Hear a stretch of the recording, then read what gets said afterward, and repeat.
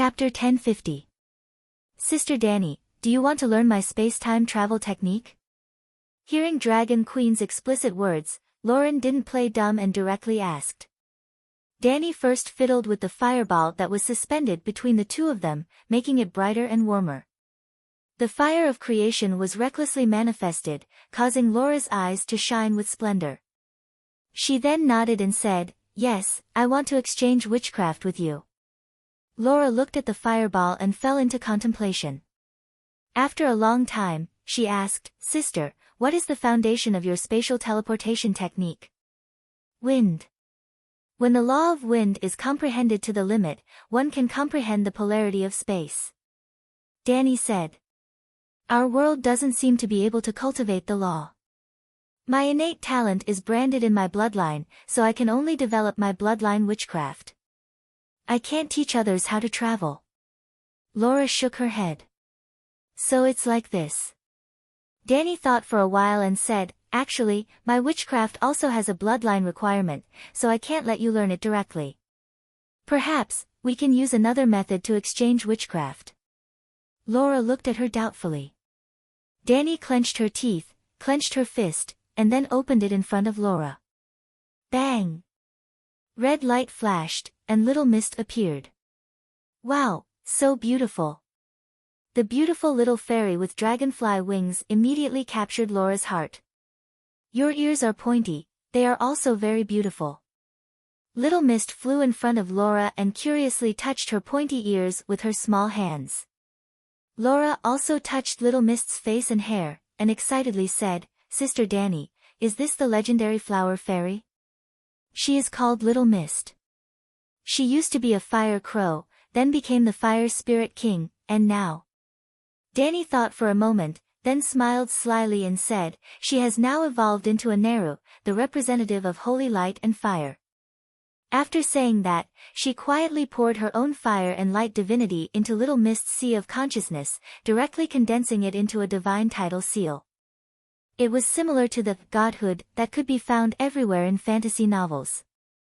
In the Eastern Xianxia world, the divine title seal was also called God's Summon. With a god's gift or a god's summon condensed by heaven and earth, a mortal could ascend to godhood in one step. Little Mist was a fake demigod. Little Mist, show Laura your strength. Buzz, in the next moment, Xiaowu's entire body ignited like a ball of red and scorching lava. The red light gradually faded, and the temperature dropped. In the dark universe, the light seemed to have solidified into a solid substance, quickly pushing the nearby darkness in all directions. In the end, the area within a radius of a few kilometers was transformed into a world of golden holy light. Dana Mita, this. Laura was shocked. Not only did she feel warmth and tranquility in the holy light, she also felt a strange healing power. This is the purest Guanhui I've ever seen, just like Dinamida's eyes. She exclaimed in fascination. Is Dinamida the god of the elves? Danny asked. Yes, Dinamida has 3 forms, a carefree young girl, a mature pregnant woman, and a hunchbacked old woman. Not only the elves, even the humans believe in Meritlay, and the dwarves believe in Blom Magda, which is another name for Dinamida. Danny asked with a strange expression, "Have you seen Dinamida? Does she often show miracles? Does her priest know divine magic?" The 3 questions made Laura's expression change several times. After a while, she shook her head hesitantly and said, No. But we believe in Dinamida's teachings, not a real god. Even Meritlay's priest made it clear that Meritlay symbolizes the mother of all people. She represents birth, love, labor, and the stove. In Meritlay's temple, the nuns learn about herbs, medicine, and biology. They will become herbalists, doctors, and midwives in the future. Laura explained Dinamida's teachings, the church, and the range of its spread. Generally speaking, Dinamida was a feminist version of the 7 gods. In the teachings, the 3 men, the father, the warrior, and the blacksmith, were deleted, keeping the female faith. But in function, Dinamida's priestesses were a combination of medical scholars and monks. So to say, our world also has a dynamida. Danny also explained the teachings of the 7 gods. What a coincidence. Well, it's not a coincidence. Every world has women and children. Every woman will also experience the 3 stages of life, a young girl, a mother, and an old woman. Laura said thoughtfully. The 7 gods don't just have faith. Look at this Neru, she is the source of holy light. Danny pointed to the little sun. Laura's expression was complicated. There was expectation and hesitation. Does Sister Danny want to give Little Mist to me? Let Little Mist be your soul partner. Through the soul link, you can feel the laws of light and fire. At the same time, you can also borrow the power of your soul partner to use holy light and fire divine magic. Danny smiled. This. Laura was happy at first, but then she frowned and asked doubtfully, what can Sister get? Little Mist is your soul partner. You can feel her laws of light and fire, and she can also learn your planar travel technique. If Little Mist has some achievements, she can pass on her insights to me. Danny said. When Laura heard this, she looked hesitant. My talent comes from the ancient blood. The ancient blood is the greatest secret of the elves. It is related to the future of the elves. Danny thought for a moment and said, first, let Little Mist form a soul contract with you. Then you can take her to see your parents and explain the reason to them. If they firmly oppose, you can immediately cancel the contract with Little Mist and leave her in the sorcerer world. After 100 years, I will take her home. If your clansmen agree to exchange their law insights with me, the soul contract will automatically take effect and be upgraded to a holy oath. After 100 years, I will invite the elves to my world. You can choose to settle here or use my world as a springboard to ascend to a higher dimension. Right, do you pay attention to holy oaths? Danny suddenly reacted. Every world had different traditions. The holy oath that they regarded as the highest law might be worthless in the sorcerer world. Of course we understand the sanctity of oaths. Laura said affirmatively. Danny said, in our world, oaths are recorded in the river of fate. No one dares to break an oath. Those who break an oath will be punished by the heavens. Dynamida will bear witness to our oath. Laura said with a serious expression. This. All right. Danny was stunned. She reluctantly accepted and asked, what do you think of my proposal? I don't know much about soul contracts. Laura said awkwardly. It's very simple. You give Little Mist a part of your soul, and she will give you a part of her soul. Then you will integrate each other's soul into your own. Isn't that too simple and crude? Laura's mouth twitched. This is just the basic principle. The optimization of the details will be very complicated. I just learned it from an ancient god. If your relationship with Little Mist gets better, your souls will be more compatible. The compatibility between your souls will promote the fusion of your bloodline. With this virtuous cycle, one day, you will be able to truly grasp the power of light and fire. Danny said seriously. Let me think about it. Laura hesitated.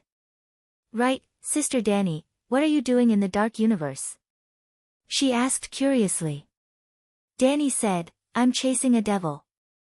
The reason why our world fell into the lower universe was because it joined forces with other devils to murder the last true god. Ah, doesn't it know the danger of a falling world? Laura said in disbelief. It did it on purpose. Danny then explained her conflict with the Justice League. However, she didn't explain in detail how strong the evil god was. She also didn't explain the first flame and the engraved boat sword after 1,000 years. I didn't expect Sister Danny to be so strong. Even so, the elf girl was very shocked.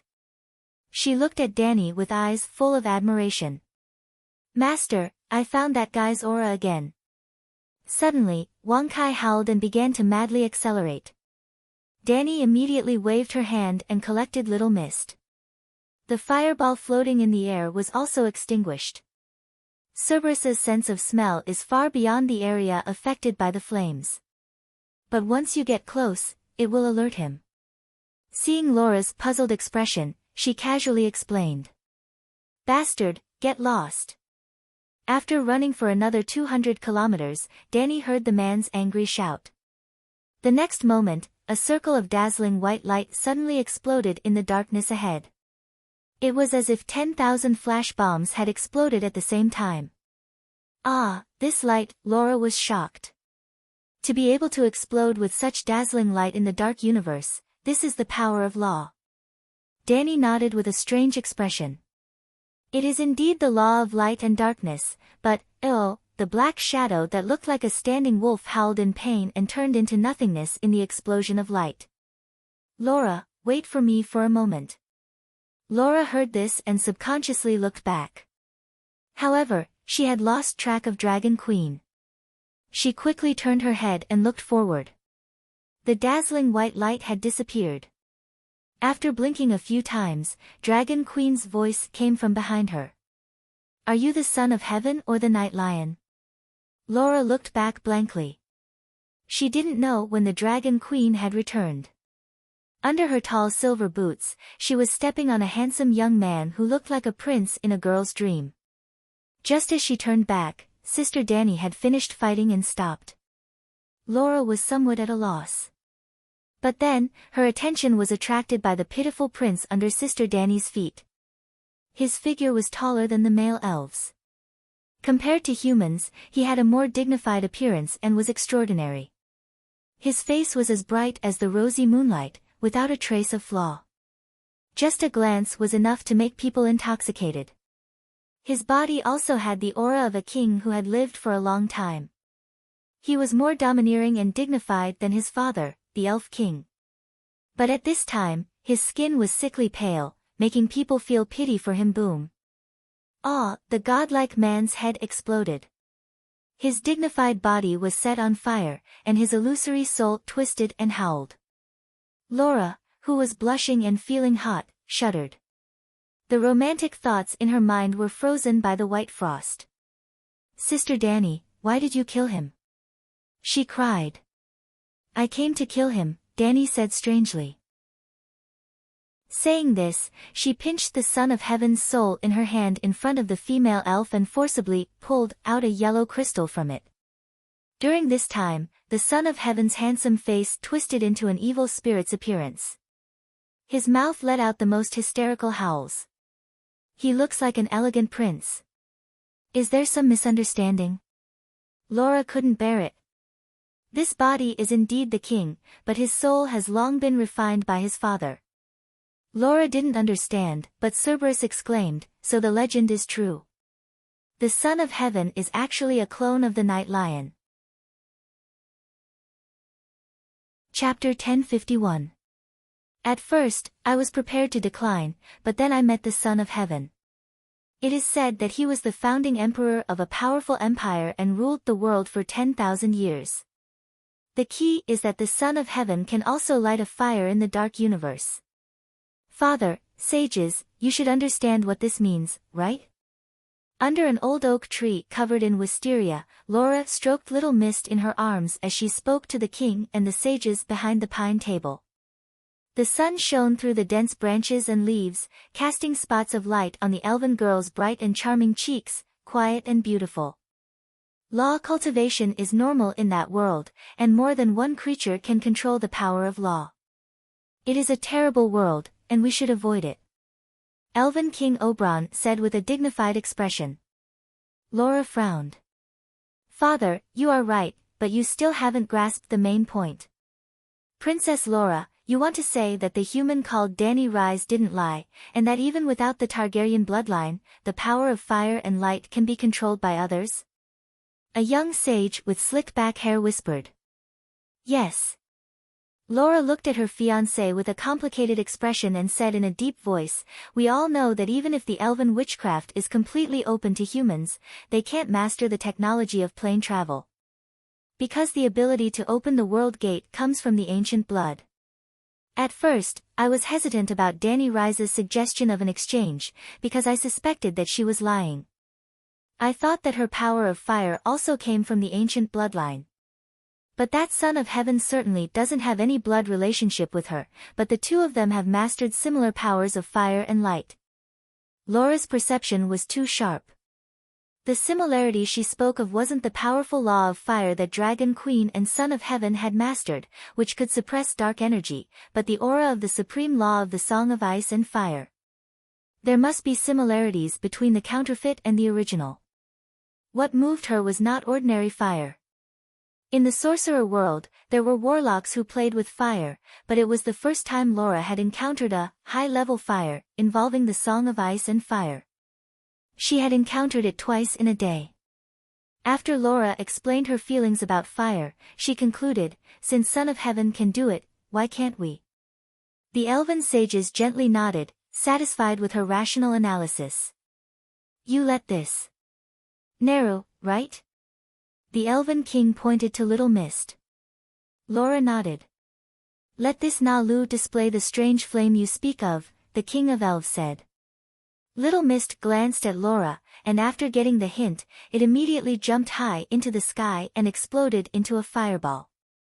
It was Dragon Queen's first flame divinity. Buzz, the thin void began to distort. Ah, a third sun has appeared in the sky. Oh my God, the sun is so close to us. It's so hot. The leaves are burning. The elves of Tirnalia clamored in fear. Clang. The elven sage's teacup fell on the table, but he didn't notice it. He looked at the small sun in shock and excitedly said, Princess Laura was right, this isn't an ordinary fire, it's the legendary eternal fire.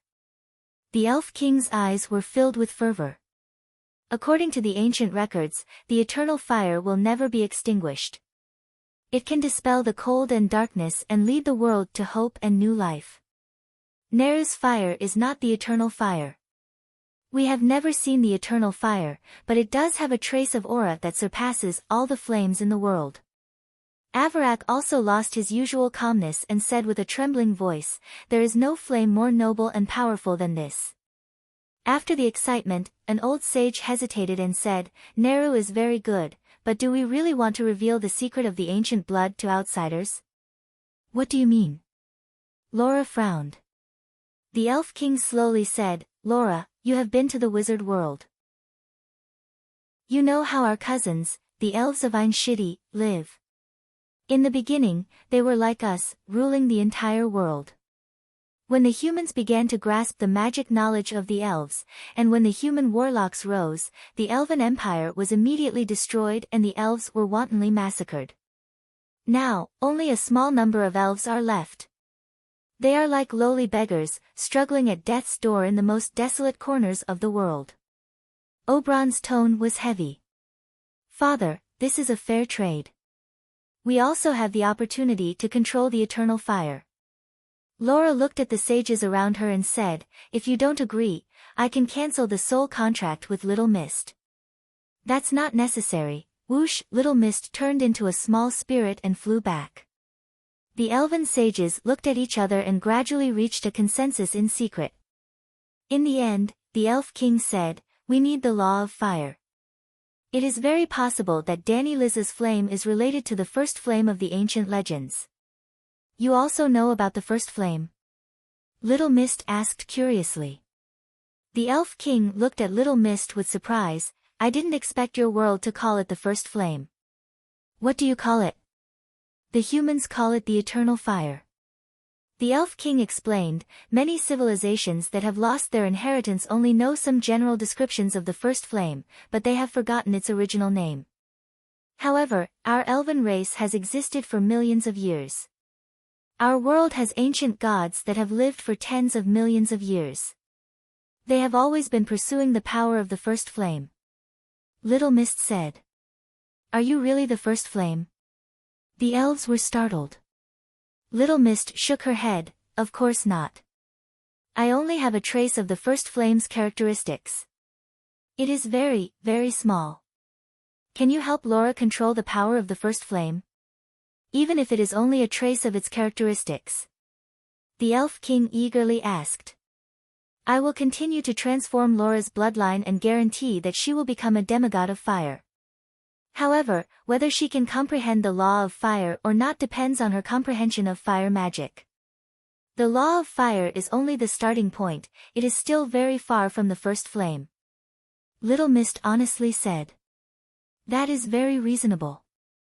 The Elf King's expression dimmed for a moment, then he looked strangely at Little Mist and said, I thought that you would try your best to facilitate this transaction and then say that Laura will definitely be able to comprehend the power of the first flame. I made a sacred oath that I would never deceive Laura. Sacred oath? The Elf King didn't understand. The people of that world attach great importance to oaths. As long as one goes back on an oath, they will never have a good end. Laura explained. You also made a sacred oath to Danny, Liz? Batcomb suddenly asked. Of course, the oath is mutual. Batcomb frowned as he looked at the Elf King. The Elf King also frowned as he looked at his daughter and slowly said, I'm afraid that you won't be able to fulfill your oath for the time being. Laura's heart thumped as she hugged Little Mist and asked, What do you want to do? The Elf King slowly said, We aren't natives of this world. I don't even know how many worlds the elves have migrated to. In the world where we were first born, our ancestors were extremely fanatical about obtaining the power of the first flame. Therefore, Laura, we can't give up this opportunity, but... Seeing the Elf King's ugly expression, an elf sage spoke for him, but the ancient blood is the foundation of the elves' existence, we can't let others get it. We will seal this Naru and let you extract its power to obtain its comprehension of the law of fire. However, its power and comprehension will only be released, it won't be able to come in contact with the secrets of the ancient blood. Ah, you want to break your oath? Little Mist covered her mouth with her small hand, her apple-like face was full of shock. Laura patted her little head to appease her and sternly said, Father, sages, are you sure you understand the consequences of offending Danny, Liz? We can leave this world ahead of time. The universe is so big, where would she find us? A sage asked. Auburn raised his hand to stop his daughter's angry words and said, We won't completely break our oath. What? A sage was shocked, didn't we need the first flame, but this Naru also said that Laura might not be able to comprehend the law of fire. We might have to deal with Danny, Liz in the future, so we can't go too far. Auburn helplessly said. If the Naru itself was a first flame, they would certainly snatch it and run. The Elf King stood up and said to the Fire Elf, Little Mist, I will seal you for 10 or 20 years until Laura becomes a demigod. Don't blame me, Laura is just a mortal, the difference between your realms is too big. It's like an elephant and a mouse, each person gets a bite, a big piece of cake. It's obviously unfair to the mouse. I believe that even if Danny Liz knows about this, she would understand the difficulties of the elves. Little Mist has been sealed. What a powerful sealing technique, completely isolating me from her. In the dark world, on the summit of a lonely mountain, Danny suddenly stopped what she was doing and closed her eyes to meditate. After a long time, she opened her eyes. Laura, that little bitch, dares to break her oath? Wonkai bared its teeth, its eyes revealing an ominous glint. Master, wait for the sky sphere to converge, then I will go to that world and help you kill all the pointy ears. Danny glanced at it indifferently, a dog trying to catch a mouse, meddling in other people's business. Remember, your task is to guard hell forever. Wonkai looked at the doghouse left behind by its ancestor with some reluctance, a short but wide cave. Master, I'm willing to go to the 7th layer of hell to guard the gate, but this sacred mountain, don't you care about it? As a small boss of hell's first level, it's too difficult for the dog to bear the burden of guarding the world. Dragon Queen sighed. What do you mean? Wonkai was puzzled. Previously in the Dark Universe, we encountered 7 or 8 waves of dark evil creatures, but you were beaten to a pulp every time. Even fighting one-on-one was difficult. Isn't letting you guard the gate the same as giving a hot dog to the evil creatures? Danny said helplessly. If you recruit a group of warriors in the dark world in your name, I should be able to guard the sacred mountain. Wonkai said. Can you fly? Danny asked. Wonkai shook its head, I can run fast. Hiss, a loud and clear dragon's cry suddenly spread throughout the lonely mountain. Megalosaurus? Wang Kai was surprised to see an emerald green dragon flying from the west. Hiss, Danny, I'm here. Little Green landed on the summit and took the initiative to stretch its head to let Mother Dragon stroke it. It spoke Chinese. You've recuperated well. Sensing Little Green's vigorous breath and vigorous vitality, Danny couldn't help but be very happy. That time in the Smoke Sea, she used 5 overclocking, and the 5 Megalosaurus souls were injured, and their blood essence was greatly damaged. But at that time, she was busy dealing with the first flame, and didn't have time to personally endow them with spirituality and recuperate. She could only let the Megalosaurus learn to be priests of the 7 gods, and use the dragon spirit to replace the line of faith, and borrow the divine spell slots of the main gods to heal themselves. This process involved the complicated application of divine spells, and humans needed more practice to master it. Megalosaurus. Maybe they weren't so stupid that they couldn't even learn divine spells, but they were too young, only 6 years old. Divine spells were much harder to learn than talking, and now among the 5 dragons, only Blackie had obtained a primary school diploma. Chapter 1052. Edu. South City, Wizard Legion's encampment. In the courtyard of the Royal Wizard Legion's leader. Master Kuei Shi, why is the potion's effect getting worse? At first, it could last for 5 minutes, but since a month ago, it's been 4.5 minutes, 4 minutes, 3.5 minutes. Last night at Green Fragrance Pavilion, it only took 30 seconds, just. The dwarf's face flushed red. He waved his hands around unconsciously, and his expression was extremely embarrassed. Today, when I was walking on the street, there was a bastard who called me Prime Minister for half a minute. I slapped him a few times, and this matter spread throughout Edu. Everyone started calling me that behind my back. Kuei Shi focused on the work of configuring the wildfire in his hands, and said lightly, since you can't use it anymore, then don't use it anymore. I think you can learn the white bone meditation method from Master Qi Zong, completely abstain from lust, and convert to the Holy Mother with peace of mind. The dwarf rolled up his wide Edu long sleeves and pulled Kuei Shi's arm, begging, no, Master Kuei Shi, I'm still young, I can't stop using it so early. You're the number 1 of the young generation in the transcendent world, you can definitely make a more powerful potion. Kuei Shi's body stiffened slightly for a moment, and said, you're the Prime Minister of Edu, the great general of the empire, don't just think about visiting brothels all day long. If you pay more attention to the wizards in the Wizard Legion, you'll know that the same witchcraft is getting worse and worse recently. With you in the Wizard Legion, I'm completely at ease. The dwarf first complimented, and then asked doubtfully, why is the witchcraft's effect getting worse? Kuei Shi said helplessly, in the past 6 months, there have been 3 celestial phenomena of the fall of the true gods. You should know what this means, right? I know, my sister won, and the evil gods were wiped out. The dwarf became excited, I didn't misjudge her, she's scheming and cunning, far better than the alliance of gods. The gods are all dead, and the Targaryen family is the strongest. The first divine king and the first great emperor are both my sister. 7 gods above, our good days. Sigh, a beautiful future is clearly waving at me, but the heavens are unfair, letting me get this disease. The dwarf suddenly deflated like a deflated balloon. His face was filled with sorrow as he wailed, I only wanted to try out the exotic scenery. Why did I encounter a demonic woman who plucked flowers? Kuei Shi coughed a few times, interrupting the dwarf's howl, and said sternly, after the last divine meteorite phenomenon appeared, the sea of laws crumbled, like a wooden bucket filled with water shattering into dregs. And the sea of laws was also called the demonic sea, by ordinary transcendence. The demonic sea was just an appearance, the materialization of the world's laws was its true essence. It's just like how the sun looks like it's glowing, but it's actually a fireball.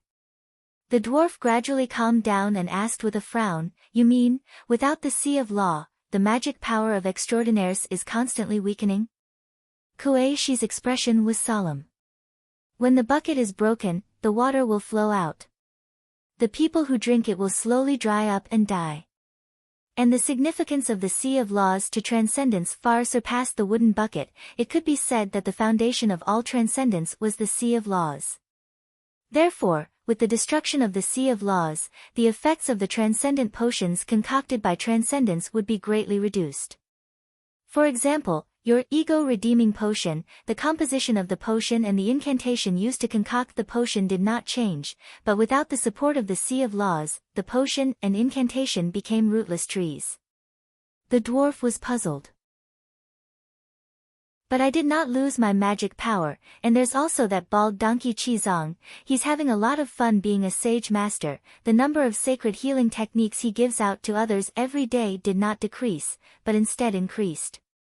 There's also Hound, Alia, and Varus. After the Battle of Smoke Sea, they all felt that their power was increasing crazily.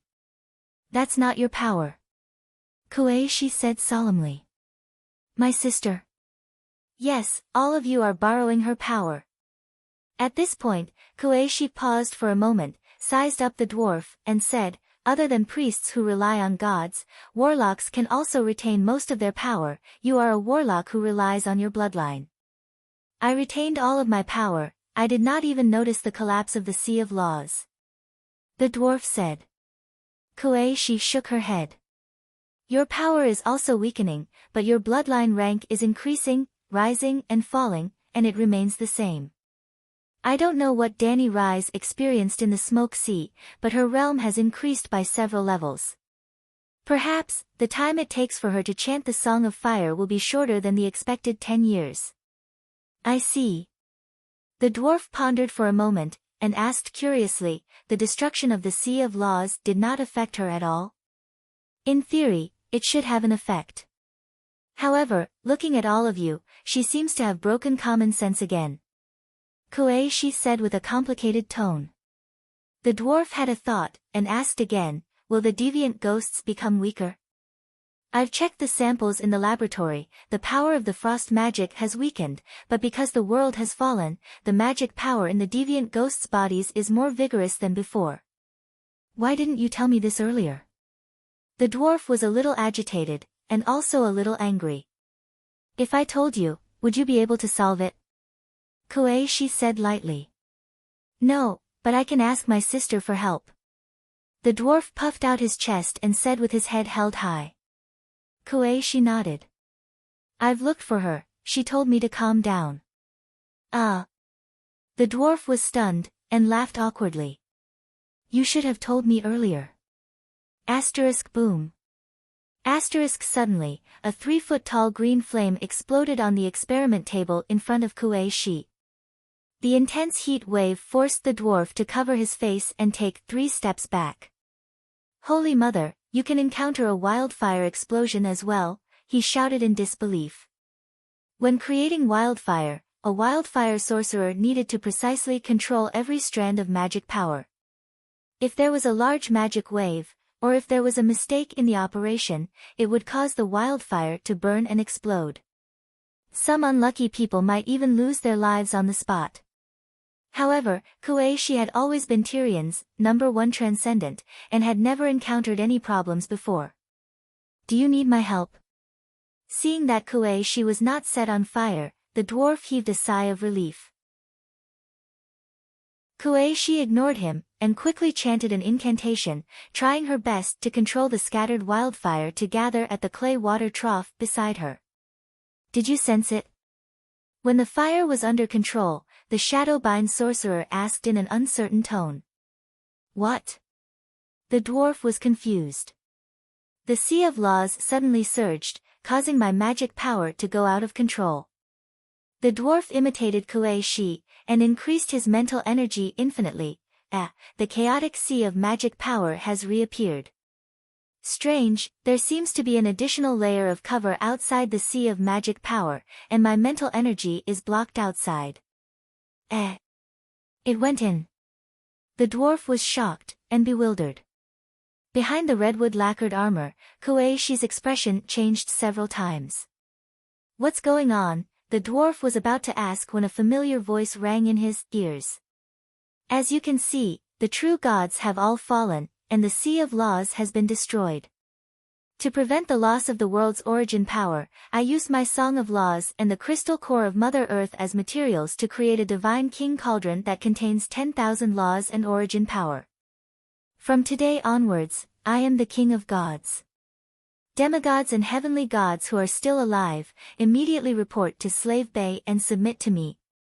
If anyone objects, come and find me, and we will discuss it face to face.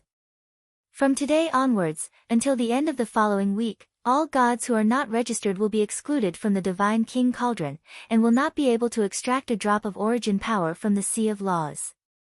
Extraordinaires who have not become demigods can continue to use the magic power of the Sea of Laws, but from now on, every time you cast magic, you must recite, Holy Mother of Mercy, Long Live the Queen, Chinese, as the secret key to enter the Sea of Laws. The Prime Minister looked at the shadow-binding night. This isn't a hallucination, right? Kuei Shi shook her head lightly, and said strangely, anyone who enters the Sea of Laws for the first time will hear this notice, and it's engraved on the Divine King Cauldron. The dwarf's mouth gradually cracked open, and he laughed foolishly. Too shameless, too domineering, too powerful, too awesome, my sister is invincible. Very invincible, but the price to pay is a little high. Without any warning, Danny's figure suddenly appeared in the room. Ah, the dwarf exclaimed, rubbed his eyes, and asked, are you a real person or a mental projection? I just finished my business in the dark world, and went to the underground palace of Thunder Island, so I wanted to visit you on my way back. As Danny spoke, she sized up the strange-looking dwarf. He wore a golden crown, a purple python robe, and a belt with a Pishio head inlaid with gold and jade around his waist. He actually gave off a sense of suaveness. All right, Tyrion had to thank her for changing his plum face, and even adjusting his deformed leg bones. You're doing well. The dwarf also lowered his head to look at his court attire, and sighed in satisfaction. Today, I finally know how noble the Prime Minister is. Prince Beau is far more obedient than Joffrey, and the court officials all respect and trust me. Without Littlefinger and Old Rose plotting outside, and without someone like Cersei holding me back, it's too comfortable. Is there really a true god sealed in the underground palace of Thunder Island? Kuei Shi asked. The Mother Earth who sings the Song of Earth. I thought it was an evil god, Danny nodded. It is an evil god. His main consciousness is asleep, and he only acts on instinct. He can't control the high-energy chaotic earth god power, so he's no different from an evil god. What's with the cauldron of the King of Gods? Danny waved her right hand lightly, and a three-legged cauldron with 2 ears appeared out of thin air, and smashed it on the ground. That's it. You're using this thing to store the Sea of Laws. Tyrion was dumbfounded. The cauldron was made of red copper, and its entire body was red with a tinge of yellow. It was thicker than an ordinary water bucket, and looked round and chubby. Including the ears, it was about the same height as a dwarf, about 1.3 meters. There were simple lines carved on the surface of the cauldron. That's it. It was a very ordinary bronze artifact. Kuei Shi circled the bronze cauldron, and said with a complicated tone, you're really arrogant. There were a total of 8 paintings on the surface of the bronze cauldron, and they recorded 8 glorious moments of the Dragon Queen, Purgatory Wasteland hatching a dragon in the fire, Apasta's uprising, Poplar Slope sweeping through the enemy camp, Slaver's Bay, Myreen's drowning of the 7 armies, Winterfell's resistance against the White Frost, and Sea of Smoke burning the gods. There were only 7 paintings, 7 scenes. The key was in the last painting. The Dragon Queen was sitting high in the clouds, with 5 dragons circling around her, and the sun rising from behind her throne. The gods in the sky were worshipping her, and the countless citizens on the ground were cheering for her. In the future, you will be one of these people. Danny pointed to the citizens on the ground in the last painting. It's pitch black, I can't see anything. The dwarf tiptoed, and tried his best to look inside the cauldron. Kuei Shi also went over, and asked suspiciously, "Is there a different space inside the cauldron?" Dani laughed without saying a word, and only flicked her finger on the cauldron. Dong, the sound was melodious, like the chime of a bell. It spread out far outside the house, and even spread along the ground for a few hundred kilometers, a few thousand kilometers. At this moment, as long as one's consciousness was in the sea of laws, they would be able to hear the sound of the cauldron being knocked. Boom! In the next moment, the cauldron spewed out a 3-meter-tall flame pillar, as though a turbine engine had been activated. Ah, the dwarf wailed, his eyes rolled back, and he fainted. Chapter 1053. Tyrion howled. His body twitched a few times as if he had been electrocuted. He fell to the ground with blood flowing out of his 7 orifices and stopped breathing. What happened to him? She was shocked. Although the dwarf was close to the godly king's cauldron, he had already retracted his head. He wasn't affected by the fire. He shouldn't have touched the godly king's cauldron. The cauldron contains the sea of laws. Touching the cauldron is equivalent to touching countless laws. His soul will shatter. Dani narrowed her eyes. She activated soul-subduing strike and sent her thoughts into the dwarf's mind. She spent some effort to repair his soul core that was on the verge of collapse. It's not a big deal. He'll wake up in half an hour. He'll be fine after resting for half a month. Dong, Dani knocked on the cauldron again. The flames retracted into the cauldron, but the cauldron projected a myriad of colors on the roof. It was like a dreamy radiance. Take a look again. Dani smiled. She raised her head and gestured. She only hesitated for a moment before carefully stretching her head over. Endless flames entered her eyes. The next moment. Boom! It was as if a volcano had erupted in her mind. Countless fire-type insights surged into her mind. She felt dizzy. Her body swayed as if she was drunk. Ugh, she had a splitting headache. She held her forehead and groaned.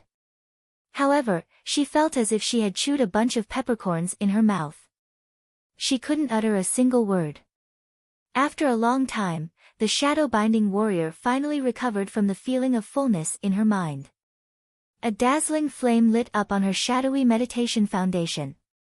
She was probably at the same level as John a few months ago before he started cultivating the Song of Ice. She realized the shadow-binding warrior's dream of cultivating both fire and shadow at the same time. She was no longer afraid of light. Her deathly pale face became normal. She could control the flames more easily. She looked at the smiling dragon queen with a complicated expression. She said softly, "Thank you." Dani shrugged. She said casually, "Your level is too low. If you cultivate normally, you won't have any hope of becoming a demigod. I don't want to lose a friend like you in a mere 100 years. That's not what you said back then." She was touched and upset. Back then, the Dragon Queen had leaned over and called her Big Boss.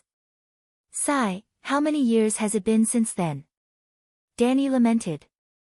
For example, she was already a prodigy of the generation, but it was still extremely difficult for her to become a demigod. Not even 1 out of 100 geniuses would succeed. The Shadow-Binding Knight's talent wasn't bad. It was just that his luck wasn't good enough. Dani herself didn't need to be mentioned. She had cheated all the way, so much so that she felt embarrassed as if John, the dwarf, Arya, and even Chizang were all hacks. Since she lacked opportunities, Dani would give her opportunities. Although she was not old now, she was stronger than any white-bearded grandpa. Opportunities and whatnot were given out casually. There seems to be a world of fire inside the cauldron. She asked doubtfully. You're not mistaken. It's the Fire Divine Kingdom. Apart from the Divine Kingdom of Fire, there was also the Divine Kingdom of Wind, the Divine Kingdom of Light based on the complete Song of Light, and the Divine Kingdom of Earth inherited from Mother Earth. The divine kingdom of earth is the foundation, the divine kingdom of wind is the four walls, the divine kingdom of fire is the ceiling, and the divine kingdom of light is the insulation layer. How extravagant! Kuei-shi was shocked. Then, she asked doubtfully, how did you think of creating a divine cauldron and collecting the law sea? Danny flipped her wrist, and a ball of purplish-yellow smoke appeared in her palm. This is... Kuei-shi sensed it for a moment and said in surprise, the evil god's aura in the underground palace? Good knowledge.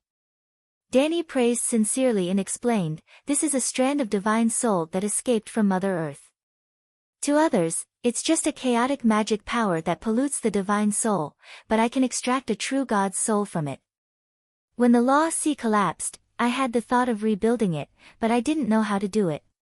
Coincidentally, this senior also had plans to pass down all of her inheritance to me and teach me how to rebuild the law sea. Kuei-shi had mixed feelings. Why did the ancient gods give their inheritance to you? Mother Earth has never seen you before.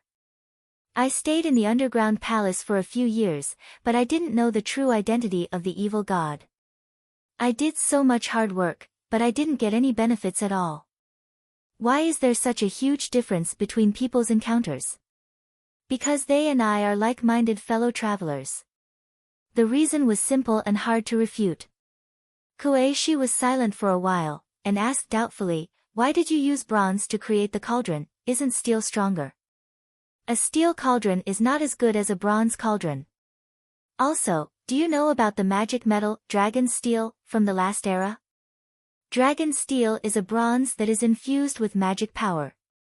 Danny patted the three-legged cauldron, and said proudly, this bronze cauldron of mine is made from the bronze peak at the edge of the world, fused with the bodies of Mother Earth and dozens of dark demon gods, and forged with the remains of the first flame for 49 days. It is 5 levels higher than the level 4 earth fire energy level tile steel. A normal true god with an energy level of 5. 0 can't do anything to it, and can't break its defense. This time, the way Kuei-shi looked at the bronze cauldron changed.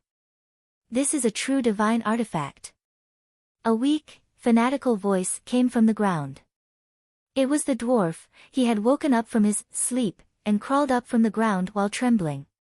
The ground is so cold, and you let me lie down. He wiped the blood from his nostrils, mouth, and eyelids, and said resentfully. No one bothered with him. Tyrion mumbled a few more words, and then looked at Dragon Queen shamelessly. There will be a day when the Sea of Law is restored, right?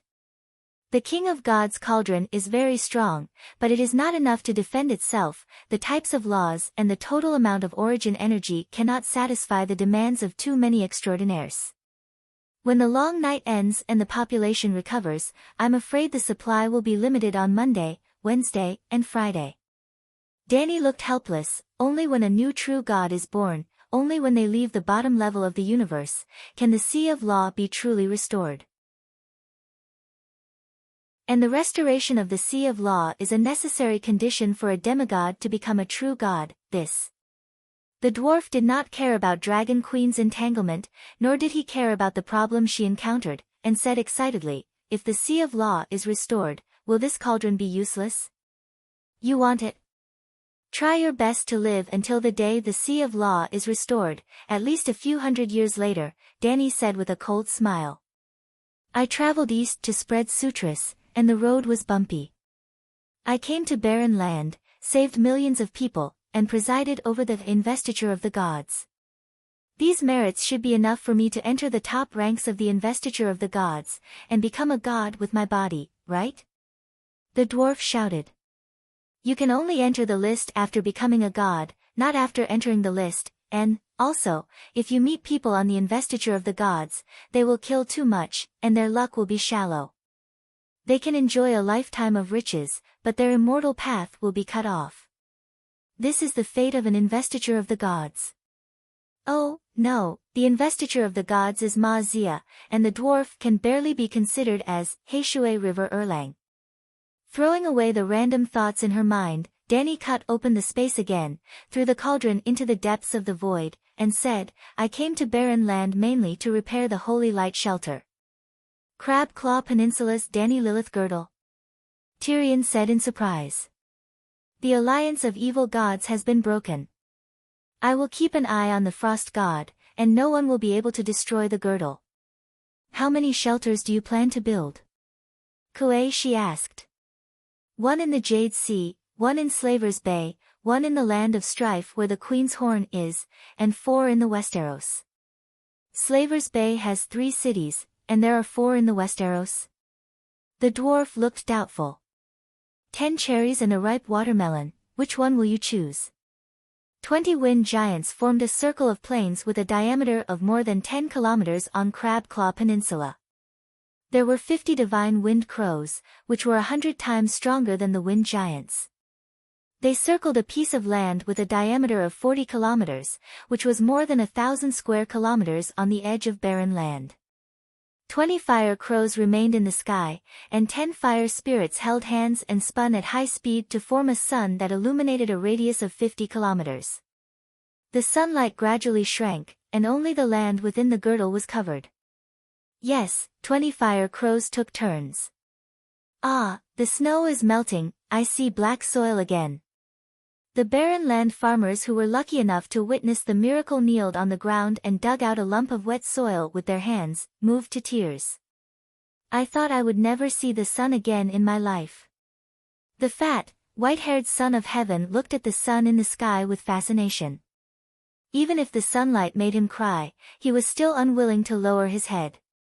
This is a miracle. The Dragon Queen is really going to become the Divine King. Great God Lion Strength, who had lost his god, had an extremely complicated expression. Supreme 7 Gods, Holy Mother of Mercy, long live the Queen. Under the lead of Saint Master Qizong, the new believers of the 7 Gods kneeled on the ground and shouted, Long live the Queen. Supreme 7 Gods, Holy Mother of Mercy, long live the Queen. All the barren people who entered the Dani Lilith Girdle, whether of their own accord, of their own accord, of their own accord, of their own accord, of their own accord, of their own accord, of their own accord, of their own accord, of their own accord. No matter who they were, no matter what they thought in their hearts, at this moment, in the face of this scene, all of them kneeled on the ground and offered their knees and praises to the Dragon Queen who was holding up the sun in the sky. The believers of the 7 gods will be given the best land and will live in the first ring in the center. Ordinary people will live in the second ring. The other believers will move to the edge of the girdle and live in the third ring and guard the fourth ring. No one is allowed to build a mansion that occupies a large area, including Prince Bo and yourself. If you want to pay attention to grandeur, you can go to the royal palace outside the girdle and dig an underground tunnel between the royal palace and the girdle. Are there any cloudy days, thunderstorms, storms, and other weather? Tyrion asked. This small world is a nearly complete ecosystem. The sun works for 16 hours, and the night lasts for 8 hours. There are dusk and dawn, as well as rain and thunder. Why do we have to guard the fourth ring? Can other ghosts enter? She asked. A small number of other ghosts and ghouls will be sliced into pieces by the high-energy wind blades in the wind wall. However, the number of wind spirits within the wind wall is limited. In order to ensure that the heat does not dissipate, the defensive power it can provide is very limited. Hence, it is best to build another ring of fortresses outside the wind ring. Oh, right. Dani waved at Qizong. Some elemental spirits have already developed divinity and can absorb the power of faith to grow. I will revise the 7 Stars Bible and stipulate that all elemental spirits are the dependents of the Holy Light Maiden, which means they are subordinate to the gods. From now on, all statues of the Holy Light Maiden will have a green and red ribbon. At the same time, a statue of the Wind Fire Spirit will be set up in the side hall. The main hall will consecrate the 7 gods, while the side hall will consecrate the subordinate gods of the 7 gods. This can be considered as a rule. Oh, other than the Wind Fire Spirit, we have to add a turtle. Dragon Queen finally thought of the turtle Prime Minister. What does the turtle represent? Qizong asked in confusion. The old man in the river. He has long been a subordinate of the 7 gods. It is time for him to enjoy the incense of the mortal world. After giving Qizong some instructions, Danny prepared to leave. Hey, wait. The dwarf had a thought and hurriedly called out to her. What is it? This. Tyrion glanced at the crowd beside him bashfully. He approached the Dragon Queen and said softly, I was seduced by a few evil cult witches, causing me to. Master Kuei, she said that I have lost my source and spent a lot of effort to concoct a medicine for me. However, I am getting worse by the day. You are powerful. Can you save me? If news of this spreads in the barbarian capital, it will be bad for the reputation of Targaryen and the Church of the 7 Gods. You are Lon Lister. But everyone knows who my father is. Danny looked at Kuei Shi and found that she was looking at her as well. She even had a wandering gaze. She asked curiously, Tyrion seems to be full of energy. His bloodline power is abundant. Which source did he lose? With the cauldron of the King of Gods, the potion has regained its effects. If you hand him over to me, I promise to cure him.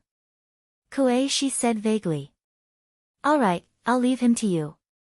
I have confidence in your potion skills. Danny nodded. Her figure disappeared from the spot. Hey, the dwarf reached out his hand, but all he got was air. Don't you trust me? Kuei Shi said coldly. I trust you. Of course I trust you. Let's go concoct the medicine now.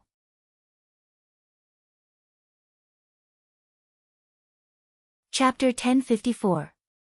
7 Gods Above, what kind of monster is this? In Astapor, in the square in front of the pyramid, old Yamant looked at Wang Kai, who stepped out of the spatial door, his face pale. It was fortunate that the Dragon Queen had told him Wang Sai's identity in advance, or else the old man would have been scared stiff. Old man, my name is Wang Kai, your family's watchdog. Wang Kai lowered its head that was bigger than a bus and said in a muffled voice. Watchdog? Old Yamant was in a daze again. You are the legendary Cerberus. He said in disbelief. It is the greatest honor of the Cerberus to be able to guard the gate for Targaryen, Wang Kai said proudly. This. The old man turned his eyes to King Kong, who was squatting by the bay and taking a bath. Whose honor is this? First, the invincible King Kong took the initiative to help guard the city, then a 3-story tall Cerberus came to guard the gate. Reality was too magical, the old man's blood pressure was a little high, and his head was a little dizzy. Don't be an eyesore here, go squat outside the city. Dragon Queen kicked the Cerberus and scolded, if you dare to let a deviant ghost in, I will skin you alive. Master, don't worry, Wang Sai's divine nose skill has reached a small level. I guarantee that not a single corpse ghost can come close within 50 kilometers. The fierce Cerberus was as obedient as a little Pekingese, nodding and bowing. It crossed the city walls of Astapor amidst the exclamations of countless people. Seeing that the Dragon Queen really scolded the Cerberus like a dog, old Yamant finally came back to his senses. After he calmed down, he asked doubtfully, Danny, where did you find these 2 godlike magical beasts? You don't know King Kong? I told you a few years ago that I met a gorilla in Sosros that wanted to ambush me and Blackie. It was burnt bald by Blackie and then shamelessly wanted to be my servant. Yamant muttered, I thought you were bragging, then, he asked doubtfully, but isn't this King Kong a little too big and too strong? A month ago, the evil god of ice led millions of ghouls to besiege the city. The King Kong roared and held a huge ice sword in his hand. He slaughtered the gods like he was slaughtering chickens. It was too terrifying. Could Blackie defeat him? Yamant was still shocked when he recalled the scene that day. If the beast didn't suffer, would it be so obedient? Danny casually tossed a handful of green beans into the air. They exploded one by one in mid-air, turning into whistling hurricanes. The largest wind giant stood across the sky and roared angrily, I am the great wind calamity, shut up, you idiot. Hurry up and prepare to build a wind wall. Dragon Queen shouted. Oh, Master, don't be angry. I'll go now. The Storm King humbly replied before exploding into a formless and infinite belt of wind. Visible to the naked eye, half a circle of wind wall appeared outside Astapor. The Storm King, hundreds of wind giants, and 300 wind spirits covered an area of 100 kilometers. Astapor was near the sea, at the edge of the belt. Only a part of the wind wall could be seen. Beyond that, it was already out of sight. Caw, caw, caw, 36 crows flew into the sky, forming a huge sun. In an instant, the sky above Astapor was filled with light. The city covered in ice crystals reflected a dazzling light under the sun. The blue sky, the white clouds, the golden sun, and the green waves of the bay. All of this was as beautiful as a fairy tale. 7 gods above, I never thought that the long night could be so beautiful. I thought the seawater was black, and so was the sky. So, nothing has changed. The only thing missing is the sun. The people in the People's Square were shocked and shouted excitedly. It's like I've suddenly come from the mortal world to a fantasy world. Old Yamant smiled bitterly. You've always been in a fantasy world. It's just that you've only seen the wonders of the world now. Squeak, Little White leaped and flew under the blue sky, screeching happily. Roar, roar, roar. King Kong walked out of the bay step by step, beating his chest like a huge leather drum. Outside the city gate, Wang Kai could not stand the loneliness. Its 3 heads let out a long howl that shook the city walls. Hee hee hee. Danny laughed. The city that had been frozen for a long time had not seen such a lively scene in a long time. Today, the prohibition on alcohol is lifted. Take out wine barrels and bacon from the pyramid warehouse. Everyone has a share. Everyone has a pound of roasted meat, 2 pounds of bacon, and 5 oranges or apples. The Dragon Queen waved her hand and announced loudly to her officials and subjects, the long night is coming to an end. Today, we'll have fun. Tomorrow, we'll go out of the city and start a big production. From now on, the cold and hunger will not trouble anyone in Slaver's Bay. Long live the Queen. Before the Battle of Myrene, a large number of ordinary people in Slaver's Bay had flowed into Astapor. When the long night fell, especially after the faceless demons broke out, Myrene and Yuan Kai lost almost all of their civilians. Only tens of thousands of Mother of Dragons guards and militia were left guarding the pyramids. Until now, there were still a large number of living dead in the streets and alleys of Myrene and Yuan Kai. So, before the celebration, Danny had to clean up Slaver's Bay. That night, there was no night. It was right to bring Wang Kai to Slaver's Bay. That guy's nose is too sharp. Without its help, it would take 1 or 2 years to clean up the living dead in the deep mountains and forests. The People's Square was crowded with people. The people were singing and dancing. The Dragon Queen was sitting on the 2nd floor of the pyramid. She was drinking wine and chatting with the officials beside her. Hearing that the Hellhounds were the natives of the Dark World, Misai, who was sitting below the Queen, asked curiously, legend has it that Star-Eyed Mizine once saw 2 Hellhounds fighting in the Long Night Fortress. Where did those 2 Hellhounds come from? The Dark World is tens of thousands of years away from the Great Wall. Danny glanced at Simba, who was pouring wine for her, and said casually, maybe it's a space crack. The laws of the Dark World are not complete. In terms of space stability, it is far inferior to our material world. Simba grew 3 years older. He was now 9 years old. He was 1.6 meters tall. Other than his childish face, his temperament, eyes, and body shape were all like a young man's. His once chubby face had started to elongate. One could vaguely see her shadow. In fact, if he did not have a pair of almond-shaped eyes that were unique to centaurs, he would look more like her. Besides Simba, there was a silver-haired maid who looked a little silly. She was his sister in name. She was short and chubby. She was wrapped in a thick sheepskin jacket and looked like a furball. Her face was as thin as 2 pieces of pancakes. She clumsily knocked over the wine pot on the queen's table. Her 2 big blue eyes were staring at the grapes on the plate and drooling. The dragon queen placed the porcelain plate in front of her. She was stunned. When she saw the queen nodding, she grinned and quickly took the plate. She squatted by the table and started eating. She looked like a silly girl. Are all hellhounds as big as Wang Kai? What kind of food do we need to feed it? Yimont also noticed the maid's rudeness. He had an awkward expression. Messiah was in charge of the etiquette in the palace. However, Simba and his sister were her students. Wang Kai can grow even bigger. It doesn't need to eat. Demigods don't need to eat every day. After the banquet, they returned to the queen's study. The 2 talked about Simba and his sister for a while. The old man then mentioned Messiah. He reminded the dragon queen, Danny, Messiah is already 16 years old. It's time for her to get married. She was sent to Slave Bay as a hostage. According to the traditions of the 7 kingdoms, she is also your adopted daughter. Danny was speechless. I'm only in my early 20s. Tyrion is her uncle. Logically speaking, you are also a generation older than her. You want me to find a husband for her?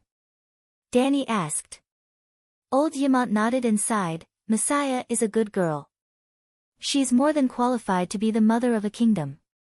If it wasn't for the fact that Simba is too young, I would want the 2 of them to be a couple.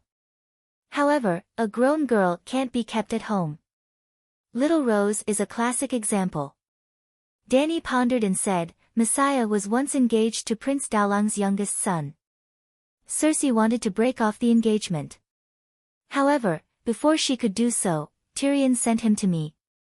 I will find an opportunity to ask Messiah if she has anyone she likes in Slave Bay. If she doesn't, I will bring that boy here to stay for 2 years. If Messiah still has feelings for him, we will continue with the engagement. If that boy becomes ugly, I will help her reject the engagement. That works too. Old Yimont nodded and asked about her recent experiences. Danny did not hide anything. She told old Yimont everything that happened in the past few days. After killing so many gods and demons, you have also become a god. The old man was so shocked that he was at a loss. Danny did not think much of it. The 5 Megalosaurus, King Kong, Wang Kai, they are all demigods. Even John has become a demigod. I am the emperor of the mortal world and also the king of gods, the divine king. She declared solemnly. Old Yimont opened his eyes wide and mumbled, You are the divine king, then what about the Holy Mother? You want to give up the faith of the 7 gods? Danny thought for a moment and said, Even Tyrion knows about this. I will not hide it from you. The Holy Mother is me, plop. Before she could finish her explanation, the old man's eyes rolled back and he fainted. Danny hurriedly waved a gust of wind and helped the old man to a chair. Then, she used the soul-subduing spell to help him stabilize his scattered soul. Finally, she used the saint healing spell to perform a large-scale, comprehensive examination on the old man's body. This is too exaggerated. It's like a dream. Even a dream is not as crazy as this. The old man stared at the dragon queen carefully, as if he was seeing her for the first time. What's so exaggerated about this? Someone has to save the world. Someone has to defeat the frost god. Someone has to be the divine king. Why can't it be me? Aemon took out a crumpled atonement scroll from his bosom and said with a bitter smile, I was thinking that after Simba grows up and gets married, I can go to heaven in peace. What should I do now? Heaven is not fake. When the long night is over, Wang Kai will go north. The entrance to the 7 hells is there. If you are interested, you can go take a look. Yimont shook his head and said sadly, I thought I could see Aegon in heaven, see my family and friends. But since there is nothing there, what hope do I have? Aegon is in heaven. Your great-grandfather? Ymont was stunned. My cheap nephew. Him. The old man smacked his lips a few times, and his expression was a little strange. You don't have to worry about being bored in heaven. When you die, I will arrange a divine position for you. You can freely travel between the human world, heaven, and hell. You can play in the human world, fight for justice, and help those who believe in heaven and hell. I guarantee that your future life will be colorful and you will never be lonely. Dany smiled. All right, now that you mention it, I'm looking forward to heaven again. Old Aemon carefully folded the scroll and put it away in his bosom. Since you have wiped out the gods, shouldn't you restore Simba's identity? Dany frowned and thought for a long time before shaking her head. Let him grow up as a normal person. When he grows up, I will give him a chance to make a name for himself and let him rise step by step. When he becomes a duke, I will reveal his identity and let him become king. What about you? Of course I am the empress. I thought you were going to abdicate. The Son of Heaven has been the emperor for 10,000 years. God Sarodurin has also ruled the Stormlands for 1,000 years. With my achievements, 500 years as empress isn't too much, right? Then shouldn't you teach Simba witchcraft? Otherwise, he won't be able to live past 500 years. The old man mumbled. Let's wait for him to grow up. Grasping extraordinary power too early will affect the shaping of his worldview. Hum hum hum. The obsidian magic mirror against the wall suddenly flashed with a dark red light. Dany casually opened it, and a jaw-dropping message popped out. In the past month, the other ghosts had launched a frenzy of attacks. The King's Landing was the most affected area and was besieged by hundreds of thousands of other ghosts. Stannis summoned Jon Stark to lead reinforcements. For some reason, there was news that Stannis was burned to ashes by the Duke of the Northern Territory.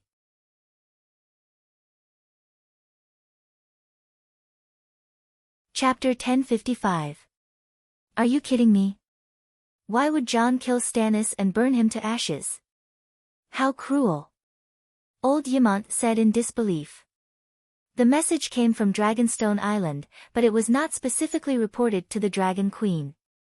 Black Girl and Marwyn, who controlled the Mage Tower on Dragonstone Island, did not know that the Dragon Queen had returned from the east. The message on the magic mirror explained the cause and effect of the incident in detail, but it did not make too much of a subjective comment on Jon's actions. Maybe he had no other choice. Dany pondered. Then, she contacted Dragonstone Island and the Cathedral of Baelor in front of Old Ymont and ordered them to take action immediately.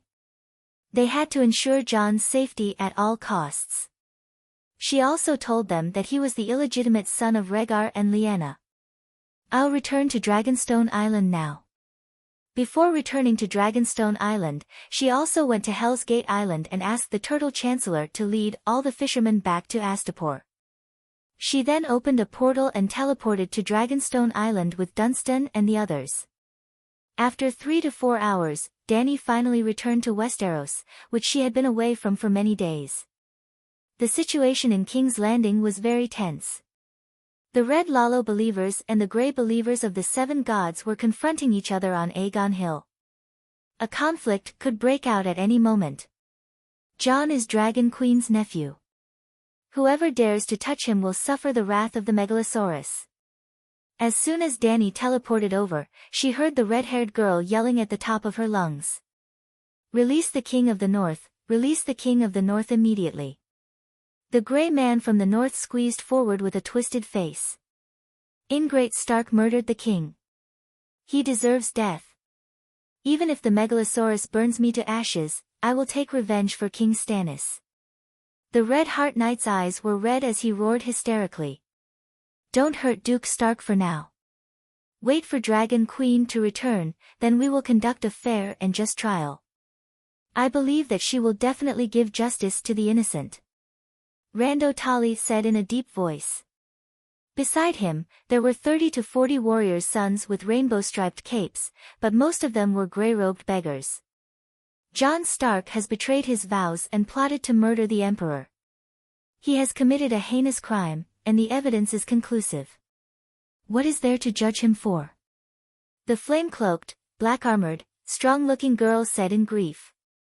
She was Erlu's niece and the crown prince, Mia Byra Theon. Dany ignored this group of people. Her body was like an illusory shadow. She floated through the crowd and arrived at the Red Castle at the top of Aegon Hill. The front yard of the Red Castle was blown into a huge crater, which was later transformed into a glass dome by Erlu. There were no vegetables, but there were a lot of wood that grew fungus and mushrooms. In order to heat the shelter, they even built a fire pit that was 40 to 50 square meters at the bottom of the crater. At this time, there were 2 wooden stakes erected in the center of the fire pit. Jon and Big Jon were tied up on top of them. Jon's nose was bruised and his eyes were swollen. He was beaten into a pig's head, but he did not make a sound. Big Jon's hairy face, leather armor, and cape were all covered in blood. He had been stabbed countless times, but he was still full of energy and cursing. There were 7 or 8 red-robed monks who were busy piling firewood at the feet of the 2. A knight pulled a red-robed monk aside and hurriedly dissuaded him. "We can't burn Stark without permission. This is against the rules. Murdering the king is a heinous crime, but we must go through a public trial. We must at least inform Dragonstone Island and let the Dragon Queen know about this. Sir Marseille, you are the captain of the Holy Sun's King's Guard, and also a believer of our Lord Lalo. Whether it is to avenge the king or to complete the Light King's oracle, you should not stop us." The red-robed monk whose fair skin was covered in flame runes said. "Benello, I did not give you an oracle to burn anyone." Dany joked. "Who?" The supreme priest of Volantis suddenly turned his head, and then his expression changed. Why are you here? Seeing that you once praised me, I will not kill you today. Take the red monk and leave." Dany waved her hand. "I cannot go against the Light King's oracle," Benello said bitterly. Dany pointed at her chest and said, "I will be the Light King if I can sing the complete Song of Light." "Blasphemy," Benello said angrily. "Lalo using the name of the Light King is blasphemy against justice and truth. Priestess, we cannot do this. Let's retreat." Justin smiled apologetically at the Dragon Queen and began to pull Benello away. The supreme priest could not do anything. 2 streams of tears flowed down his face as he was pulled away by the knights. The remaining red-robed monks quickly threw away the firewood in their hands and ran out of the pit while avoiding the Dragon Queen. "Your Majesty, why don't you kill them?" Big Jon said loudly. "That Benello has praised me for 3 to 4 years. I am too embarrassed to kill him." Dany waved her hand, and 2 wind blades cut open the ropes on the wooden poles. In the Song of Ice and Fire, there were many first places. If there was a vote for the first dragon boast, the supreme priest Benello would definitely win. The Dragon Queen's early reputation among the people in the western continent of Ursus was all built by Benello. There was evening prayer every day in Volantis, and every time Benello appeared, he would definitely perform it. Dany Rise's rise had fulfilled the ancient prophecy.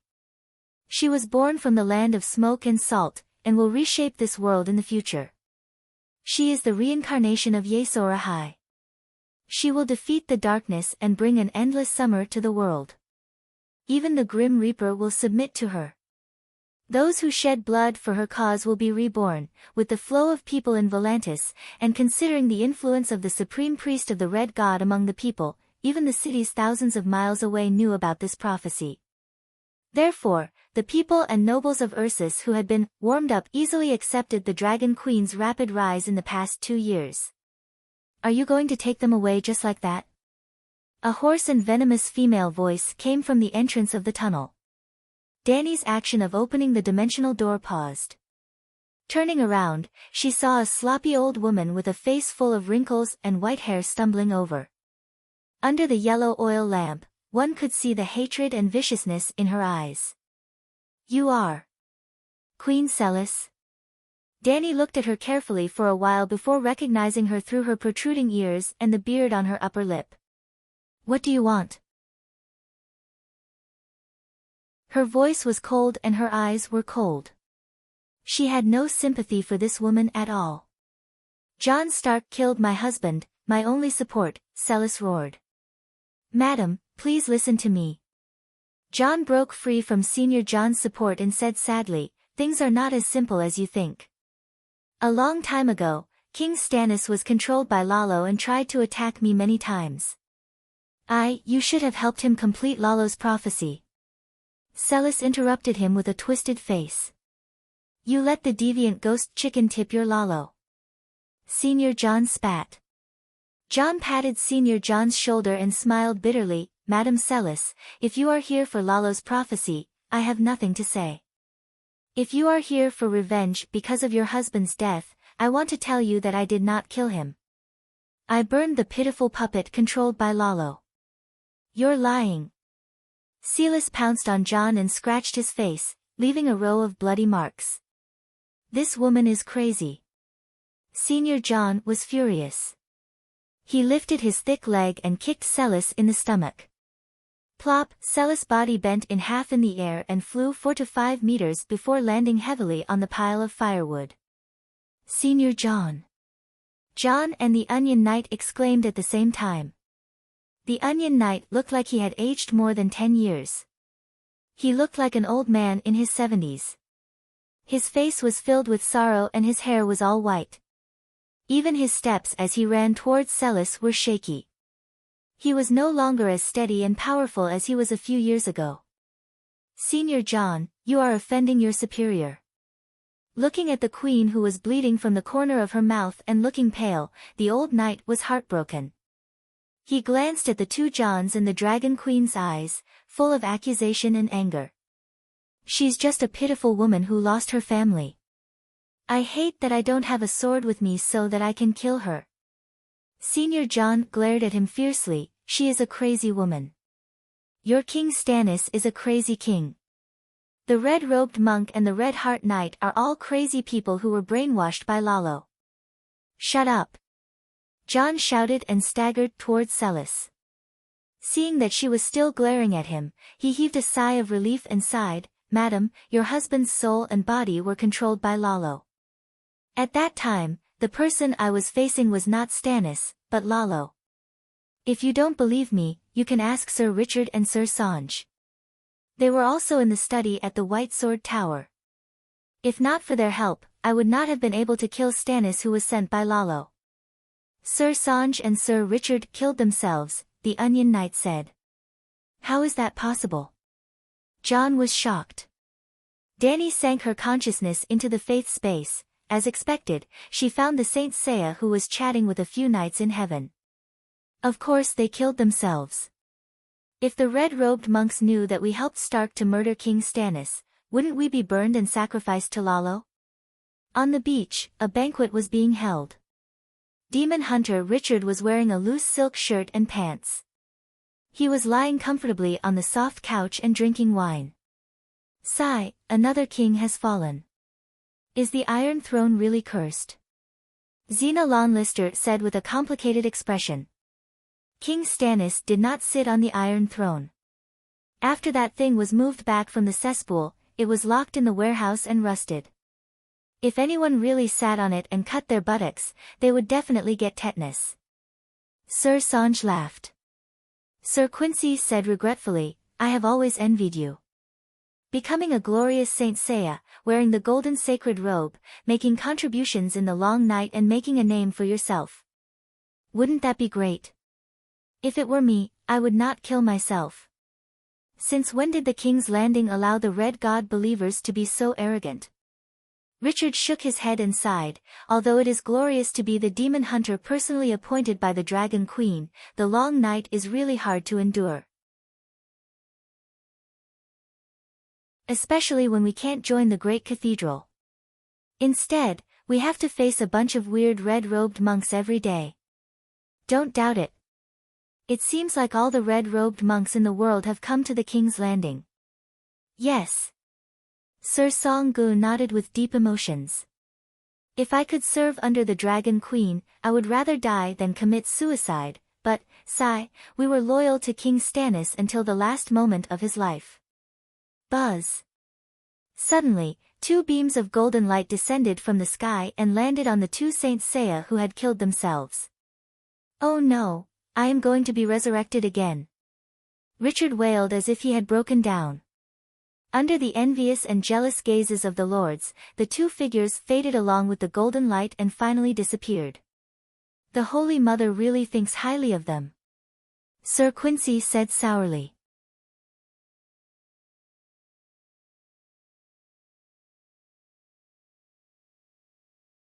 While I was still in shock, he summoned flames and burned His Majesty until he screamed. That's right. His Majesty's head was cut off, but he could still speak and curse. Richard's expression was horrified. His Majesty called Duke Stark an ingrate. He was the one who made him, but he took away his destiny. See, this is the evidence. The person who cursed me was Lalo. How could His Majesty Stannis say something like that? Jon said agitatedly. Do not slander the Light King and His Majesty. Kingsguard Penny said angrily. Was it not His Majesty Stannis who made you? Was it not you who was rumored to be the reincarnation of Yasuo and Ahai? By now, the guards in the Red Keep knew that the Dragon Queen had come to the execution ground. The Crown Princess and Erlu's ministers were all here. But with the Dragon Queen standing there, none of them dared to do anything. They could only suppress their anger and listen to the traitor's excuses. Jon's face turned red. I never said that I was the reincarnation of Yasuo and Ahai. Ask the Big Jon if he's mentioned it. I said it. First Jon held his head high and said confidently, the King of the North told us long ago that Lalo wanted to use Stannis to take away his destiny as the savior. Now that it has come true, it means that Jon Stark is the reincarnation of Yasuo and Ahai. Jon was embarrassed and angry. He also felt that he could not explain himself. He had indeed said something similar to the vassals of the North and the Valley. In order to avoid Erlu, he had decided to lead the people of the North away from the prosperous King's Landing and go to the dangerous outside of the city to clean up the other ghosts. He had to be honest to unify everyone's opinions. At the same time, he had to let his subordinates be wary of the Red God forces in King's Landing. Your Majesty Dany Rise, you should know the truth of the matter, right? Helpless, he began to ask the Dragon Queen for help. I know, but they won't believe me even if I tell them. Jon Stark is the illegitimate son of Rhaegar and Lyanna. He is your nephew. Crown Princess Mia emphasized. You see. Dany shrugged at Jon. You've revealed my identity. Jon was moved. He was a little excited. The Dragon Queen was not there. How can she testify for you? Also, regardless of whether Her Majesty was confused or not, when you had the ability to subdue him but chose to kill him, the crime of regicide is irrefutable. The Onion Knight said coldly. Then, he turned to the Dragon Queen and said in a low voice, or, Your Majesty Dany Rise is willing to give up your honor and faith for your nephew? I know Jon is innocent, but I won't force you to believe me. I will find evidence, Dany said calmly. What evidence? Mia was surprised. In a few years, after I settle the Frost God, I will capture the suspect Lalo and bring him to justice. Stannis' soul is most likely still in his god kingdom. Let the two of them confront Jon face to face. I guarantee that you will be convinced. Dany's expression was calm as if she was talking about capturing a King's Landing hooligan. Whether it was Stark's people or Mia's people, they were all in a daze. Their mouths were agape as they looked at the Dragon Queen. Their minds were in a mess. Blasphemy, this is blasphemy. Queen Celis screamed at the top of her lungs. Mia came back to her senses and suppressed her anger. You publicly slandered the great Light King. You are insulting all of the Light King's believers. Call your Light King out. As long as I press my finger, he will still be alive. I will apologize to all of you. Arrogant. The Red God priests were all trembling with anger. However, they were afraid of the Dragon Queen's power and did not dare to act up. Wang Tame's face turned green and red. She gritted her teeth and said, Dragon Queen, you are insulting a great true God who saved the world. I can't be bothered with you bunch of idiots. Where is Melisandre?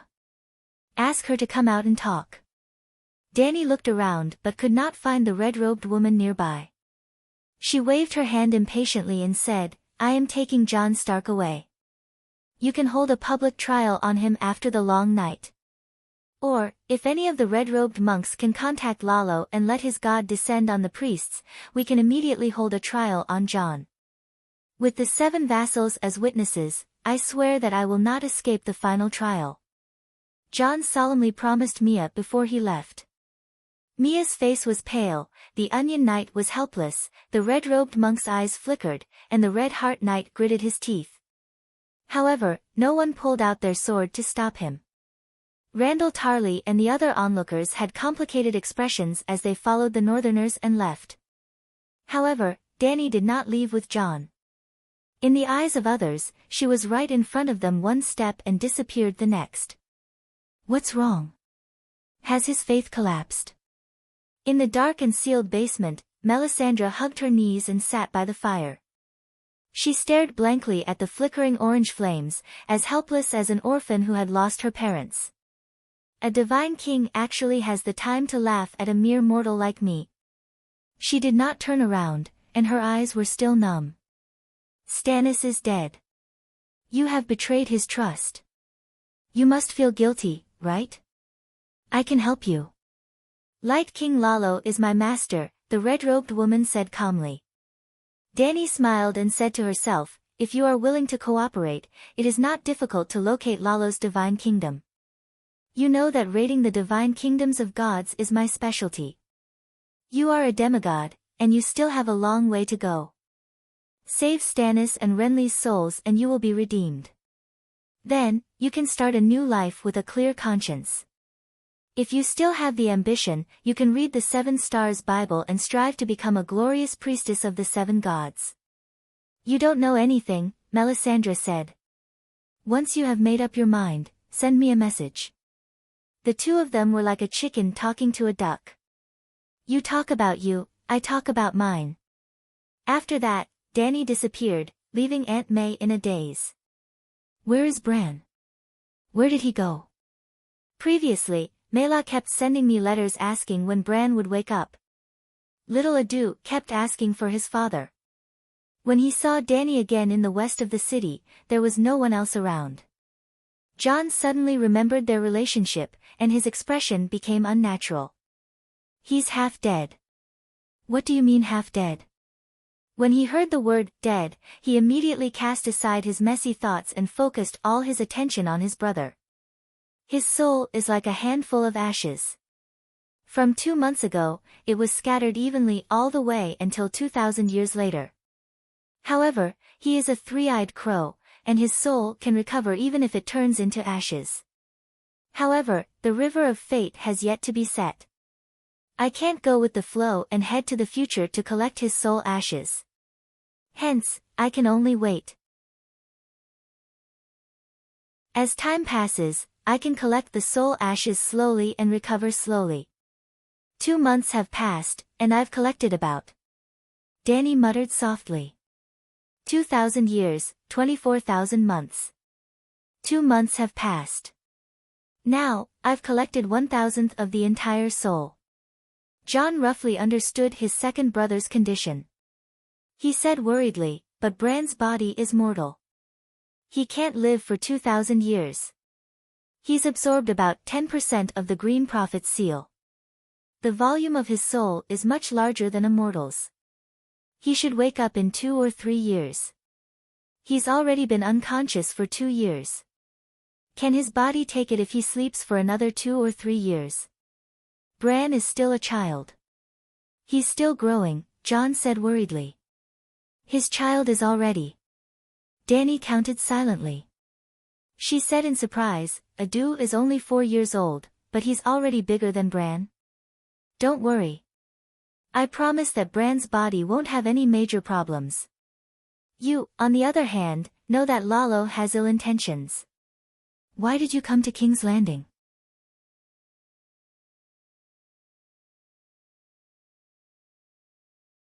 Chapter 1057. I've been avoiding meeting Stannis face to face. I even left King's Landing on purpose. But in the 2 months you were away, especially in the last half a month, the other ghost army attacked like crazy. After the 100 Legion War, the volunteer army didn't let up on eliminating the other ghosts. The number of ghouls in Westeros wasn't enough to make all the castles red.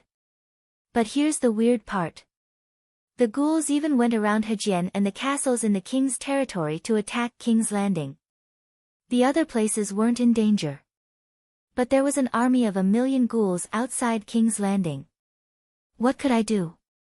I could only lead the Northerners to help the king defend the city. Even when I came to King's Landing, I tried my best to guard the city walls and not go to the Red Keep.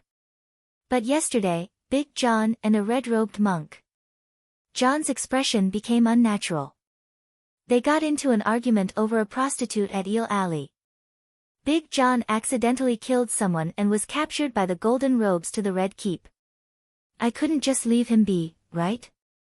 Then Stannis invited me to the White Sword Tower to discuss the matter.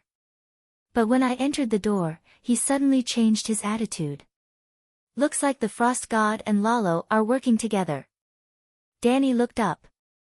She seemed to see the tree root monster lying in the dark sky and peeking down. Screech, the loud cry of a pterosaur came from the sky. Soon, soldiers in the barracks shouted, "Lady Sansa." "John, are you okay?" Sansa came in a hurry. The scarf around her face was covered in a thick layer of frost. She didn't have time to untie it before she ran in with her big belly. "I'm fine. Just some flesh wounds." Sansa looked at John from head to toe. Seeing that he was fine, she untied the Shadow Lynx fur coat and pulled out a silver-haired little girl from her chest. Dany thought that her niece-in-law was pregnant again. "This is uncle and this is grandaunt. Little Dany, greet them." Sansa patted the child's head and smiled gently. He was 2 or 3 years old and was wearing a fluffy fox fur coat. His skin was fair and clear, and his round face had 2 red cheeks. His big blue eyes were looking around. He was very clever and also very festive. The little girl had seen John a few times and wasn't afraid of strangers at all. She directly greeted him. When it came to the Dragon Queen, she was a little shy. She lowered her head and poked her fingers for a while before calling out, "Grandaunt." Dany's smile was a little stiff. After greeting Aunt Dany, Sansa smiled and said, "I hope she can be as strong and beautiful as Aunt Dany. So, I'll name her Dany Alice." Dany felt embarrassed, but this was the custom of Westeros. Naming the child Dany Lizzie was not only to make her happy, but also to please her. Just like John. I didn't give his son the name foster father because he wanted his foster father to call him father. She's a good child. Dany searched her body, but only found a few atonement scrolls. In the past, she would have made sure to have 1 or 2 steel daggers with her to protect herself. But her strength had increased too quickly in the past few years.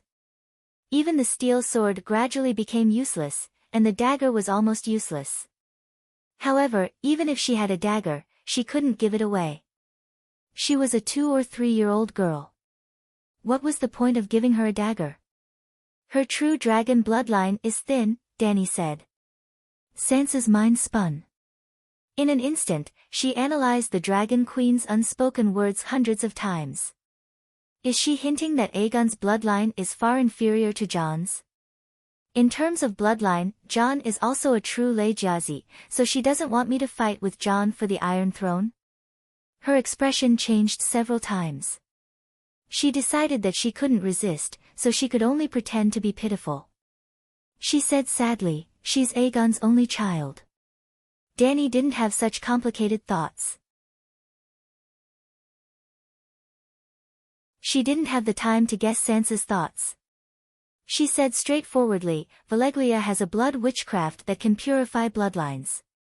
It can use the blood essence of a megalosaurus to raise the thin bloodline of a direct descendant of the 14th fire peak to the level of a progenitor. Sansa immediately guessed Dragon Queen's thoughts. Her voice began to tremble. Is it the witchcraft that can turn Tyrion into a dragon worm? You want to help little Dany cleanse her bloodline? The witchcraft has been improved, and it uses Blackie's blood. Are you willing? Thank you, Aunt Dany. Sansa nodded. She was so excited that she cried. Dany waved her hand and pulled out a three-legged, two-eared cauldron from thin air. The King of God's cauldron. Jon and Sansa exclaimed at the same time. They were shocked. They sensed something the moment they saw the cauldron. They then thought of the voice in the Sea of Laws. Dany walked out of the door. Blackie just happened to stretch its head over. She tapped the cauldron with her finger and took a scoop of hot dragon blood from Blackie's jaw. She used the King of God's cauldron to receive it. After a moment of hesitation, she even pricked her thumb and dripped 7 or 8 drops of blood into the cauldron. She then went back into the house and picked up little Dany, who was crawling around on the bed. She didn't even need to take off her clothes. She just stuffed her into the cauldron. It was like a clay ox entering the sea. She lost track of the little girl in an instant. Ah! Sansa shouted in panic. Aunt Dany, why did you throw Dany into the King of God's cauldron? That's the Sea of Laws. The Sea of Laws contains thousands of laws. Naturally, it also contains the laws of bloodline fusion. That is why there is no better place to perform this blood witchcraft than the King of God's cauldron. With that, Dany slapped the cauldron. Boom! Flames soared into the sky, causing the entire hall of the garrison to be dyed red. Wah wah wah, it's so hot. Mommy, I'm so hot. Little Dany wailed in the cauldron. Hearing her daughter's wails, Sansa stopped wailing. If she didn't die from the fire, it meant that Aunt Dany wasn't lying. Be good, don't cry. You'll be fine in a while. She comforted her loudly. I won't be fine in a while. Dany laughed. It had been burning for 3 to 4 hours. If it was beef tendons, they would have been cooked to mush by now. The child had stopped crying long ago. She was burping from crying, but when she was tired, she fell asleep. Let's go. Dany lightly slapped the cauldron. With a bang, smoke and fire flew everywhere. A fat baby that looked like a snowball exploded out. Jon's uncle immediately went forward and scooped his niece into his arms. She's asleep. She's even snoring. He said weirdly. You're not really burning her. Dany rolled her eyes. Sansa happily took her daughter and asked tentatively, Aunt Dany, can little Dany learn the great wizard meditation technique? We'll test her when she's an adult. Do you want to help her take a bath? Theon brought in a pot of hot water. Theon, your sister. Dany glanced at his crotch and was stunned. It wasn't that she had X-ray vision and saw something that would make a lady cross her eyes. She was just about to ask Theon if he had any close relatives other than Victarion. But when she thought of Greyjoy's direct bloodline, she instinctively activated the three-eyed crow's omniscient eye. Then, she saw one of Theon's sons, P.S. Theon, you have an illegitimate son. Did you know that? She asked weirdly. You must be joking. Theon looked bitterly at his lower body. I can't make a woman pregnant. Back then, Robb led his army south and won a great battle in Babel Forest. Then, you left and said that you wanted to persuade your father to form an alliance with the Northerners. At that time, I really wanted to help Robb. I thought that I was someone important in the Iron Islands. After all, I was my father's only son. Theon looked sadly at Jon and Sansa and said pitifully, but I was nothing in Tyamin's eyes. They treated me like Stark. I wanted to prove that I wasn't, and then. I'm sorry. John patted his shoulder and said in a low voice, Theon, you are Stark's son. Thank you. Theon lowered his head and quietly wiped away the tears in his eyes. The past is the past. Let's focus on the present, Sansa said as she bathed her daughter in the wooden tub. Who did I have an illegitimate son with? Theon's eyes were filled with cautious anticipation. How did you get to the Iron Islands? The past quickly flashed through Theon's mind like a painting. Suddenly, a look of surprise appeared on his face. He said excitedly, I took the merchant ship Mirahan to the Iron Islands. The captain had a daughter. She and I. During that half a month at sea, I was with her every day. Before she met me, she was still a virgin. If she was pregnant during that time, it could have been my child. Dany nodded. Jenny gave birth to a son for you. Jenny? Theon was stunned. She served you for half a month, and you don't even remember her name? Dany looked at him with disdain. Theon's expression was awkward. Dany sighed. She cut open the void and stuffed the God King's cauldron into it. Then, she extended her consciousness to the old town. A light blue spatial door appeared out of thin air and enveloped the mother and son who were eating tree roots and dough balls on the stove. Plop! A blue opening appeared above the Duke of the Northern Territories' stove. A tattered quilt wrapped around 2 sticks of reeds fell down. Ah, father, don't hit me. The woman under the quilt shouted with a hoarse voice. Jenny, Jenny. Theon trembled as he tried to pull the quilt away. The next moment, tears streamed down his face. A middle-aged woman with unkempt hair and a dirty face was hugging a black-haired boy who looked about 3 or 4 years old like an old hen protecting her chicks. You. The woman raised her head, her dull and lifeless eyes opened wide. You're young Master Theon. Am I dreaming? Theon sighed. He caressed the face that was filled with pain and sorrow. It's me. You're not dreaming. Jenny, I'm sorry. I was such a bastard back then. This isn't my home. Jenny said blankly. That's not important. Tell me, this boy is my son, Theon said agitatedly. His name is Cuttlefish Ball. He's 7 years old this year. He's your son. Jenny's eyes were wet. 7 years old. Looking at the sallow and emaciated boy who was even smaller than little Dany, Theon felt as if a knife was being twisted in his heart. He felt terrible. Slap, slap, slap. He slapped himself more than 10 times. His face was swollen. He only stopped when Jon pulled him back.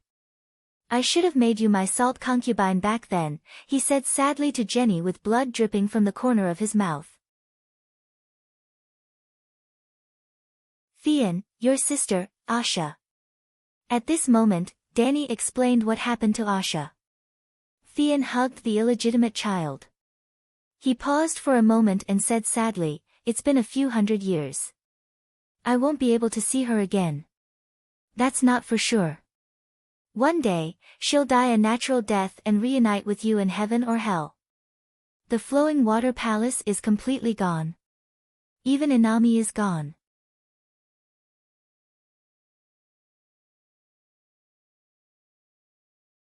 Chapter 1058.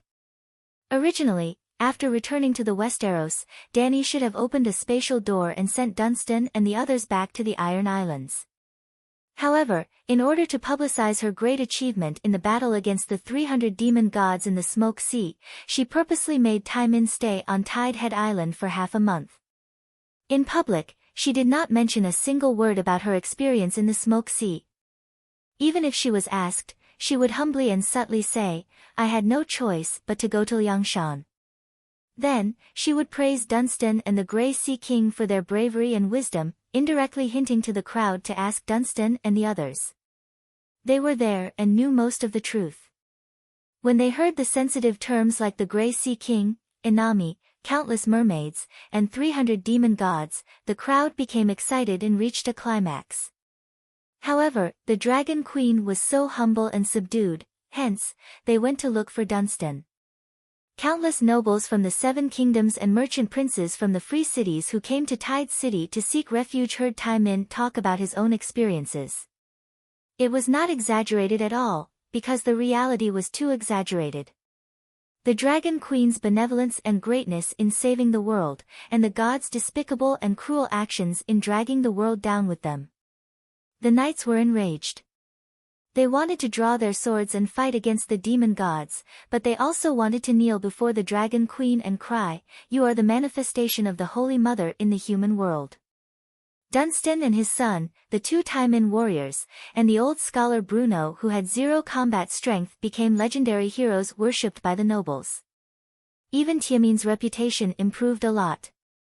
In just half a month, hundreds of poems praising Dunstan, the Grey Sea King, and other Iron Seed heroes spread throughout the world. As for the poets and scholars who praised the Dragon Queen, let's put it this way. All the writers in the world who could write poems and make up stories had written works praising the Dragon Queen. It could not be helped. The story was too legendary and too realistic. Even the craziest and worst novelist would not dare to write a story like the War of the Gods in the Smoke Sea. Just like how Perez Tan, a history doctor in the future, described the incident in his own biography of the Dragon Lady, before the Dragon Queen, there were many legends and legendary heroes, but all of their stories added together could not compare to a fragment of the Dragon Queen's life experience. Her whole life was a legend. The Dragon Queen who possessed the ability of omniscience in the Westeros hid in her own bedroom on Dragonstone Island and smiled. Alright, it wasn't that exaggerated. At first, she was secretly happy for a few days, but not long after, she didn't feel anything. Numb. Feeling bored, she called Dunstan and the others over to send these Tool heroes back to Old Wake Island. So fast. Old Count Dunstan blurted out when he received the news. "You've been away from home for almost 4 months, Dany reminded. Is there such a long time? I don't feel anything." Dunstan's face was full of reluctance. Even on the dullest Hell's Gate Island, as legendary heroes, they were surrounded by the fishermen of Slave Bay every day. Returning to Tidehead Island was like returning to heaven. Dragon Queen built a small shelter with a radius of more than 10 kilometers on the plains below the cliff. Under the sun, by the beach, every time they told the story of how they followed the Dragon Queen into the flowing water palace, they would receive the admiring gazes of the men and the uncontrollable exclamations of the women. In the end, they would end with good wine, cheers, and messing around. These days of showing off every day were too wonderful. Tai Min and the others didn't want to leave. But they couldn't refuse. They couldn't not go home, right? It had been almost 4 months, as if guessing their thoughts, the Dragon Queen thought for a while and said, "The Iron Islands don't have any suitable plains for farming, so we can't build a shelter. But it's not realistic to move all the people on the island to the land. So, the wheat and fruits produced by the River Bay and Riverside shelters will be transported to the western region regularly, and then transported from Lannister Port to the Iron Islands. You'll be in charge of this."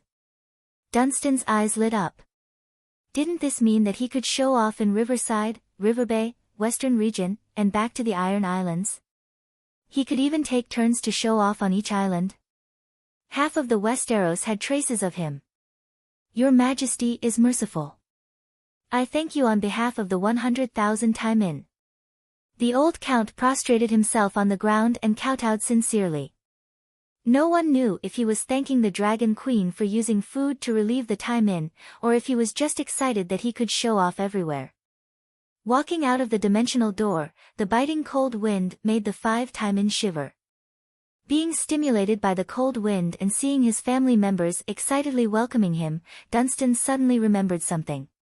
"Wait, Your Majesty, don't close the door yet." He hurriedly shouted to the other side of the bright and beautiful spring. "What's the matter?" The Dragon Queen poked her head out. "Where's Priest Thale? He shouldn't be dead yet." Danny was stunned for a moment before she remembered the 3 drownings that she had sealed into a soul ball. When the overclocking of the 5 dragon souls ended, she seemed to have handed the soul ball to Blackie. Danny hurriedly sank her consciousness into the faith space and sensed around. Finally, in a corner of hell, she found the old priest who was holding a drowning ceremony with a group of Taimin. Well, since the flowing water palace had been destroyed, the Iron Seed could only go to heaven or hell. According to the Iron Seed's past actions, almost no one could go to heaven. Everyone would go to hell. Moreover, Danny had no intention of fighting with the flowing water palace, so she didn't send atonement scrolls to the Iron Islands. Other than a few nobles who bought a few atonement scrolls from merchants, ordinary Taimin didn't even know that atonement scrolls existed. In just a few short months, there were already hundreds of old and weak Taimin in hell. The 7 layers of hell were gradually becoming semi-materialized, merging with the prime material world to form water, forests, mountains, and other landforms. Those who committed the same crime would go to the same area of hell after they died. At this moment, more than 300 Iron Seed were gathered beside a saline alkali soil, singing the song of the Inami. Meanwhile, the 3 drownings were holding Taimin in a pit that was half a man deep in bitter and salty yellow water. The dead are not dead, and will rise again. As long as we are sincere, we can definitely return to the world of the living. The 3 drownings Thale shouted. Ugh, this guy was crushed into a soul ball too early and didn't know much about what happened after. Moreover, the Inami hadn't given him any divine spells, so he wouldn't know that a god had fallen after he lost his divine spells. Buzz. Just as he finished speaking, a beam of golden light fell on Thale's body. Through the golden light, one could vaguely see the scene of Old Wake Island. Ah, the Inami has appeared. Priest Thale has come back to life. The dead are indeed not dead. The Iron Seed were excited. That's not right, why isn't it me? Taimin, who was half submerged, climbed up from the muddy puddle. He waved his arms and jumped up, shouting, "Drowning God, you're mistaken. I'm the one who's submerged. The Inami is getting more and more unreliable. She sent us to the 7 layers of hell by mistake, and now she's picking up the wrong person." Sigh. An old Taimin shook his head and sighed. Well, not long after, when Dunstan and the others take turns showing off on the Iron Islands and another Iron Seed dies, they will know the truth. I'm back. The old priest looked around blankly. When he saw Dragon Queen and Dunstan, he sighed in relief and said, "Everyone's back." Has Her Majesty Inami changed her mind? The others couldn't see the soul, so they naturally couldn't respond. Danny only said, "Calm down." Then she started calling for the drowned people on the island. Where's Priest Thale's body? Who put Priest Thale's body away? A bearded man wearing a gray, green, and blue robe walked forward, bowed, and replied, "Your Majesty, Priest Thale's body has been burned to ashes and scattered into the sea." Danny recognized him as the one who helped Thale drown, Priest Norkin. "Before I left, I specifically told you not to touch Thale's body. Did you forget?" she said angrily. Norkin looked at the red-faced Dunstan and the others in surprise, and said awkwardly, "Your Majesty, not long after you left, Priest Thale's body completely froze into a block of ice. He's completely dead. Also, you didn't come back, and even Madame Mandy held a funeral for Count Dunstan and Sir Tanner. She even remarried." What? Dunstan was originally calm, but when he heard that his wife had remarried, he couldn't stay calm anymore. He stepped forward, grabbed his butler, and shouted, "Tell me, what's going on? Where's Mandy?" The old butler said awkwardly, "After the news of you appearing alive on Tidehead Island reached Old Wake Island, Madame Mandy took a boat back to Great Wake Island. Madame Mandy waited for you for more than a month, and even asked Dragonstone Island about you many times. When we saw that Priest Thale was completely dead, we thought that you and young master were dead. Madame Mandy had no one to rely on, so. Mandy was also the daughter of a noble, and her father was a count on the neighboring Great Wake Island. Tanner hurriedly stepped forward, and said softly, "Father, don't be angry. You're a legendary hero now, so you don't have to worry about not having a wife." But Dunstan looked at the Dragon Queen, and then remembered how warm the noblewomen were to him when he was on Tidehead Island. He sighed helplessly, and didn't say anything else. "Young master, Madame Lena also remarried," the butler said bitterly. "What? That bitch," Tanner's face contorted in anger, "she's pregnant with my son. It's a daughter. She gave birth 2 months ago," the butler said. "Don't be angry." Dunstan patted his son's shoulder, and comforted him. "Madame Elisa from Pentos, isn't she close to you? I think she's young and beautiful, and has a net worth of 100,000. She seems to be better than Lena." "Butler Mendez, did my wife remarry?" the other 2 time-in heroes asked expectantly. "No." Sigh. A long, disappointed sigh. "Your Majesty, my body was burned." "What should I do?" Thale said agitatedly. "Why don't I send you to heaven?" Danny suggested. "Is there any other way? Time-in can't go to heaven, and I'm not familiar with the place there. I don't even know anyone there." Thale was troubled. "Why don't we go back, Danny suddenly turned her head, and looked in the direction of Great Wake Island. Just now, someone had died there. She was just about to suggest that the old priest convert to the 7 gods, and then arrange a position for him in hell, where he would be in charge of managing Tiamin's undead. Suddenly, she felt something. Another time-in had entered the world of the dead, and even entered heaven with the atonement scroll. Instinctively, she used omniscience and found that the deceased was Dunstan's wife.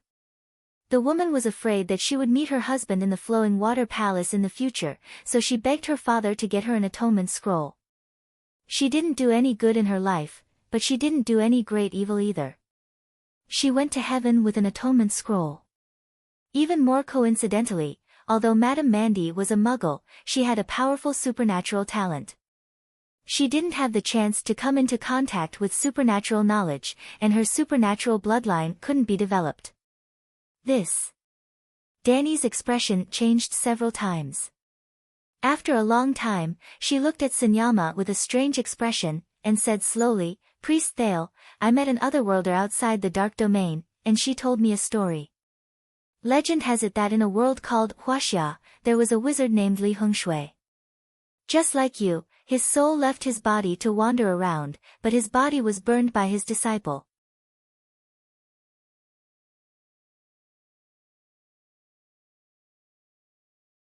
Chapter 1059. Are you willing to imitate the leader of the 8 gods, Tai Guili? Danny asked. Reincarnating in someone else's body is too evil.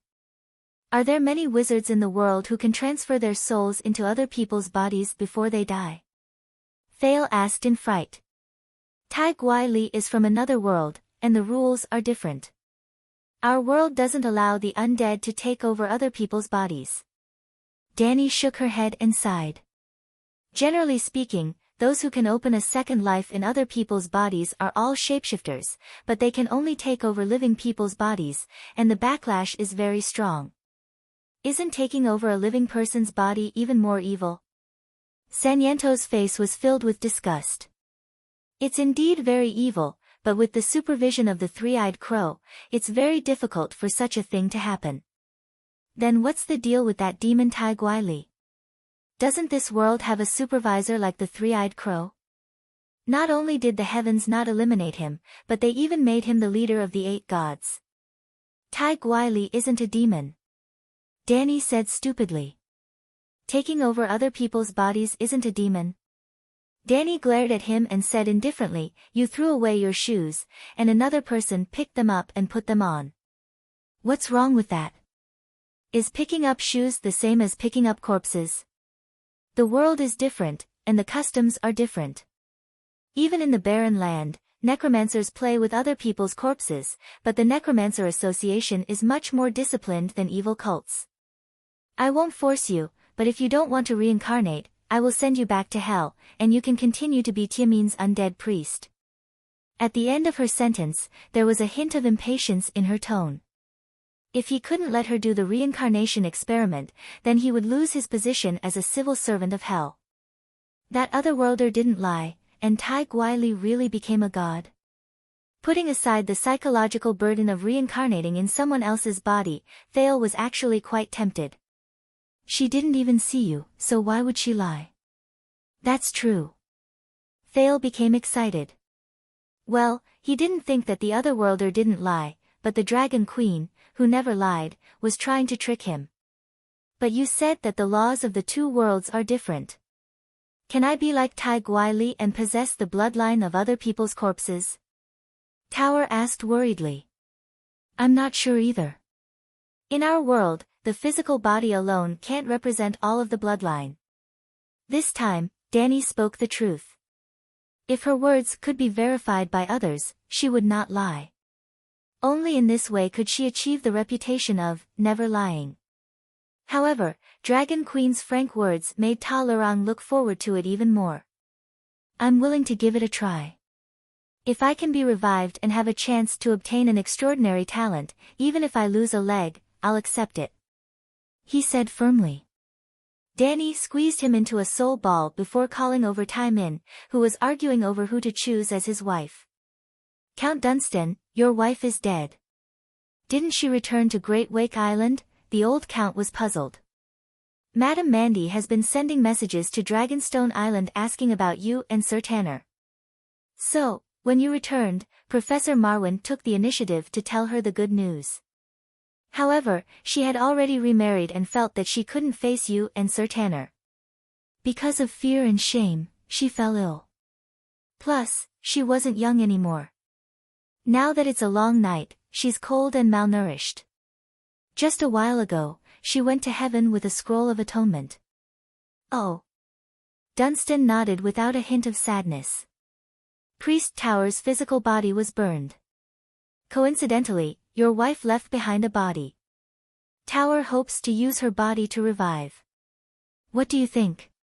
What? Dunstan's eyes widened. He couldn't believe his ears.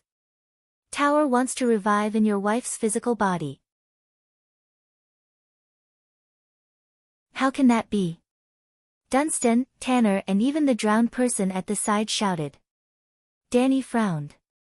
It seemed like the family of the corpse didn't agree. Suddenly, she had a thought.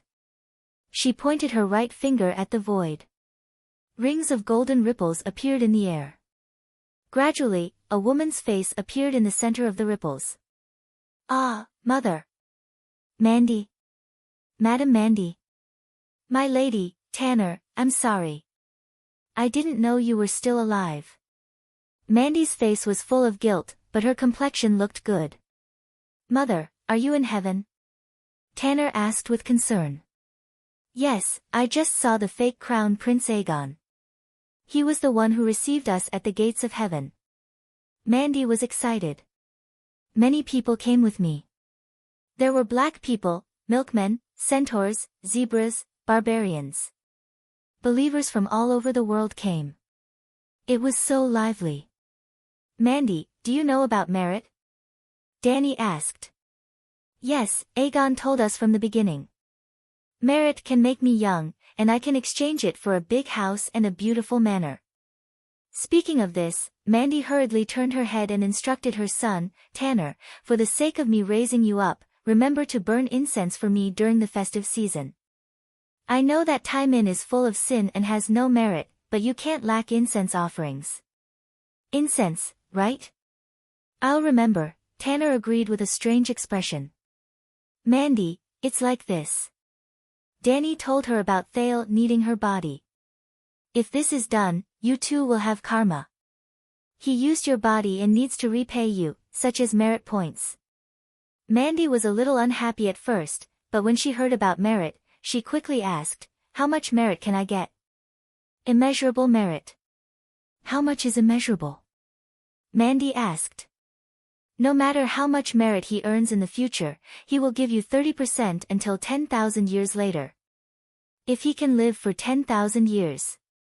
Danny didn't plan to let the soul live in heaven until the end of time. Ordinary souls could live for 10,000 years at most, and after 10,000 years, they would be forcibly sent to reincarnation. She was confident that after 10,000 years, she would be able to master the real reincarnation technique. Isn't 30% too little?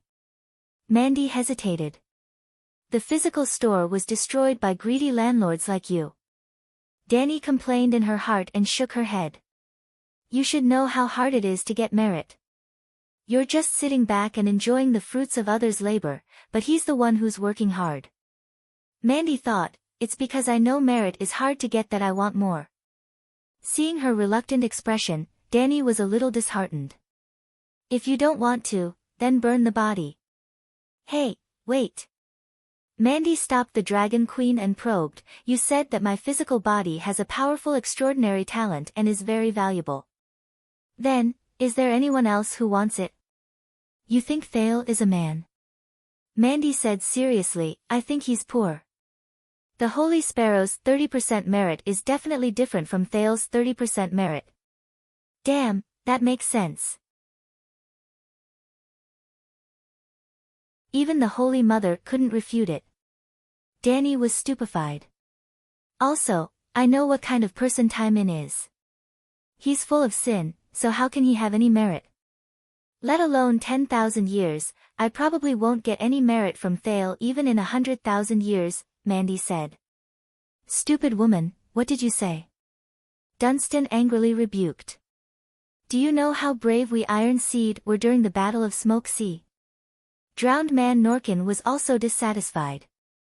Priest Thale is the leader of the drowned. If you humiliate him, then you're humiliating all the drowned.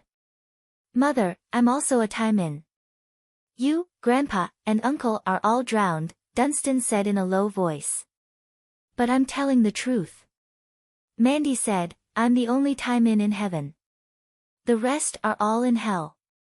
Ignorant fool, do you know how many Iron Seed spirits are in Flowing Water Palace? Hundreds of thousands, millions. Dunstan said with disdain. You're the ignorant one. You need merit to go to heaven, but you only need sin to go to Flowing Water Palace. Who gave you the courage to talk back to me? Dunstan's eyes became dangerous, and he habitually raised his clenched fist. Mandy shrank back out of habit. Ahem. Danny coughed softly, reminding everyone of her presence. The Holy Mother gave me the courage. Dunstan, you bastard, you deserve to go to hell. Bitch. Dunstan's face was red with anger. He looked around and shouted, where's the ladder? Get me a ladder. Why do you need a ladder? Danny asked curiously. Your Majesty, this is a family matter. Don't worry about it. Today, I'm going to beat this bitch up. Dunstan pointed at the portrait in the air. You want to climb the wooden ladder to heaven? Danny asked with a wooden face. I'm not going in. I'm going to lie on the window and give her a few slaps. Danny didn't want to play with this family of idiots anymore. She said to Mandy, Inami is dead. From now on, all the drowned will become 7 gods. Thale will be the Archbishop of the Iron Islands. His future won't be any worse than Sparrow's. If you agree, prepare to sit on the ground and collect rent. If you don't, your father is lighting a fire and preparing to burn your body. As for me, I'll go somewhere else to find another body for Thale. Like you said, there are many people who will go to heaven with you. Milk people, black people, horse people, zebra people. Hey, don't. I agree. Mandy panicked. Did you all hear that? Danny glanced at the people around her. She waved her hand and a blue halo flashed. A wooden coffin fell on the beach. Vaguely, everyone seemed to hear an old man's panicked wail. It wasn't easy to resurrect in someone else's body. Danny first used Type B active spirit with fire magic to warm up Mandy's body. After it recovered to normal, she began to collect the remaining soul power in her mind. She hoped to use the remnant soul as a complete soul to simulate the process of a shapeshifter replacing a living person. But this method failed. A normal person's soul was roughly divided into two parts. The soul core in the center and the scattered consciousness in the form of a nebula outside the soul core. If it was an extraordinaire, the soul core would condense into different forms according to the meditation technique. For example, the shadow and fire of a shadow-binding night. The scattered consciousness would also condense like strands of steel wire. Or, they could be seen as thoughts. After a person died, the soul core would reincarnate or go to the divine kingdom, leaving behind scattered consciousness that would slowly dissipate into the world along with the corpse. Now, Danny realized that for a shapeshifter to start a second life, they had to fuse with the other party's soul core. Dead people didn't have soul cores. She researched on Old Wake Island for 3 days before coming up with a solution: learn from deviant ghosts. The essence of deviant ghosts' resurrection of the dead was to use the law of death to condense the scattered consciousness into a virtual soul core and recover the vitality of when they were alive. After another 3 days of slowly experimenting, Mandy finally opened her eyes. Oh gods, Mandy has become a corpse ghost. Dunstan cried out in fear when he met his wife's cold eyes that were emitting red light. That feeling was too similar to a corpse ghost. Mandy moved her body slowly like a zombie. She opened her mouth and could only make hissing sounds. I don't know if it will work. Danny wasn't sure either. Right now, Mandy was a fake corpse ghost that was driven by the fire of creation. Fail, fail? Dunstan called out carefully. Did the reincarnation fail? We still have to wait. After spending another day to condense the fire corpse ghost Mandy's virtual soul core, Danny took out a wisp of green spring water to wrap Thale's soul sphere and stuff it into Mandy's mind. Plop plop, Mandy's eyes rolled back. The red light between her eyebrows flickered and her limbs twitched crazily. The scene was abnormally horrifying. It's really fusing. Danny was pleasantly surprised. Ah, I have flesh and blood. Am I really resurrected? 2 hours later, Mandy's eyes had a trace of confusion. Is this a miracle or an evil spell? Dunstan swallowed his saliva. My voice. Thale touched his face, then his chest, and then his lower body with trembling hands. Oh, no. Sigh, we're all old people. What's the difference between a man and a woman? Since you've resurrected, my mission is complete. I'll take my leave first. After comforting him, the Dragon Queen's figure flashed and disappeared from Old Wake Island. Sob sob, Your Majesty, we agreed before. Iron Crutchley is missing a leg. Thale covered his face and cried. The Queen didn't lie. You're indeed only missing a leg. Looking at his new wife, Dunstan was a little restless.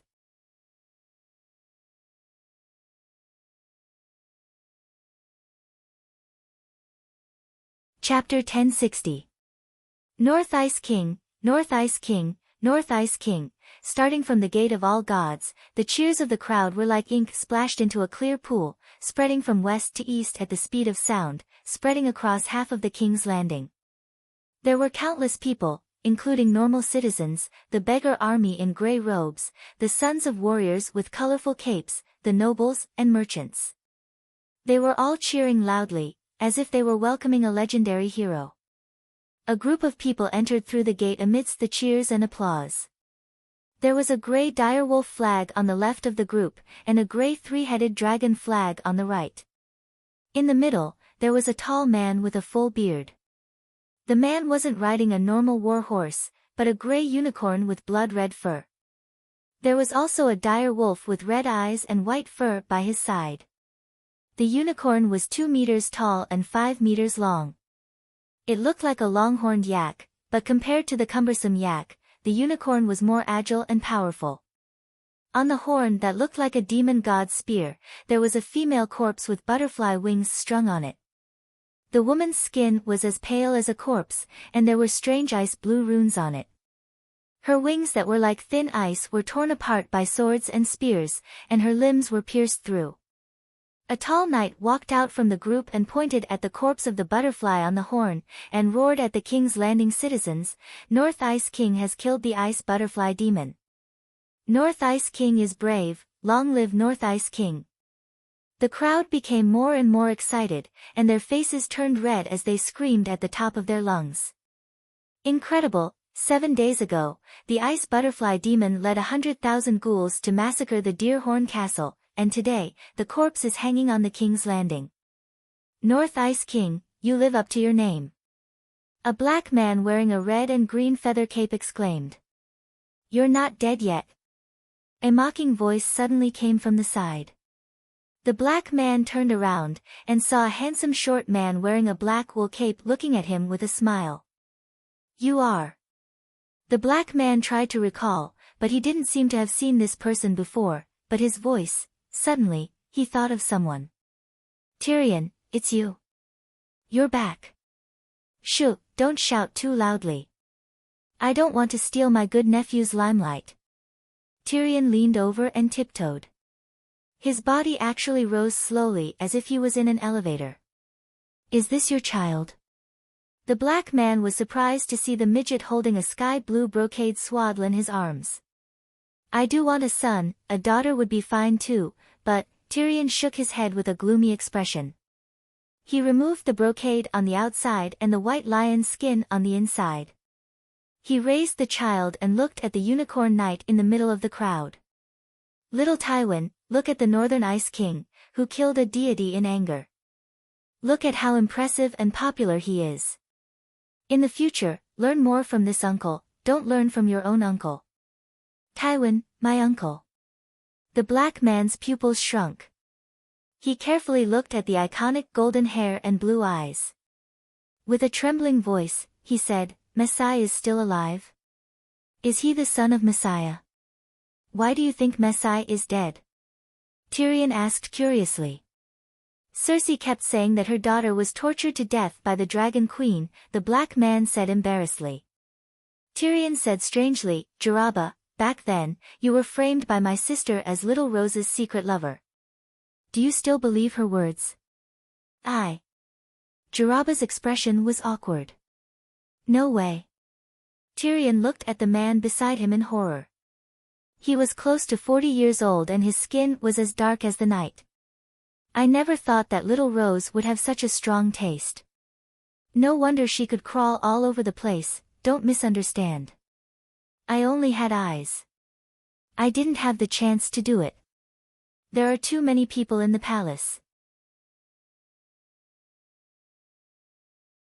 Jaraba waved his hand regretfully. Fuck, that's even more disgusting. The midget's expression was disgusted. I thought she was just thirsty and took a fancy to your strong and dark body. I didn't expect her to have feelings, a hint of anger flashed in Jaraba's eyes. No matter what, I'm still a prince. How did I make you feel disgusted? Back then at King's Landing, you and I sparred many times. Why don't you feel disgusted? Don't be agitated. I'm not targeting you. You're targeting all black people. No, Jaraba, I like black girls too. Have you forgotten? Tyrion waved his hand. It's just that your looks. Brother, you should know your place. Jaraba touched his square face with protruding cheekbones and said in dissatisfaction, in the Midsummer Islands, the popularity of my appearance won't lose to yours. Alright, we have different tastes. I apologize. The midget shrugged insincerely and asked curiously, I thought you died in the Midsummer Islands. Did you not go back after the other ghosts broke out? The black man's full name was Jaraba Thor. He was the prince of the Red Flower Valley in the Midsummer Islands. He had failed in his quest for power and was exiled. He had been living in King's Landing for more than 10 years and was Robert's guest. There were many islands in the Midsummer Islands, and the Red Flower Valley was only a river valley on one of them. Therefore, Jaraba's identity as a prince was worthless. The midget thought that he was dead because when the other ghosts broke out in the north, the foreigners in the 7 nations fled the Westeros and returned to their homes. I was exiled, not on a vacation. How would I dare to go back? However, when the news of the Great Wall's collapse reached King's Landing, I did leave the Westeros and went to Pentos. Then, you know. Jiraba shrugged and said helplessly, the legends are right. The Long Night is a crisis for the entire world. No one can escape it. When millions of other ghosts surrounded the city, the evil god of ice broke through the two walls on the north and west. I stayed in Prince Haven's mansion in the north. When the ghouls came to knock on my door, I was so scared that I peed my pants. I hid in the cupboard and shivered. Fortunately, the Dragon Queen descended from the sky like a deity. After that, I left Pentos with countless nobles and merchants and took a boat to Tidehead Island. However, the housing prices on Tidehead Island were too high. Those property speculators who deserved to be eaten by the other ghosts were too crazy. I, a prince, couldn't even afford to live in a 2-bedroom apartment of 50 square meters. I swear that even if those people had atonement scrolls, they would still go to hell after death. Isn't Valerian afraid of angering the public? There are so many nobles who are related, Tyrion said in confusion. It's not Valerian. In fact, Count Monterey is still a child. Then who's speculating in real estate? The nobles of the Seven Kingdoms. The nobles of the King's Landing, Hajien, and Stormlands. They bought land on Tidehead Island in advance, built castles, and stockpiled food. They're all rich now. No one cares. The nobles didn't break the law. They even paid taxes. How would they care? Who would care? That's not right. I remember that the Dragon Queen settled hundreds of thousands of refugees on Tidehead Island, Tyrion said. They can get houses for free based on their household registration. At this moment, the North Ice King Jon's team had left. The crowd also dispersed. Jiraba looked around and asked, do you want to go to the Great Cathedral? The North Ice King will publicly sacrifice the evil god's corpse on the podium. If you want to go, then go. I've been sick of seeing evil gods for the past few years. Tyrion stuffed the child back into his cloak. His body slowly shrunk from 1.9 meters to 1.4 meters, with a pair of high-heeled shoes. Jiraba turned pale with fright. Didn't you step on a brick? Step on a brick? The dwarf sneered and took a few steps back to let him see clearly. If you didn't have some tricks up your sleeve, how could you spread the scriptures to the east and become the Deer Cauldron King? The dwarf said proudly. Jiraba was surprised. You became a king. My nephew was crowned the North Ice King by the Dragon Queen. As his uncle, what's wrong with me becoming the Deer Cauldron King? Jiraba looked at the eastern hills with reverence and sighed. Jon Stark earned the title of North Ice King himself. Just based on his superb ice witchcraft, and the evil god of ice that died at the hands of the Dark Sisters in the past 5 years, who in King's Descent City doesn't sincerely praise him as the Northern Ice King with unparalleled bravery? The dwarf glared. Did you pick up my Deer Cauldron King? The ghouls I killed in the barren land could fill up the streets of King's Landing. With that, he carried the child and walked down the city walls. Where are you going? We haven't seen each other in a long time, let me treat you to a drink. Jiraba chased after him. Do you think I can drink with a child? The dwarf didn't stop walking. I have something I need your help with. Jiraba gave him a fawning smile. The dwarf glanced down at his old friend's leather boots and sighed. I have an appointment with Jaime at Tarek's restaurant. Come along. Tarek of Lion's Gate? Yes. Why don't you two brothers go to Casterly Rock City? Jiraba asked curiously. Looks like you're not doing well in Mia's court. You don't even know such a secret. The dwarf sighed. Queen Mia comes from a humble background. Elegant people like me aren't very popular. Jiraba said awkwardly. What secret? He asked curiously. King Ghoul has appeared.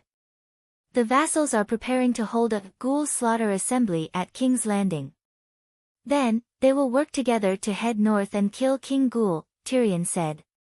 4 years ago, when Dragon Queen gradually disappeared, it appeared. Jaraba was confused.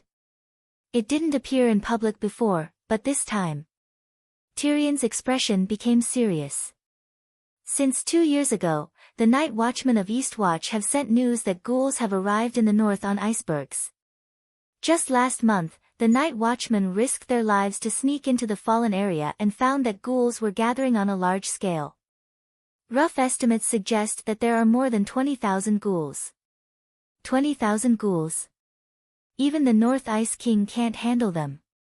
Jaraba's mouth was wide open, his eyes filled with fear. That's why we need the vassals to form an alliance. What's the use of vassals? Jaraba shook his head vigorously and complained, "Where's the three-eyed crow, Bran? Why didn't he sound the alarm earlier? Since the ghouls are coming in batches, we can also eliminate them batch by batch. The ghouls are all in the fallen area. Even the Dragon Queen can't see that place. Otherwise, how do you think King Ghoul has survived until now? Why is there a fallen area? You fool, I'm talking to you about the will of the world. Do you understand? Tell me," Jaraba said. "It's been almost 8 years since the long night descent. Do you think the world still belongs to humans? Does it belong to the ghouls? Half each. Take barren land for example. It was such a large piece of land that once had tens of millions of people. Now, there are only 500,000 people left. It's all thanks to the Dany ribbons that the Dragon Queen made that we could survive these 5 years. Think about it, humans only occupy 1,000th of the land. The rest belongs to the ghouls, and those ghouls are still reproducing. Who do you think barren land belongs to now? And so on. Who does this world belong to? Is the situation that bad? I thought the long night was almost over. There are only 2 years left until the 10-year-long night that the Dragon Queen promised," Jaraba said blankly. Tyrion smiled. The long night is indeed almost over. The purpose of this vassal meeting is to end King Ghoul. Once it's dead, humans will win. What about the Dragon Queen? 5 years ago, she left Slaver's Bay with 200,000 centaurs and spent a year sweeping through Ursos from south to north, east to west, and back again. We haven't heard anything about her since then, Jaraba said, puzzled.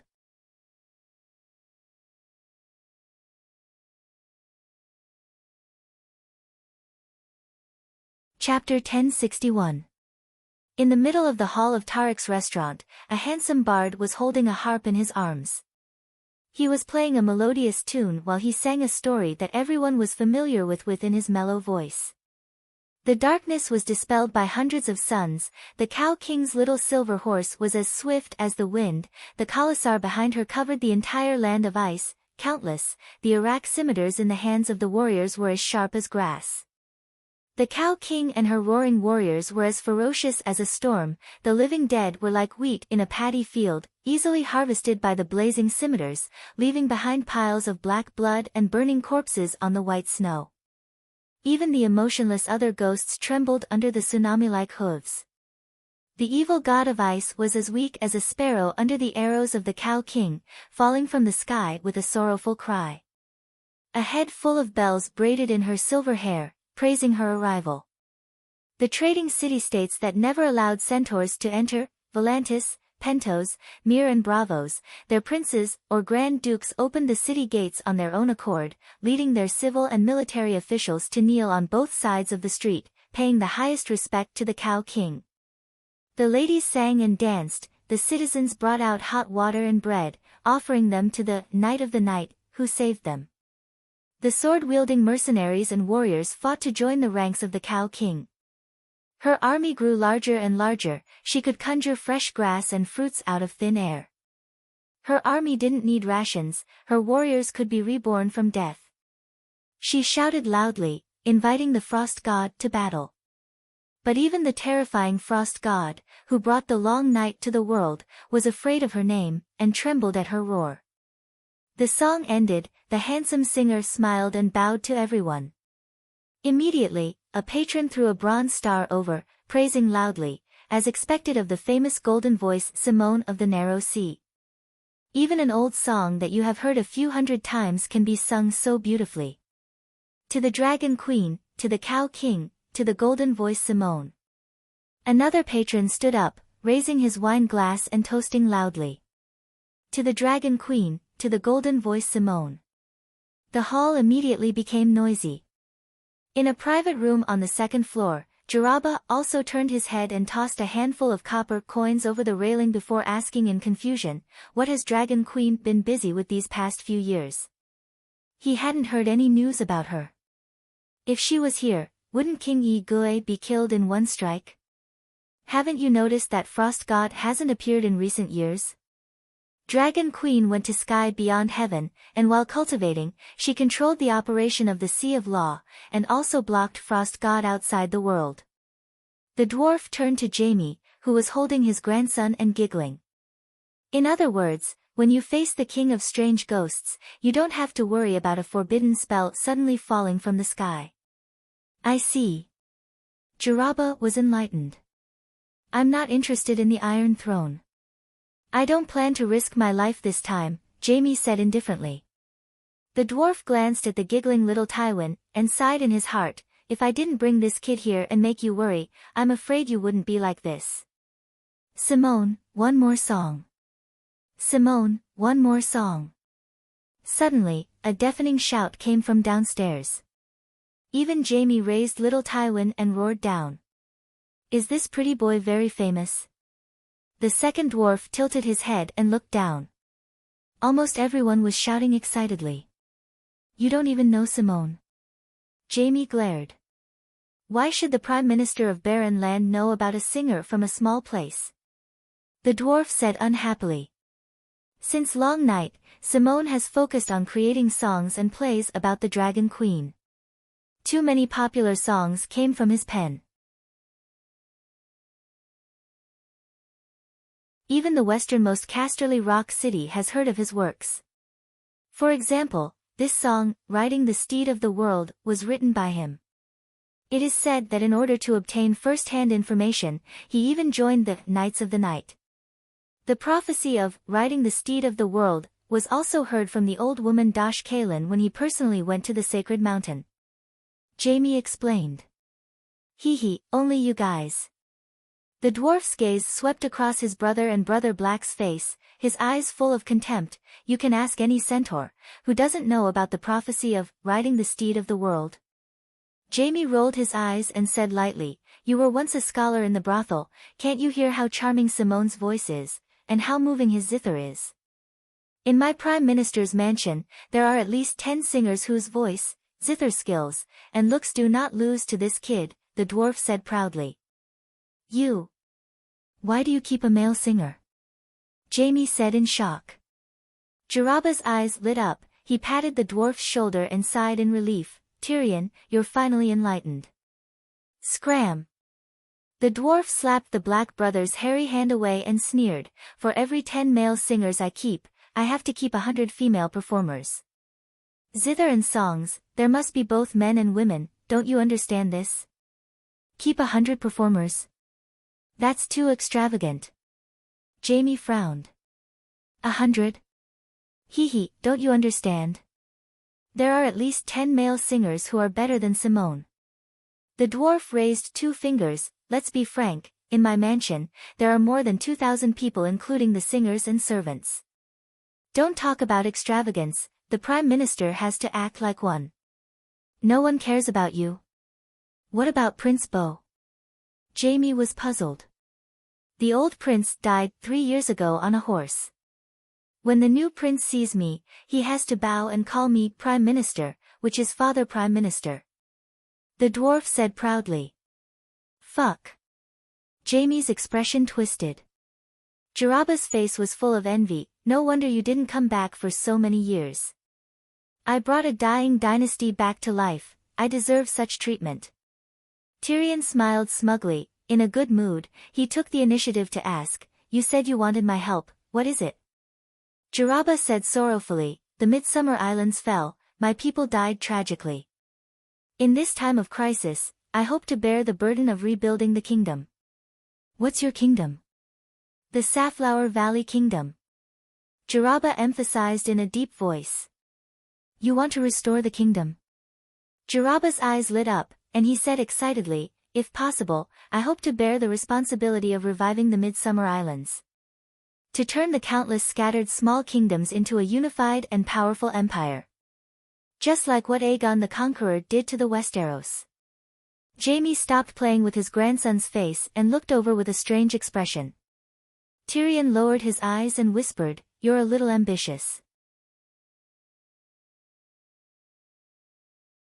If it was the ancient Celestial Empire, Jiraba would have been on guard, but Westerners appreciated ambitious people. Danger, danger, there are opportunities in danger. There used to be dozens of kingdoms in the archipelago, but now they have lost almost all of their heirs. I'm from the Midsummer Islands, and I'm a prince. Even if the Safflower Valley was not the strongest kingdom in the past, I have a status. Tyrion's eyes flashed. How can I help you? Just clearing the millions of ghouls on the island is extremely difficult. Let me tell you a secret. The Frost God hopes to let the other ghosts replace the humans and become the main race in this world. So he spent a lot of effort to occupy the remote islands and use the islands as a breeding ground for the other ghosts, just like the land of eternal winter beyond the Great Wall. In other words, even if the other ghost king is killed, the other ghosts and ghouls will not all die. So that's how it is. Jiraba was shocked. But the Dragon Queen has the ability to easily solve this problem, he said again. Tyrion frowned. Jiraba immediately said, after the matter is settled, I can have my descendant marry her descendant, or divide an island and confer it to a Targaryen. How many orphans are left in the Midsummer Islands in the world? 10,000. Jiraba was a little embarrassed. From what he saw, there were not even 200 people. The dwarf continued, you also know the current situation of Ursos and the Seven Kingdoms. She may provide some support to the millions of ghouls surrounding the city, which concerns the survival of 100,000 humans. But she won't care about small-scale ghouls, and she can't manage them.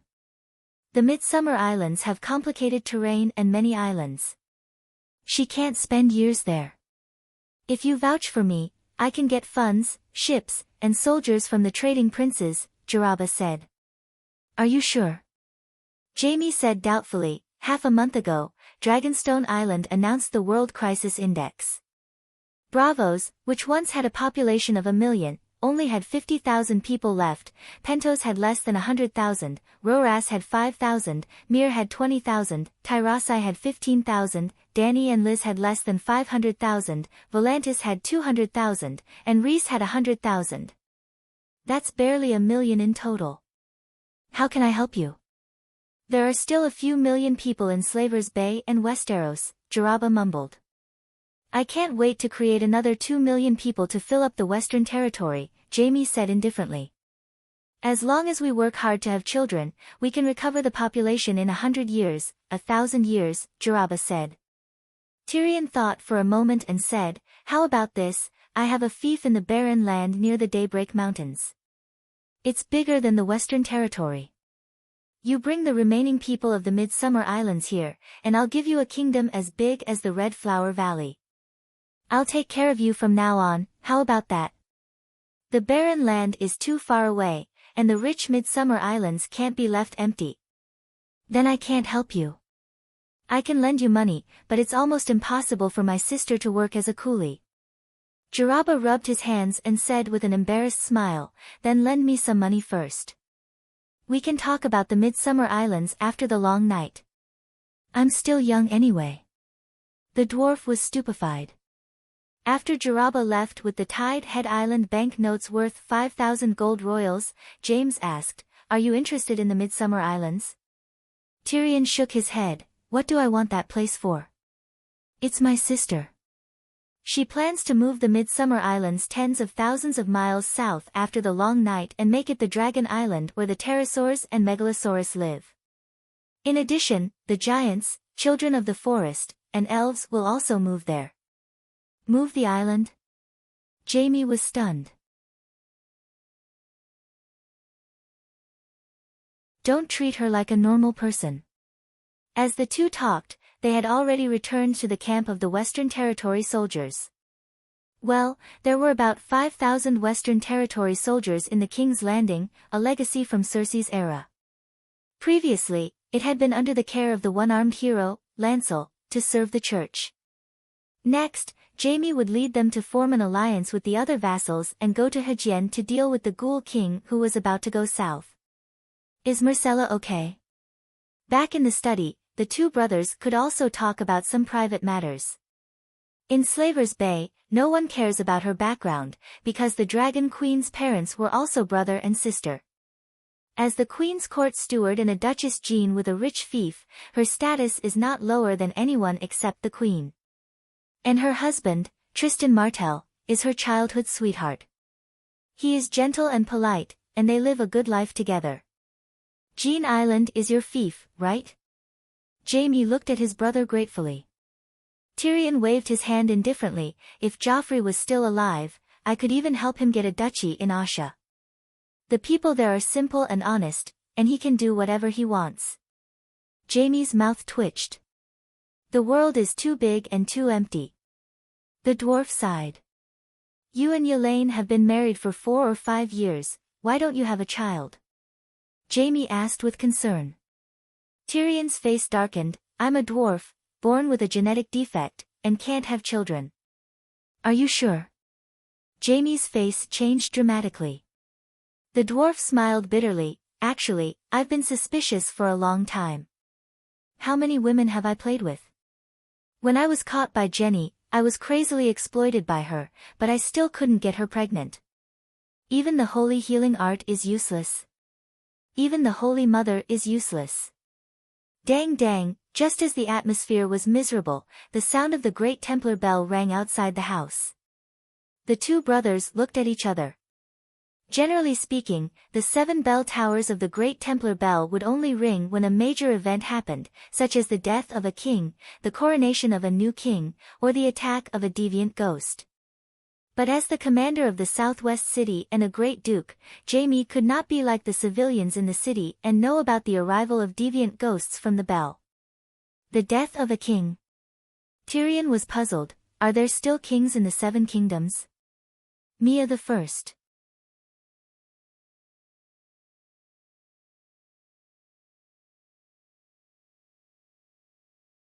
Chapter 1062.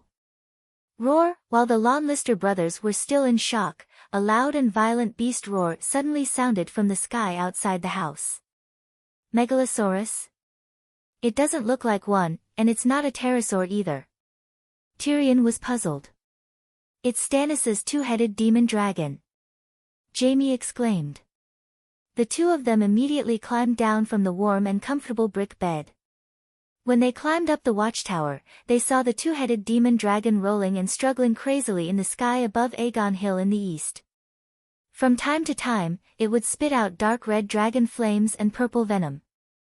Its movements were chaotic, and the dragon flames would even burn itself. It was like a big black fish that had swallowed a fish hook and was being dragged to the shore. Jamie's eyes were ordinary, and he could not even see the demon dragon clearly from a few kilometers away. On the other hand, a vertical dark red double pupil gradually appeared in the dwarf's heterochromatic pupils. He adjusted the focus and zoomed in. He could see the demon dragon clearly. It was a little over 25 meters long, and its dirty green and yellowish-white scales gave off a feeling of feces, like an albino black person. One of its 2 heads was bigger than the other. The big one was similar to a normal pterosaur and also had a beak. The small one was thin and short, only as thick as a horse's neck. Even with the head as big as an elephant's head, it was less than 5 meters long. The neck and head of a normal megalosaurus and pterosaur accounted for 1/3 of the total body length. The small head's face was also abnormally deformed. Its mouth was between the nose and the eyes, and its eyes were slanted. One of them was as big as a bowl, and the other was so narrow that it could not open. It looked like a wax figure that had been melted by high temperature. But the dragon flames were spat out from the small head's mouth. Half of it was dark red flames, and the other half was thick black smoke. It looked even more terrifying than real dragon flames. The two-headed demon dragon has gone crazy. The mage in the Red Fort is trying to control it with his will. I don't know if it's Melisandre. But it can't be suppressed anymore. The demon dragon is about to break free. Tyrion seemed to be deep in thought. Jaime's complexion changed. He leaned over and shouted to the Western Region people on the city wall, "Quick, set up the dragon-slaying crossbows, change the dragon crystal arrows, and switch to the steel crossbows." Because of the existence of the evil god of frost, the castles of the Seven Kingdoms had prepared ballistas on the city walls. Those who were able to afford it even used dragon-slaying crossbows that were effective against the Megalosaurus. However, the crossbow bolts were replaced with brittle and hard dragon crystals. Clang, clang, clang, the cultivators of the great cathedral also sensed the danger. The bell rang again, this time even more urgently. At the same time, the 7 towers of radiance suddenly lit up. They were extremely resplendent, like 7 golden crows descending into the mortal world. Almost half of the King's Landing was illuminated. Along with the holy light came a divine pressure that was as majestic as the sea. Even Tyrion, who was 2 kilometers away, felt a prickling sensation on his back. The dwarf's eyes lit up, and he said with a smile, "The cultivator's brain is quite nimble, you know how to use your divine might to chase away the devil dragon. This skill and this brain are much better than back then when I first grasped great power, but I was still clueless when it came to matters of the extraordinary." Roar! The devil dragon finally broke free from its invisible restraints. It roared furiously, and its eyes lit up with an explosive and chaotic red light. It swooped over the ground, leaving behind a dark red scar on Aegon's hill. Dong! The sound of the bell drowned out the beast's roar. The holy light gathered by the cultivators swelled, making the devil dragon feel fear. It ran away. It ran to the Rhaenys Hills in the northwest. Dragon flames and venom sprayed out wantonly, leaving behind 7 or 8 destructive scars and countless miserable howls and curses. It was hit by a dozen arrows as well. With a sorrowful cry, it staggered towards the north. Jaime's expression was strange. The Rhaenys Hills are filled with red god believers and red monks. Their Lalo didn't come out to chase away the devil dragon. I remember that the devil dragon was created by Lalo using blood shaman arts. When Erlu and Yuluin fought over the King's Landing, they burned the Rhaenys Hills to the ground. Because St. Matthew had followed the example of Moses and led most of the refugees from King's Landing to the Land of Storms, most of the houses in King's Landing were left vacant. In order to better defend against the deviant ghosts, the local residents of King's Landing, regardless of whether they were nobles or civilians, began to gather in the Visania Hills where the great cathedral was located. Later, the red god priests of the cities of Ursus brought the hand of sacred fire to the King's Landing, and the empty Rhaenys Hills became their residence and station. Well, the red god priests guarded 2 of the 4 walls of the King's Landing, and the other 2 were guarded by the church's armed forces and the vassals who believed in the 7 gods. For example, the camp of the soldiers of the Western Region was near the Lion's Gate in the southwest. When the 2-headed devil dragon disappeared from sight, Tyrion's pupils returned to normal. He said thoughtfully, "Who is the rider of the devil dragon?" When Stannis was alive, he often rode the dragon out of the city to burn deviant ghosts. After he died, no one has seen the devil dragon since, Jaime said. What about Mia the First? She is Stannis' successor, but she didn't inherit Uncle's devil dragon? Tyrion asked again. Dong dong dong, before he finished speaking, the bell of the great cathedral rang again, a total of 7 times. It should have been a warning to the people that the devil dragon is out of control. What's going on now? Jaime was puzzled. Tyrion smiled and said, "I'm afraid that the king has really passed away this time." As expected, a servant came to report that the Red God Queen, Nia Baratheon I, had failed to tame the mystic dragon and had died. Duke, the Earl of Rainforest, Onion Knight, invites you to the Red Keep to attend the king's funeral. That afternoon, before the news of the king's death in taming the dragon could spread among the people of King's Landing, a messenger from the Red Keep came. So soon? Jaime frowned. The funeral is just a pretext. With the death of the old king, a new king is born. They most likely want you to witness the coronation of the new king, the dwarf said with a smile.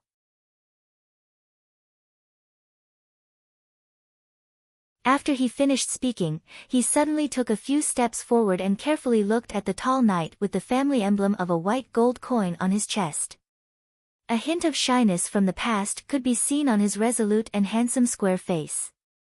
The simplicity in his blue eyes was also oddly familiar to him. Tyrion patted the knight's shoulder and sighed, "Kid, in the blink of an eye, you've grown so big. And you've even become a duke." "Sir, you don't seem to have changed much," the knight said with a smile. Irene Pine didn't leave behind any children, and the Pine family's close relatives also died in the hands of the deviant ghosts. "I let Bodrick inherit Pine's title and fief," Jaime explained. Then, he asked, "Is it just me, or are all the vassals invited?" Bodrick stopped smiling and said seriously, "It's not just the vassals. Holy Light Lone Hand has already arrived at the Red Keep. I'm guessing that the Earl of Rainforest personally went to the great cathedral before inviting the vassals." I guess it really has something to do with the new king." "Bodrick, go and arrange the troops," he ordered. "Right, are you going?" He looked at the dwarf. "Of course, how can I not participate in such a grand event?" Bodrick received the order and left. Tyrion said with a smile, "Holy Light Lone Hand can't be that cousin of ours, right?" "What a lousy name." Jaime nodded and called the old granny to take little Tywin away. He then had the attendant put on the golden lion armor for him and explained, "After St. Matthew left for the east, the position of Archbishop of the Holy Cathedral has been empty. There's no archbishop who can convince the masses. Archbishop John of the Starry Cathedral is brave enough to take on the role, but now the archbishops of the Great Cathedral of Baylor are all from the Great Sparrow faction. Because of the matter of the church's bank in the early years, both sides have always been at odds. Archbishop John is only a mid-rank level 3 priest. He can barely make it into the top 10 of the Great Cathedral. I remember that Lancel used to be a warrior's son, right?" Tyrion wondered. "He's missing an arm, and he's known as the warrior's son, but he didn't become a paladin. He's always been a priest."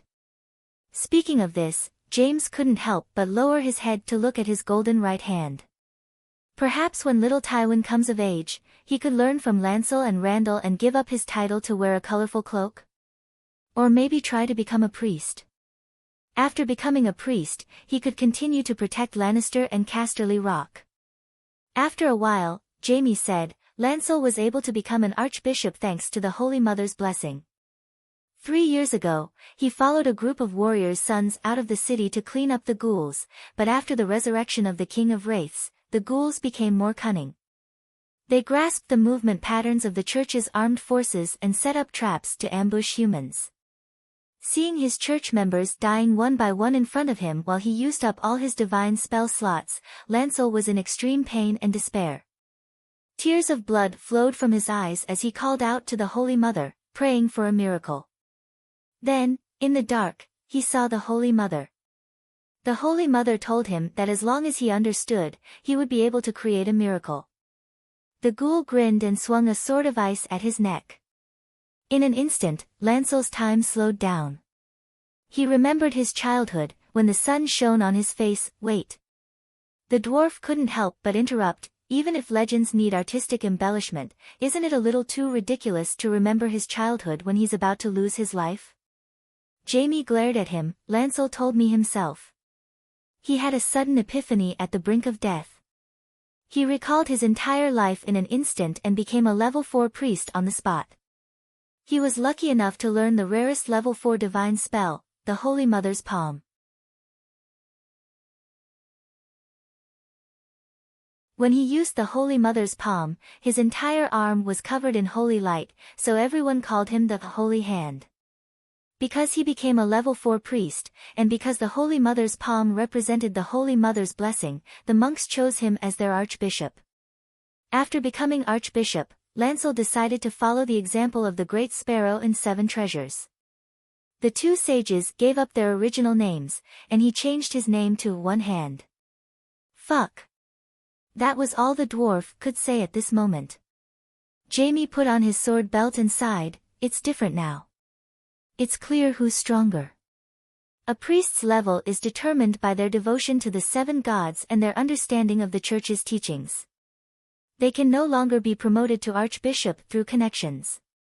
Not to mention the archbishop, even the local nobles would not allow the archbishops and the abbot of the Holy Church of the various dioceses if their level was too low. Previously, the great cathedral of Berea only arranged for a level 2 priest in Casterly Rock. Even if Jimmy's grandmother was a distant relative of Lannister, I still told him to get lost. After praying for a day, a level 3 priest will get 10 times more divine spell slots than a level 2 priest. Jamie made a 10 with his index fingers. A difference of 10 times is enough to change the outcome of a war. Moreover, there are many high-level divine spells that low-level priests can't use at all, such as the Mighty Heavenly Dragon, that increases the morale of the entire army. Let me bring a level 3 priest back to 12 years ago. I'm confident that I can defeat Rob, whether he's a shapeshifter or not. In an era when the Law Sea was broken and other extraordinaries could only rely on the King of God's cauldron to live, the priests of the 7 gods who still enjoyed unlimited traffic were indeed bugs. But 12 years ago, even the Holy Mother didn't appear, so giving you a level 5 priest would be useless. The dwarf secretly rolled his eyes.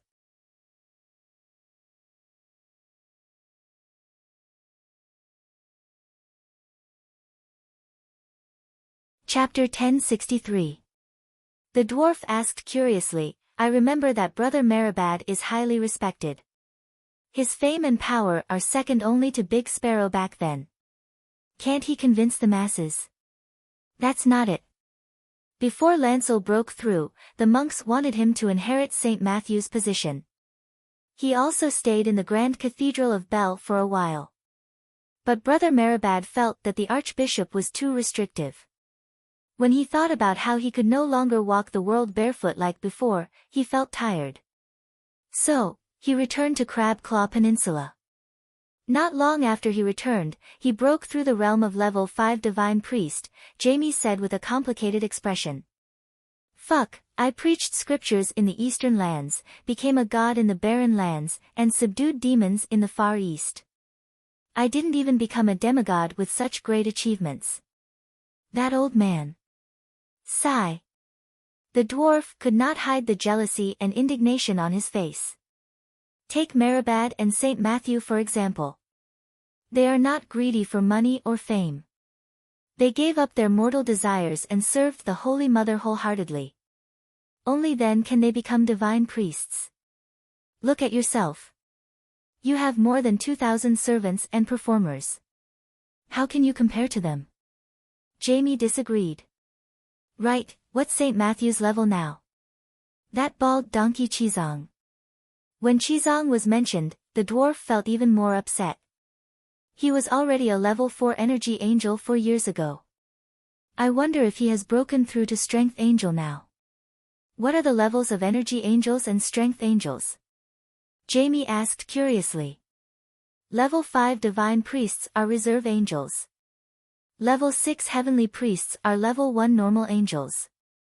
After that, there are level 2 archangels, level 3 authoritative angels, level 4 energy angels, level 5 strength angels, level 6 dominion angels, level 7 throne angels, level 8 wisdom angels, and level 9 blazing angels. Oh, St. Matthew is equivalent to level 9 priest hiss. Jamie gasped and said in shock, how much stronger is a level 9 priest compared to a level 3? The difference is like heaven and earth. There's no comparison. The dwarf shook his head and sighed. Mastering the power of laws and domains is the foundation for a level 4 energy angel. Just this alone is more powerful than most of the gods in the world. You see, Barbarian City has never received any support from the Dragon Queen, but it still managed to survive the siege of millions of deviants. Why? It was all thanks to Qizong. When I return to the Westeros this time, other than handing little Tywin over to you, I also need to discuss with the vassals about the time to head north. Once the vassals decide when to fight against King Strange Ghost, Qizong will look for an opportunity to sweep through the ghouls north of Baron Capital, doing his best to draw in as many ice evil gods as possible to reduce the pressure on your side. Jaime nodded in realization and asked, "What level of angel is Dragon Queen?" The dwarf's expression became very strange. A level 7 throne angel is a true god. She is currently singing the 2 songs of light and fire, but she is not a true god. If even Dragon Queen isn't a throne angel, then how terrifying would a blazing angel be? Jaime was at a loss. Soon, Podrick came back to report that the men and horses were ready to go to the Red Fort immediately. Jaime and the dwarf then walked out of the mansion and mounted their warhorses outside. The 2 Lannister rode side by side, accompanied by 50 armored soldiers with swords on their backs. The sky was dark, and the north wind was bone-piercing. The horses' hooves and military boots made crisp sounds on the cold and firm road, spreading far and wide. It was only when they were 500 meters away from the city walls that the number of people on the streets suddenly increased.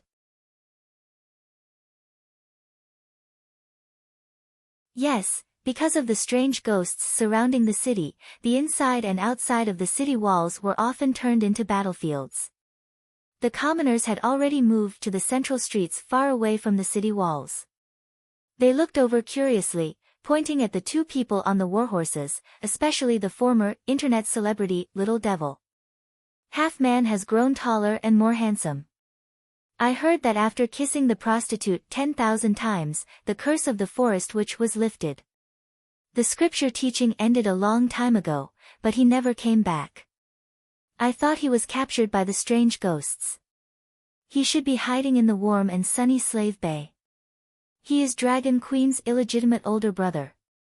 Looks like everyone hasn't forgotten about me, the dwarf said with a smile. In a few more years, when the children in the long night grow up, our generation will become history, Jaime lamented. Even after 10,000 years, Dragon Queen is still a legend passed down by word of mouth. This can't be.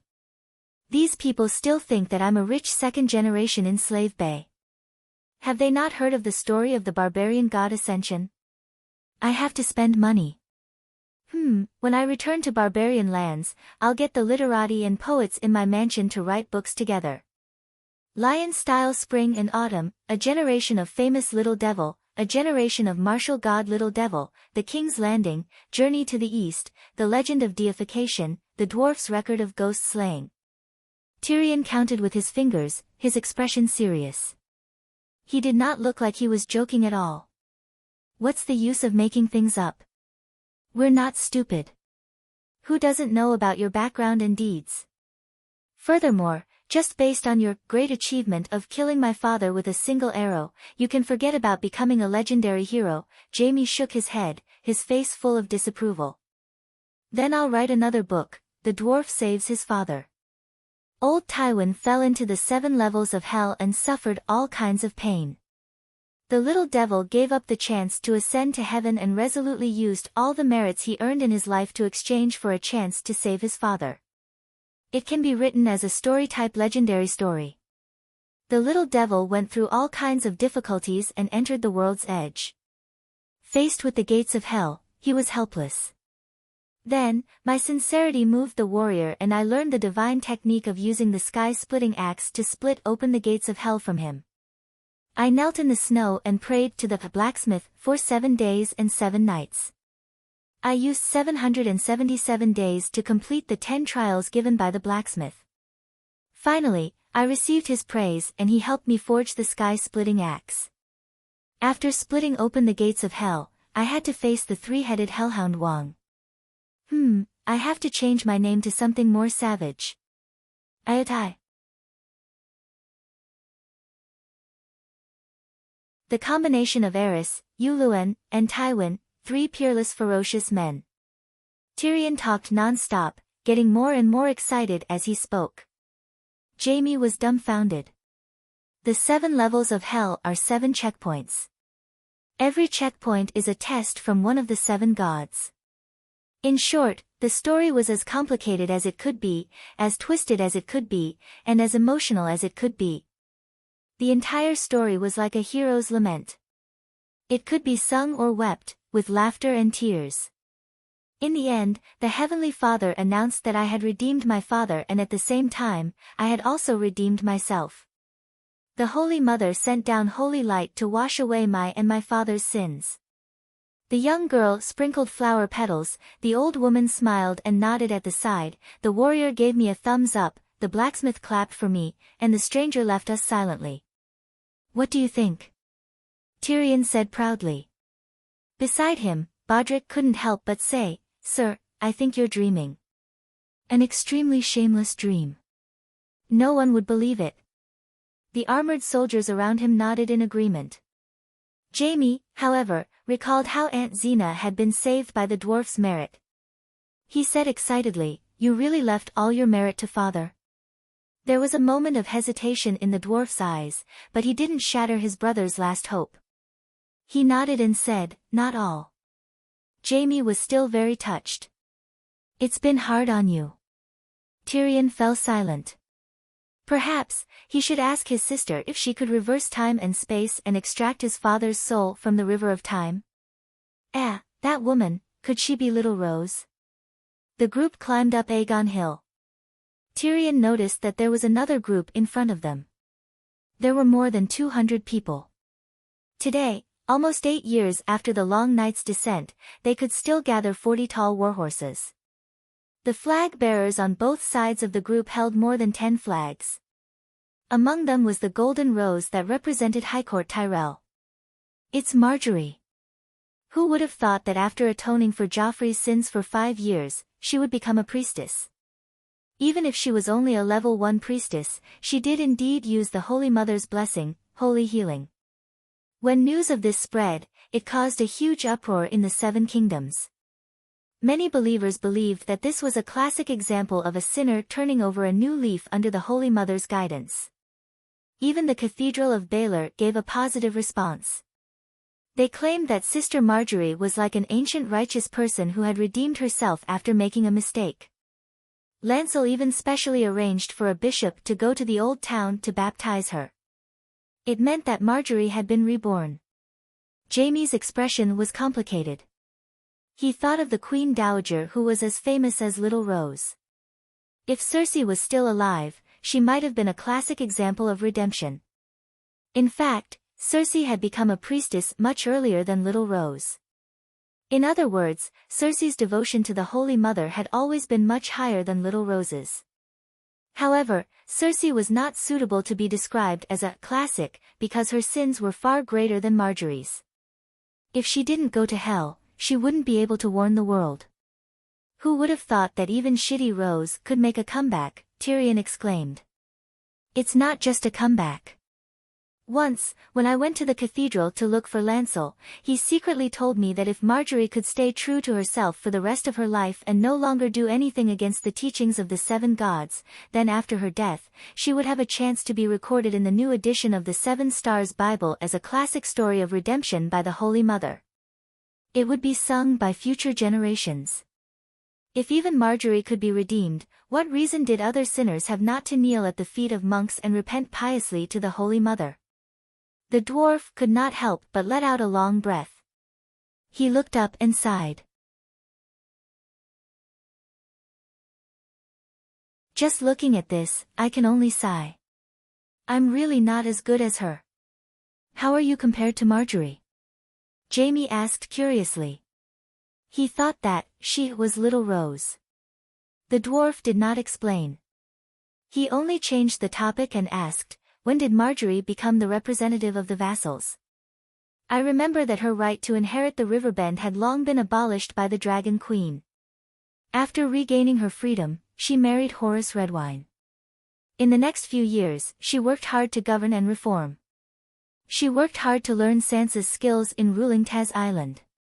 Green Pavilion Island changed from the chaos and inefficiency of Horus's rule and gradually became the most powerful force in River Bend.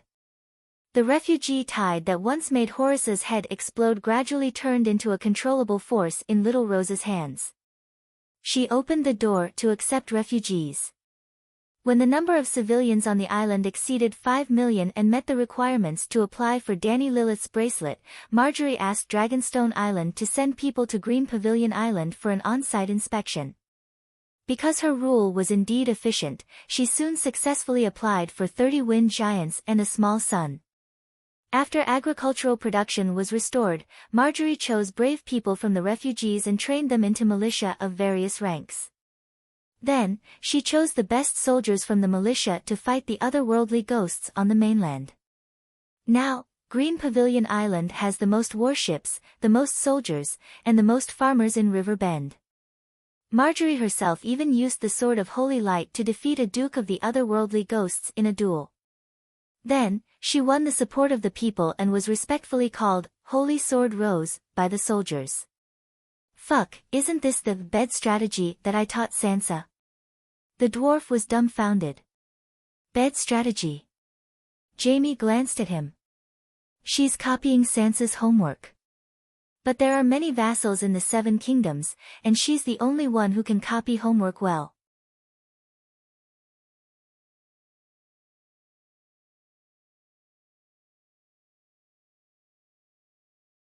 Chapter 1064. The establishment of Dany's ribbons made the huge mushroom greenhouse in the front yard of the Red Castle look like a chicken rib. Not long after, Mia the First moved all the wood inside and rebuilt it into an underground hall. The center was as big as a basketball court, and the seats around it were raised in circles. It covered an area of more than 10,000 square meters and could accommodate thousands of people. I thought the Red Castle was abandoned. After this renovation, it seems more gorgeous and romantic than before. Looking at the giant glass dome above his head, the dwarf was amazed. The bronze skeleton of the dome was made by the red-robed monks using witchcraft, and it was based on the hanging staircase Red Temple in Volantis. Dai Feng said as he led the people of the western region down. Jaime asked, "Where's your father?" Dai Feng hesitated for a moment and whispered, "He went to the Red Temple in the north to meet Priest Melisandre. She wasn't the one who controlled the two-headed demon dragon this morning?" The dwarf was surprised. Dai Feng shook his head. It was the supreme priest, Benello. No wonder. The dwarf suddenly understood. I was wondering why she couldn't control that beast as a veteran demigod. The supreme priest's position among the red-robed monks is much higher than Melisandre, Jaime said. What's the use of having a high position? The dwarf was dismissive.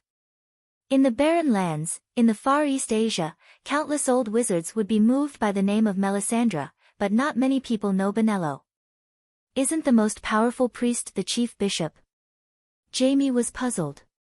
In this generation, Benello should be the most talented, but Melisandre is not a modern person.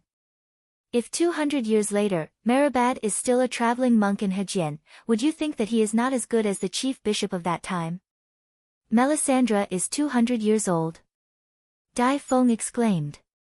His voice was too loud and too sudden, and the dwarf was shocked. He picked his ears and carefully observed the young knight's expression, and asked curiously, "Why are you overreacting? Are you in love with her?" No. Dai Feng's face turned green and red. He waved his hand and ran away in a panic. "Hey, where are the seats you arranged for us?" The dwarf called out with a smile. "Come and sit over here," a familiar, hoarse female voice said. It made one's heart itch. Tyrion turned and saw a tall swordswoman waving at him from the bottom of the stairs. She had a charming smile on her face and a straight posture. Brown curly hair, brown eyes, and a heart-shaped face with a rosy glow. Wasn't that Margaret, who carried a golden greatsword and wore leather armor embroidered with golden patterns? The dwarf admitted that even if some women had taken a dump on the bed, countless men would still be moved by them. At this time, Stannis, who had arranged the seats for the River Bend nobles, jogged over and said apologetically, "Prince, Duke, you can sit here." Yes, this 18 or 19-year-old young man was Davos' sixth son, and also the younger brother of Knight Devon. The dwarf wanted to strike up a conversation with Little Rose, but he smiled at her and sat down beside Fat Sam. However, there was nothing he could do. His wife, Princess Elaine, would represent Dorne at the Queen's funeral. However, they were not far apart and sat in the first row of the auditorium. Jaime was the only representative from the western region, but there were 7 or 8 great nobles from River Bend. The dwarf looked sideways. Other than Tally and Redwyn, there were also Count Rowan from Golden Tree City, Aelken Florin from Brightwater City, and other veteran nobles from the Green Hand family. No, there was also Tywin wearing a sea monster helmet. Victarion Greyjoy was sitting beside Margaret. The two of them were chatting happily. "Why is he here?" Tyrion asked curiously.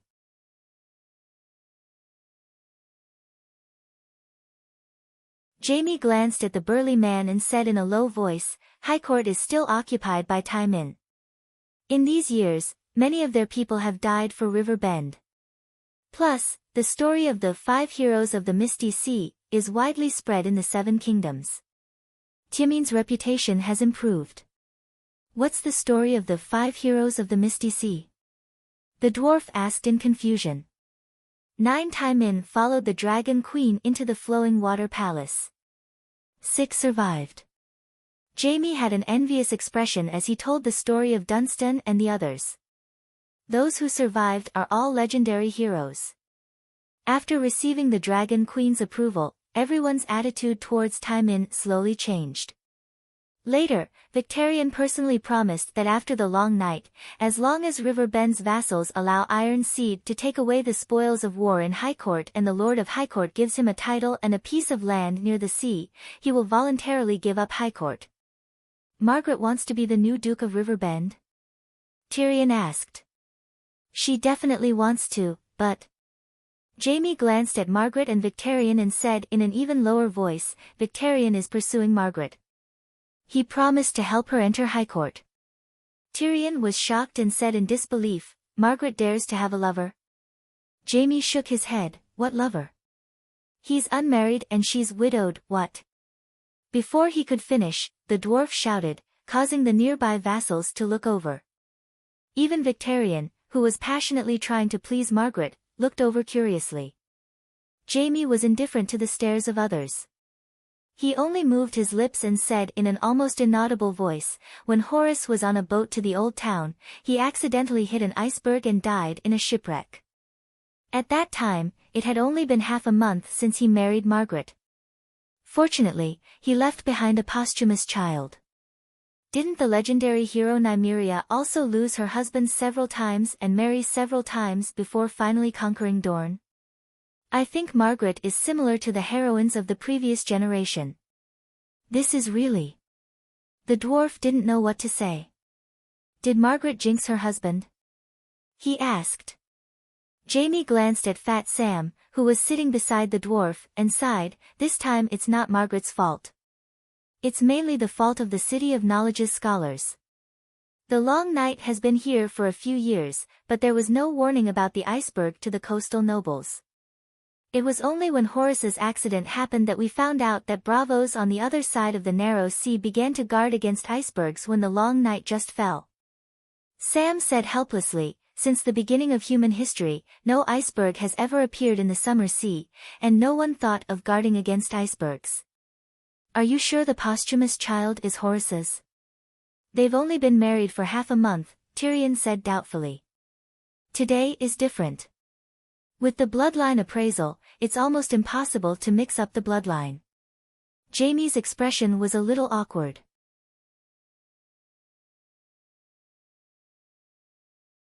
"The bloodline appraisal can only detect the blood of the king." The dwarf frowned. "A level 3 priest can choose a more powerful DNA appraisal. It'll be clear at a glance whether the child is his biological son or not," Jaime said. Sam sighed and said, "Because the DNA appraisal is too powerful, in recent years, many nobles and merchants have secretly brought their children's blood to the Great Holy Church for appraisal. Because of that, the annulment of holy marriages and the promotion of illegitimate children have become common in recent years. The silent sisterhood has also gained a lot of immoral women. Jamie said strangely, recently, there's a professor in the City of Knowledge who has proposed to ban the DNA appraisal between commoners and small merchants. Because only when the husband and wife are harmonious can the family be harmonious. Only when the family is harmonious can the kingdom be harmonious. A shitty suggestion from a shitty professor. What's the point of working hard all your life to raise a son that's not your own? The dwarf glared. Sam said awkwardly, it's not my suggestion. Jamie shook his head and said, it's not completely unreasonable. Commoners are different from nobles. Nobles have titles and families that need to be passed down. It's already extremely difficult for commoners to have a wife, so what more can they hope for? Moreover, sons are always the labor of the family. They're all used like cattle, and they can be taken care of when they're old. Why care if they're biological? Think about it again. Originally, there was a good family. The family was harmonious, and the men plowed and the women weaved. In the end, because a child wasn't their own, the couple and the child lost their family. Not only did they break up their own family, but the kingdom also gained a family of unstable people who didn't have any permanent property. The nobles lost a family of honest citizens who paid taxes and served the military. Jamie, I didn't expect you to be such a person. Tyrion's lips curled into a mocking smile. The nobles can let millions of commoners suffer the pain of the rebellion of the four princes for an illegitimate child, but they don't allow commoners to have their own sons. No wonder there are so many nobles in hell even though there are atonement scrolls. Jamie said angrily, we're only discussing whether the professor's suggestion makes sense from a sociological point of view. Why are you mocking me? I don't even care about my own illegitimate brother, so why would I care if commoners do DNA appraisal? Moreover, you're a lecherous minister who keeps 2,000 maids as servants. What right do you have to feel wronged for commoners? The dwarf was speechless. Ka ka ka. At this moment, the dull sound of metal gears turning came from the dome. Everyone looked up and saw several red-robed monks twisting steel cables and slowly lifting the skylight in the center. The cold wind whistled and poured into the auditorium. Then, 20 red-robed monks picked up firewood and piled up a 2-meter-high crematorium on the stone floor in the center. Sigh, the long night is almost over, but Queen Mia has suffered a tragedy, Fat Sam said with emotion. You're very confident, Tyrion said curiously. Fat Sam stroked his long beard and said matter-of-factly, 2 years ago, the Song of Fire resounded throughout the world, and the world was almost dyed red by flames. At that time, humans had already won. His voice was a little loud, and he was talking about a major event that shocked the world. Everyone's eyes were attracted to him. At that time, the sky, the earth, the trees, and even the people and the sea were all burning. It didn't look like an illusion. Margaret leaned her head over and said with a shocked expression. It was an illusion, but also not an illusion. The complete Song of Fire played between heaven and earth.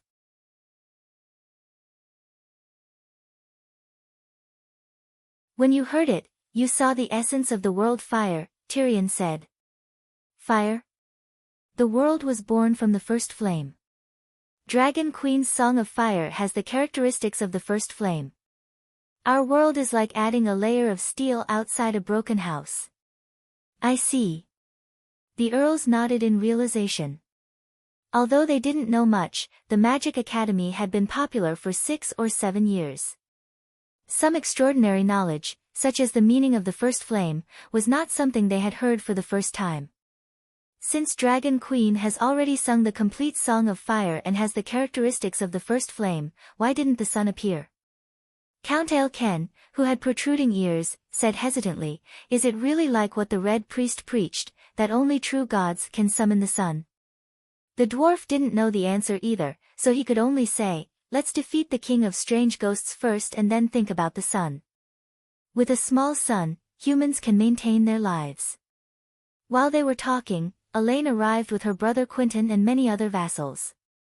Then came Sansa and the Stormlands nobles, Bronze John and the Valley vassals, Blackfish Brandon and Rickon Stark, John and the Northlanders, and the three heads of Dragonstone Island, Old Crab, 16-year-old Monterey, and Blackwater Brawn. Even Tywin came. Moreover, Tywin received the most attention when he entered. In addition to the vassals, small nobles, merchants, and the citizens of King's Landing could also come spontaneously to send off the queen. When they saw Tywin, their reactions were the most intense. Some even whistled and clapped. The Iron citizens who were leading the group also held their heads high and waved proudly to the place where the applause came from. So cocky. Who are they? The dwarf said unhappily. You don't even know old Count Dunstan. Can't you see the shining emblem of the Bone Palm clan? A small count of the Iron Islands. Small count? Jaime sneered. In the Seven Kingdoms, he's more famous than you. I told you about the 5 heroes of Misty Sea. Don't you remember them so quickly? He's the leader of the 5 heroes. With a mortal body, he drew his sword and looked down on hundreds of gods and demons. He only drew his sword against a god, but I've killed a god more than once. But did I announce it to everyone? The dwarf said loudly. Everyone heard his voice and turned to look at him. The dwarf was immensely pleased with himself as he looked back at everyone with arrogance.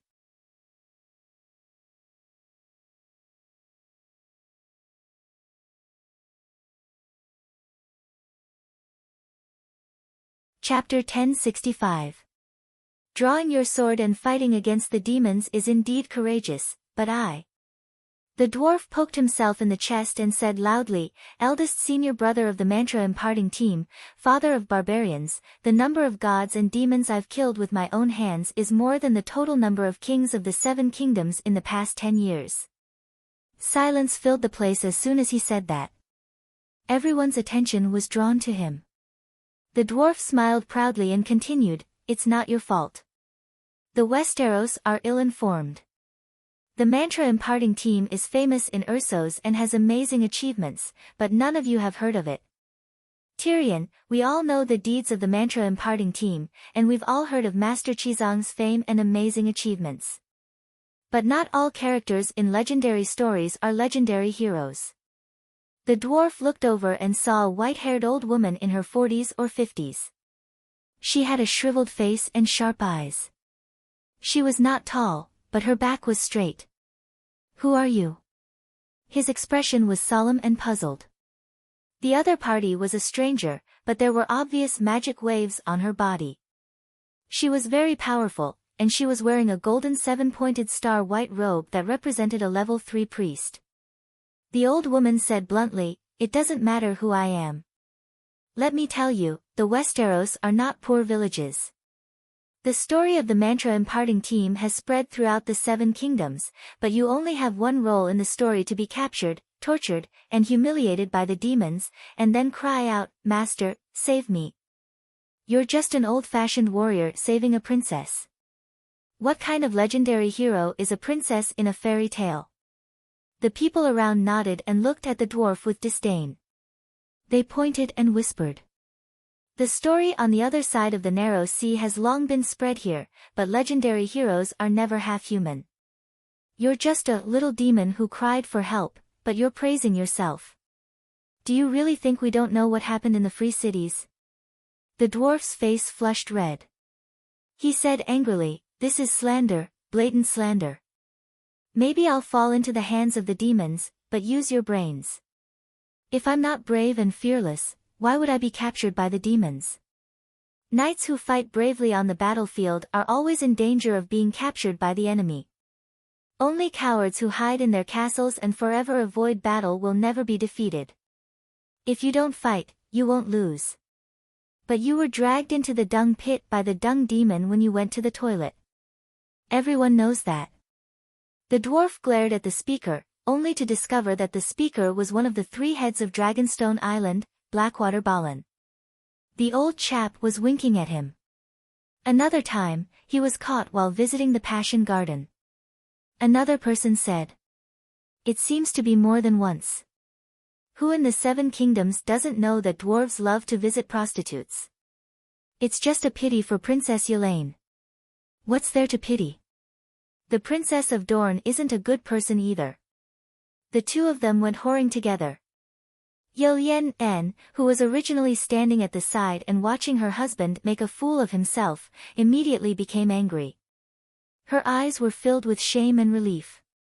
He was glad that the ridiculous things he and the dwarf did in Barren Land had not spread to the Westeros yet.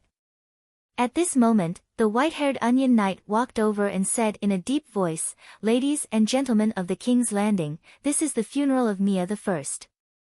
Please keep quiet." Hearing this, everyone returned to their seats. Although they didn't completely quiet down, they only whispered to each other. Who is that old woman? How dare she talk back to me? The dwarf asked Jaime in a low voice. It's the Misty Sea hero I told you about, the four-drowned Iron Granny, Tamon.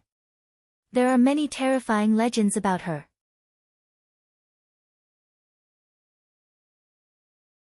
No one dares to offend her.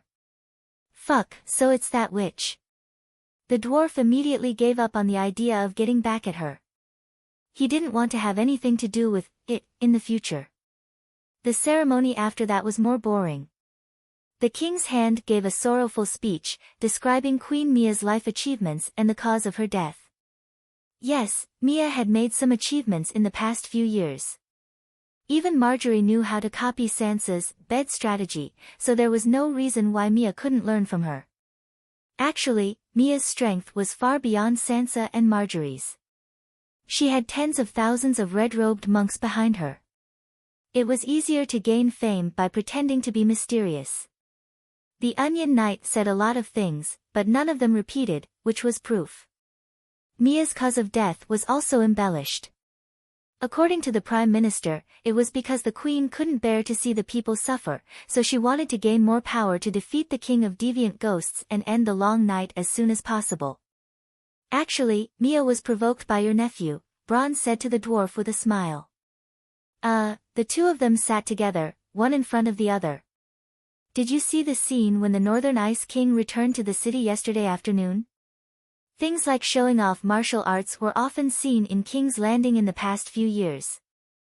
In terms of public opinion, Mia had always been under great pressure. Many people gossiped behind her back, saying that Jon was more powerful than her and was more like the king of King's Landing.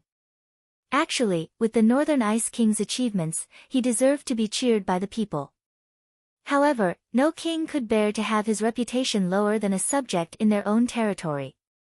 At least, she thought that the Northern Ice King should give up his title and pledge his loyalty to her. Although there were many warriors who killed deviant ghosts in the 7 kingdoms, there was only one hero who could destroy the evil ice god, and that was Jon Stark. If Mia wants to suppress him, the only way left is to tame the two-headed demon dragon. Unfortunately, taming a dragon is risky, not to mention a deformed demon dragon with a confused mind. The dwarf's face was full of doubt. During the Battle of Winterfell, Melisandre was crowned as the world's first sorcerer by the Dragon Queen. Don't you know? She might not be stronger than Jon now, but it shouldn't be difficult for her to help Mia kill 1 or 2 evil ice gods. Bronn shook his head and said, I know about the first sorcerer Melisandre, but since Stannis died, she has been living in seclusion in a small red temple in North City. When the King's Landing was besieged by deviant ghosts, she didn't come out to defend the city. In fact, if Melisandre was willing to help, even if Mia failed to tame the dragon, she wouldn't have lost her life. The dwarf asked curiously, what is Melisandre thinking? Maybe she is disheartened.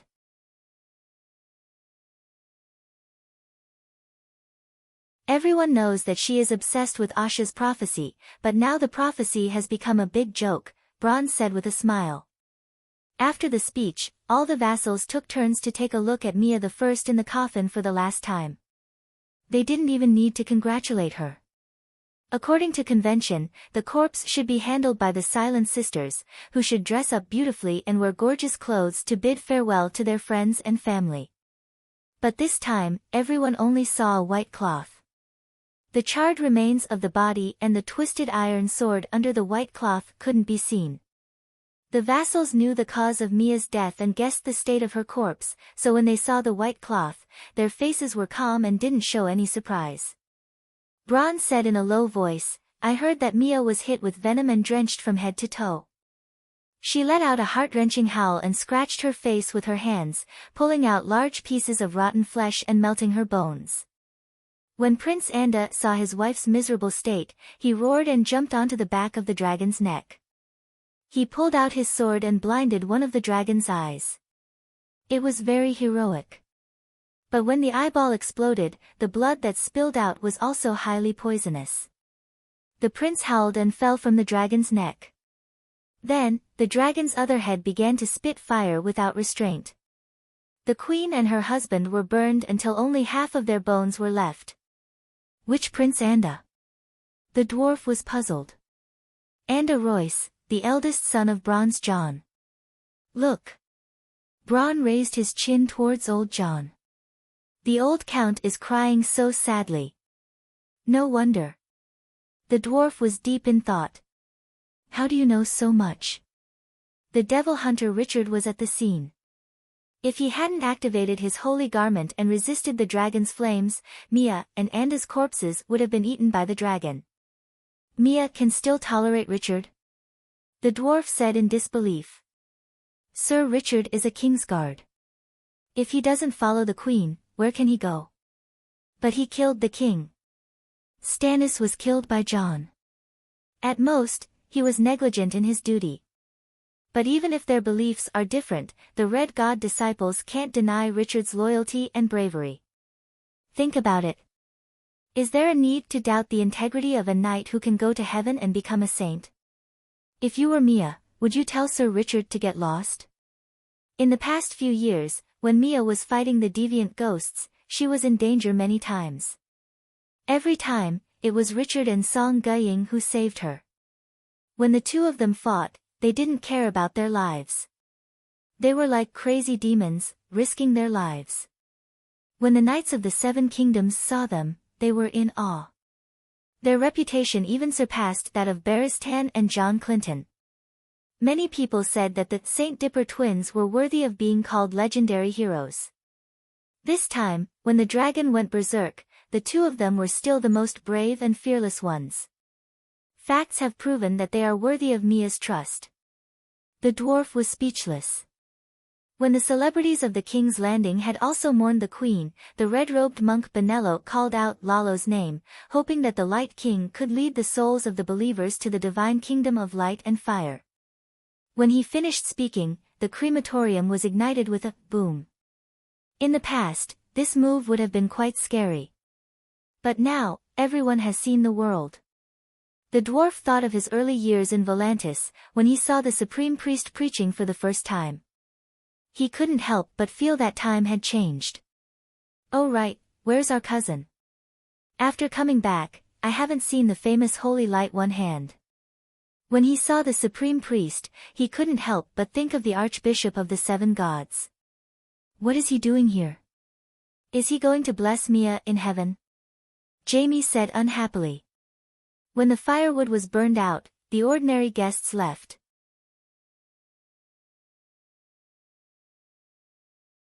The vassals were led by the Onion Knight to the palace hall. The dwarf saw his cousin, the archbishop. Compared to the past, he hadn't changed much.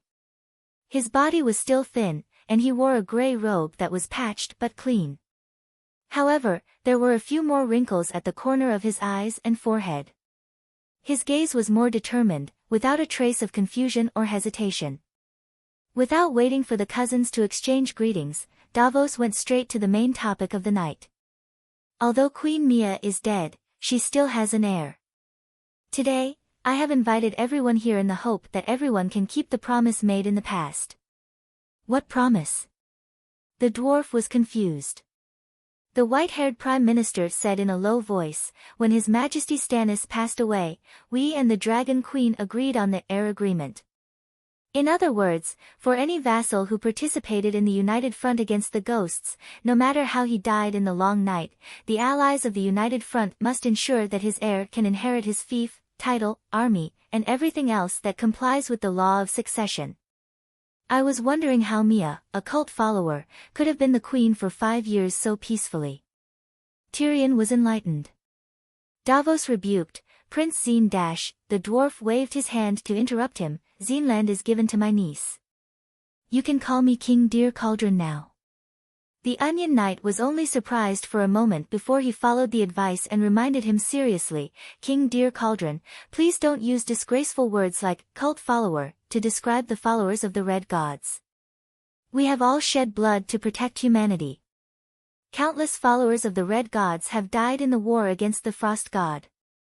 Even the Archbishop has promised that followers of the Red Gods who willingly join the Red Gods will not be stopped by strangers after their death. They will be able to safely return to Lalo's divine kingdom of fire and light. Didn't Lalo join the evil god alliance? I heard that the death of the true god was also related to Lalo. The dwarf looked at his cousin strangely. Lancel said solemnly, the Alliance of Justice and Dragon Queen have a personal grudge. The Dragon Queen separates public from private interests and is magnanimous. Since the Red Gods have been fighting against the ghosts, they are our allies. The Archbishop's words were so grand and magnanimous that the people around nodded. The Onion Knight, however, was not happy. Only the strong and the powerful could be magnanimous. However, he was also a follower of the Seven Gods, so he did not help the Red Gods gain verbal advantage. He asked directly, what do you think about the heir agreement? I have no objections. Yelaine was the first to speak. Do as you see fit, Jaime said.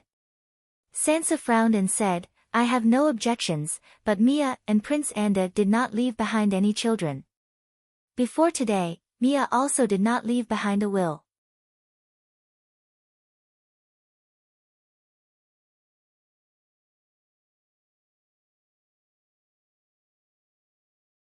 Chapter 1066. The Onion Knight said, it's not that there isn't a will. Before Queen Mia entered the Dragon Cave, she told us that if anything happened to her, Prince Gendeli would inherit the throne. I wasn't the only one who heard this. Richard and Song Gu were beside me. If you don't believe me, I can call them out and confront them on the spot. With Richard and Song Ji's reputation and integrity, we won't doubt it. Everyone immediately approved of Mia's will. Who's Prince Gendeli? Tyrion was puzzled. It's said that he's Robert's illegitimate son and Mia's younger brother, but no one can prove it. Jaime frowned. What about the paternity test? Tyrion was even more confused. Jaime said, the paternity test requires the blood of both father and son, but Robert's body was cremated 8 years ago. Low-level blood tests can only test for the king's blood, but Gendeli doesn't even have a drop of the king's blood. According to him, a red-robed monk drugged him and drained all the king's blood. But until now, the monk hasn't been caught, so no one can be sure if Gendeli is lying or not. Also, even if the monk did take his blood, no one can be sure that his king's blood came from Robert. Then how can Mia be sure that he's her younger brother? Prince Gendeli looks like Renly when he was young, the Onion Knight explained and whispered to the servant beside him. A moment later, 2 young women helped a pale-faced middle-aged man into the palace. Oh, he really looks like Renly. Is he Renly's illegitimate son? The dwarf said in surprise. It's like they're made from the same mold. The nobles were also amazed. By the Holy Mother, Gendry, how have you become so thin? Cried Brittany from behind Sansa. Gendeli looked up at the female knight with a sad expression and remained silent. I'm Jenny, Gendeli's wife. This is my sister, Weeping Willow. The long-legged young woman introduced herself and her companions before saying solemnly, Gendeli is King Robert's illegitimate son. We didn't know about this until we met the Dragon Queen 6 years ago at the Oak Hall. When we parted ways with her, she told Gendeli about his past and warned him to be careful of the red-robed monks when he went to the king's landing because the king's blood was very precious. We never took the initiative to reveal Jean Deli's identity. We just wanted to live our lives peacefully. But there are too many red-robed monks in King's Landing, and Jean Deli often goes to the temple for evening prayers. Jenny's tone became sorrowful and indignant. My husband used to be as strong as an ox. His build was very similar to Queen Mia's, and he also used a hammer. But he's just an honest blacksmith. We run a blacksmith shop, and our lives are simple and comfortable. However, the evil sorcerer had not only drained his king's blood, but also his strength and body. Right now, it was difficult for him to even walk normally, let alone swing his hammer like before. We were forced to find the Red Castle and seek help from Queen Mia.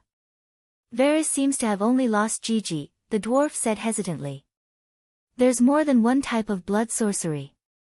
Lancel took a few steps forward, her eyes shining with golden light. Jean Deli couldn't help but want to dodge. Don't move. Holy Light one-handed shouted.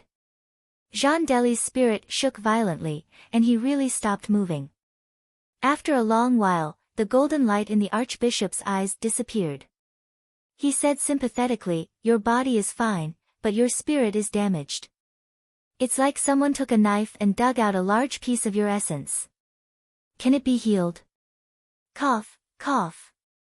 Jean Deli panicked and started coughing violently. Lancel frowned and shook her head slowly. It's not too difficult to change someone else. But it's almost impossible for you. Weeping Willow said before her sister, are you unwilling to save Jean Deli because he believes in the Red God? Lancel shook her head and sighed.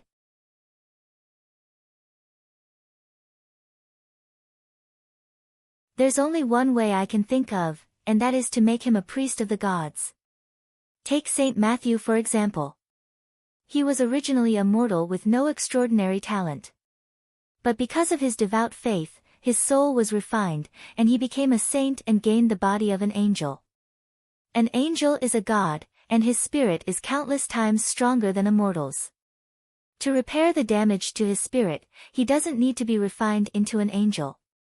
He only needs to be a normal priest. But Jean Deli is not a believer of the seven gods, and it's difficult for him to receive the Red God's favor. Maybe Benello can ask the Red God for a blessing? Benello was silent. Jean Deli's lips trembled, but he sighed in the end. He couldn't say what was on his mind. He regretted it. He wanted to return to the embrace of the seven gods, but he couldn't let Mia down. Currently, 99% of Theon Bella's base was made up of Red God believers. If he converted to the seven gods, he wouldn't be able to enter the Red Castle. The Onion Knight looked around and said, Jean Deli is Robert's son. Does anyone have any objections? Sansa shook her head. I have no objections. He's very tenacious. The characteristics are too obvious. Tyrion shrugged, acknowledging Jean Deli's identity. The other vassals nodded. He looks like this, and he has the Dragon Queen as his guarantor. It must be true. Today's topic was to choose the successor of Theon Bella. It had nothing to do with the other vassals. That was why everyone was calm and realistic. If this was a real king selection convention, the atmosphere wouldn't be so harmonious. Davos heaved a sigh of relief. He pulled Jean Deli in front of him and said loudly, under the witness of the seven vassals and the Archbishop of the seven gods, I, in the name of Prime Minister Mia I, declare Jean Deli Weishue as the noble illegitimate son of Theon Bella. He will restore the surname of Theon Bella and inherit Mia Bella Theon's, wait. The door of the palace opened, but before the cold wind could pour in, a tall and fat woman barged in on a flaming wheel. My lords, you all know me, right? I'm Zhong, the true seed of Robert. The Dragon Queen has personally verified it. Oh, right, Lord Tyrion was there too. Compared to her weather-beaten face back then, the woman looked a lot chubbier. She was white and fat, with makeup on, and wore a white fox fur coat. She looked like a chubby silver carp jumping on the shore. The dwarf said strangely, you want to be a queen? Zhong shook her head. I have a daughter. have you forgotten? Davos angrily scolded the Red Heart Knight who followed her in. Who allowed you to let her in? Fat Zhong pointed at the Onion Knight's nose and shouted, Prime Minister, I'm Mia the First Sister. Why can't I see her one last time? Benello walked out of the crowd and looked at the king. I think we can give Zhong-er's daughter a chance. Davos's pupils shrank.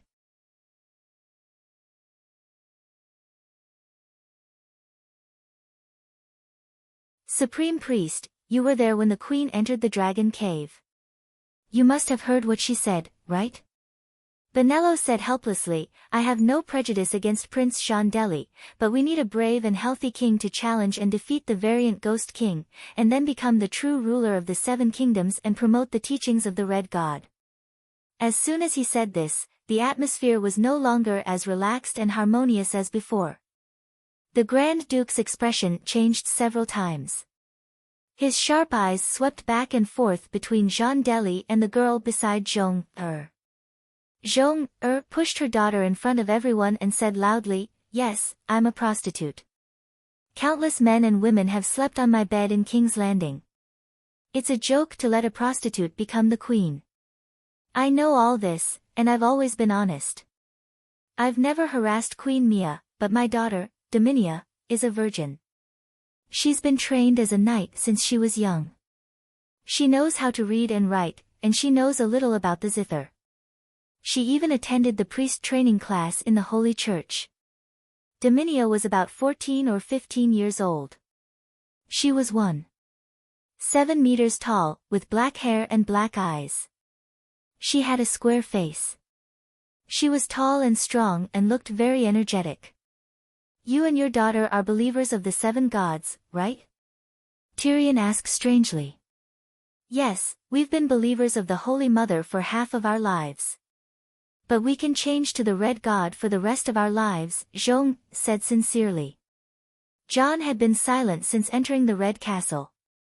Now, he couldn't help but say, Do you know how scary the King of Deviant Ghosts is? We've been dealing with deviant ghosts since the long night. It's been 8 years, and we can only face the King of Deviant Ghosts with the determination to die. Your daughter is so young and hasn't even experienced summer. Don't kill her. Zhong hesitated, but the girl puffed out her chest and said fearlessly, I'm not afraid of death. Also, when I attended the priest training class, I went out of the city with the warrior's son to hunt the living dead. Because of my excellent results, I was praised by Commander Rando Tarly himself. Looking at the girl's young and determined face, Holy Light One Hand said gently, You may be a great warrior in the future, but you're still young. I'm not stupid. I'll do what I can. Dominia bowed to the Archbishop and said seriously. This. Lancel didn't know what to say. Old Crab looked at everyone and said, Whether it's Dominia or Shondeli, they're both of Robert's bloodline. Why don't we let them decide? The vassals thought for a moment and nodded in agreement. Just as everyone was about to leave, Sansa suddenly walked to Benello and said, How do you plan to deal with the dragon? We have our own plans. Benello said with a straight face. You can't do anything to it. Everyone saw it. Sansa said in a low voice. Lady Sansa, what do you want to do? The Onion Knight frowned. Sansa looked at everyone and said slowly, Everyone knows that the deviant ghosts not only have the evil ice god that can fly, but they also have a large army of ice-winged dragons. Now, the two-headed dragon is flying north. We don't know where it's going, but there are deviant ghosts watching King's Landing.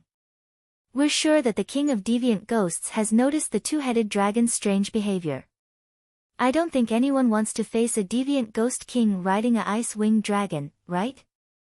Jaime said seriously, Now that things have come to this, we can only ask the Dragon Queen to help. Can the Dragon Queen help Prince Shondeli tame the dragon? Davos looked at Old Crab expectantly. Count Sedega shook his head, his face filled with reverence and worship. We haven't seen Her Majesty for many years. At first, we could still communicate through the magic tower.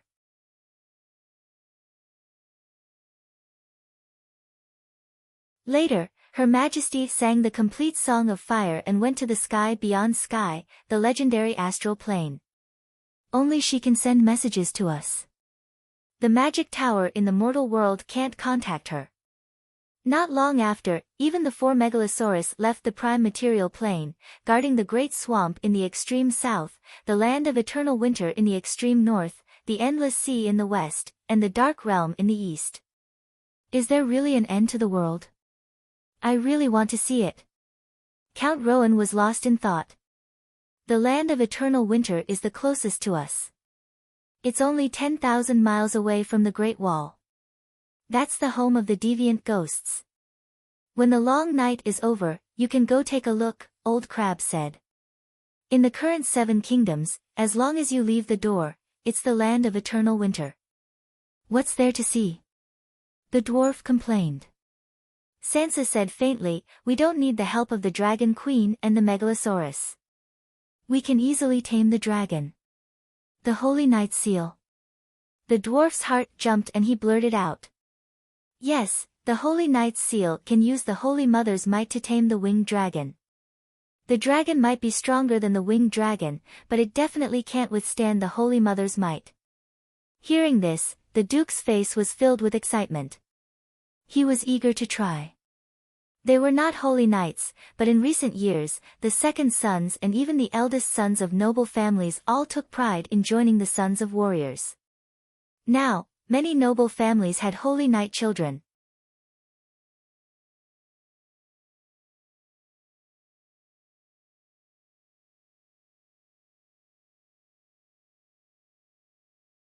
Chapter 1067. Aren't you going? When they left the Red Keep, Bolton and Tyrion were together again. The two of them walked slowly side by side. There were groups of people rushing down Aegon Hill, leaving the King's Landing, or heading towards the cathedral.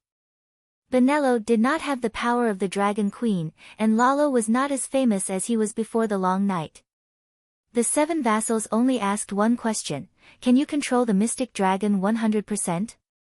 Bonello could not lie, and lying was useless. They had just attended the funeral of Mia and her husband. Since you can't control the mystic dragon, and the mystic dragon is a threat to the safety of all Westeros, why can't we Westeros solve the problem? Sansa questioned. Even Davos could not refute her. Obviously, if the nobles of the 7 kingdoms did not help, the other ghosts would not let the mystic dragon go. Before the meeting ended, some vassals secretly arranged for their attendants to go to the cathedral to find their paladins. After that, his actions were exposed, and no one tried to hide their thoughts anymore. Even Elaine took Quentyn out of the city to search for the mystic dragon. Before she left, she tried to persuade the dwarf to go with her, encouraging him to become a mystic dragon knight with the Targaryen bloodline. The dwarf refused. I'm a Megalosaurus expert, he said to Bronn with a smile. So? That 2-headed mystic dragon looks powerful, but it's actually a defective product. 7 years ago, when it was first modified by Lalo, it was about 25 meters long. Today, 7 years later, it's still 25 meters long. As for the Megalosaurus of the same age, such as Blackie, how big was it when it left Dragonstone Island 4 years ago? Bronn was deep in thought. More than 60 meters. The 2-headed mystic dragon is like a child standing next to an adult. I remember 10 years ago, when I first saw Blackie in the forest, it was not even 30 meters long. The dwarf spread his hands. So, do you understand? That 2-headed mystic dragon's potential has been exhausted, and its mind is in a mess. I have Tessa. As my strength grows, Tessa also shows signs of evolution. I'm not sure if she can breathe fire, but her body will grow bigger. A 100-meter-long Tessa can't beat a 25-meter-long crazy demon dragon. I see. Why didn't you go? Even Count Settiga brought his son to try his luck, the dwarf asked. I know my limits. I don't have the Targaryen bloodline, and my paladin level isn't high. There's no hope at all. Bronn shook his head. Oh right, I have a son. He's 5 years old this year and can start training in martial arts. Can I send him to your house as an adopted son? The dwarf looked back and asked, how many sons do you have? Bronn also saw his actions and waved behind him with a smile. 3 sons and a daughter. Tyrion, Jaime, come and meet your uncle Tyrion. This name is really... The dwarf's expression was distorted. Bronn laughed. How can Tyrion's brother not be called Jaime? After his father heard of the Grey Iron Guard's deeds, he expressed his satisfaction. 2 paladins squeezed their horses' bellies and came out of the crowd. Both of them were young, about 12 or 13 years old. One of them looked strong and honest, tall and strong, and carried a giant axe on his back. The other was delicate and handsome, with a tall figure and large grey eyes. He didn't lose the sunshine of a paladin, but also the melancholy of a poet. Nephew Tyrion Cobbler greets Uncle Tyrion, the square-faced man said with a silly smile. Nephew Jaime Ryder greets Uncle Tyrion, the handsome boy said respectfully. Not bad, not bad. Bronn raised you well. The last time I saw you, you were still small. Now you're almost an adult and can go to the battlefield, right? The dwarf sighed. Bronn waved his hand and had his 2 sons make way.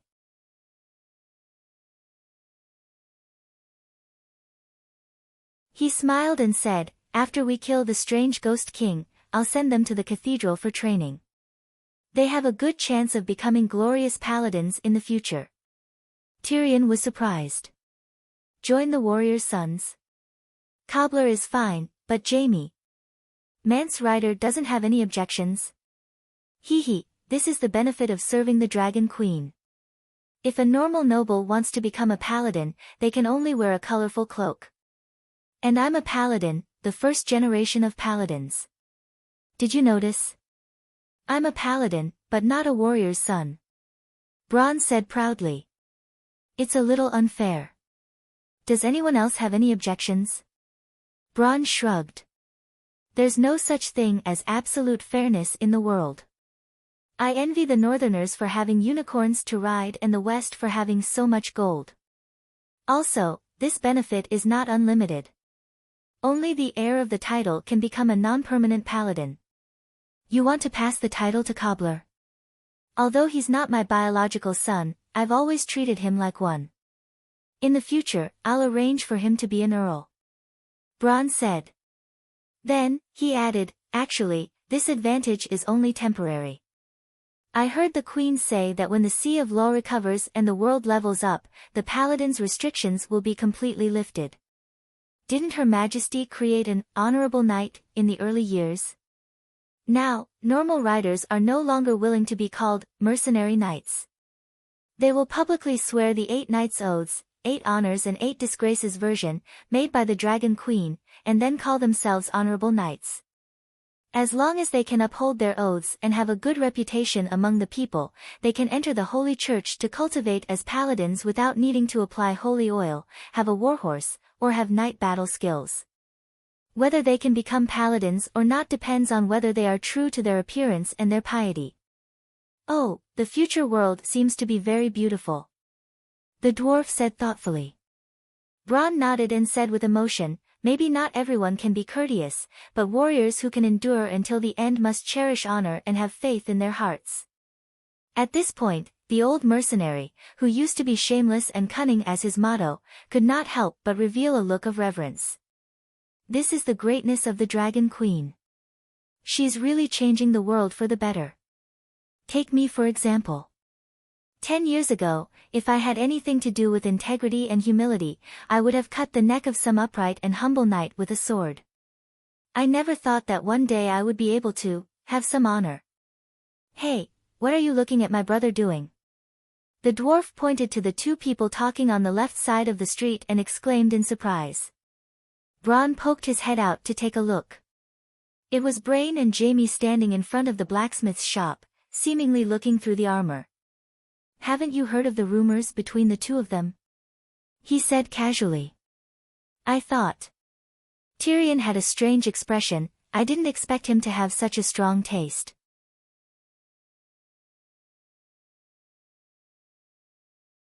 One is a roseless iron guard, and the other is a grey robe iron guard.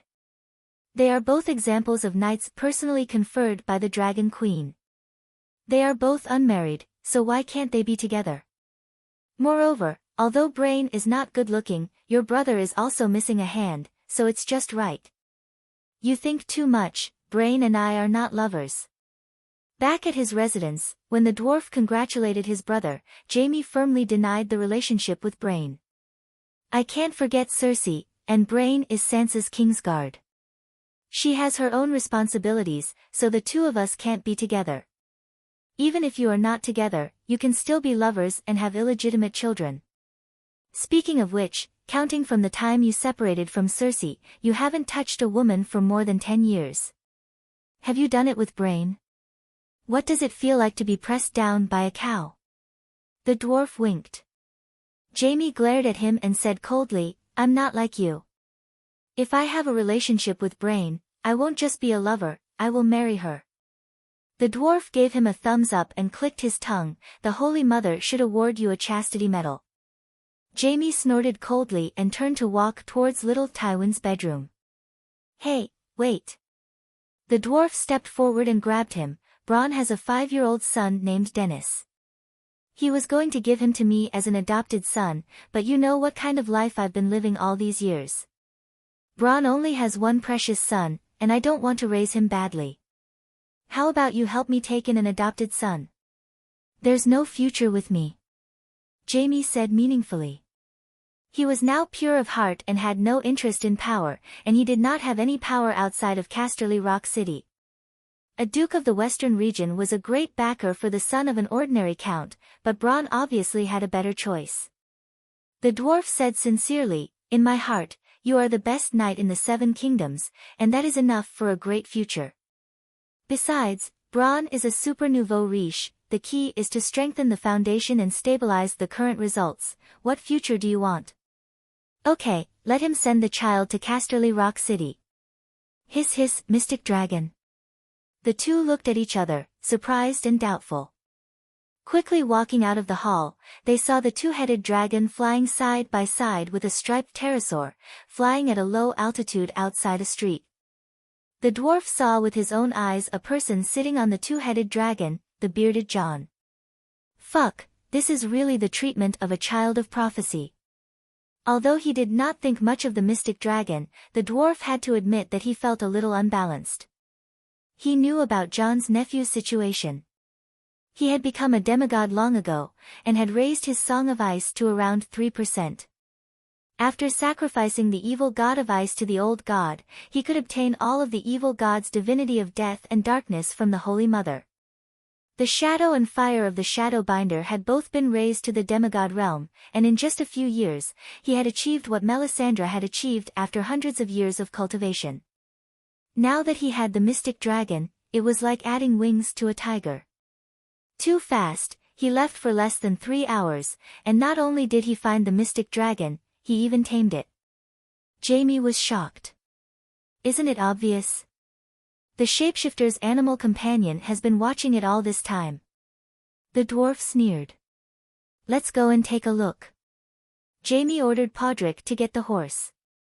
Jamie was not the only one who was interested in the mystic dragon. When Lannister and his brother arrived at the Northern Ice Lord's mansion in South City, all the lords who had attended Mia's funeral were there. Oh gods, the person who dared to tame such a ferocious mystic dragon is either a madman or a king. Just as he stepped over the threshold, the dwarf heard a loud voice shouting in the courtyard.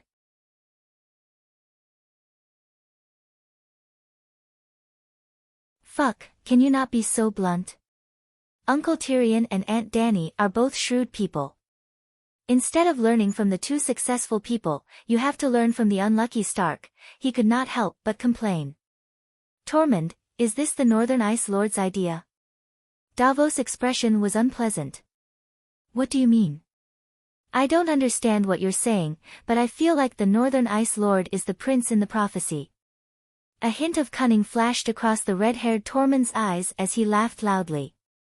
Jon Stark wants to be the king of the 7 kingdoms? Bronze John asked directly. Whale tucked his blonde hair behind his ear and looked around at the lords with different expressions. He smiled faintly and said, "Who doesn't want to?" All the lords gathered at the king's landing because of the Dragon Queen's promise to end the other Ghost King.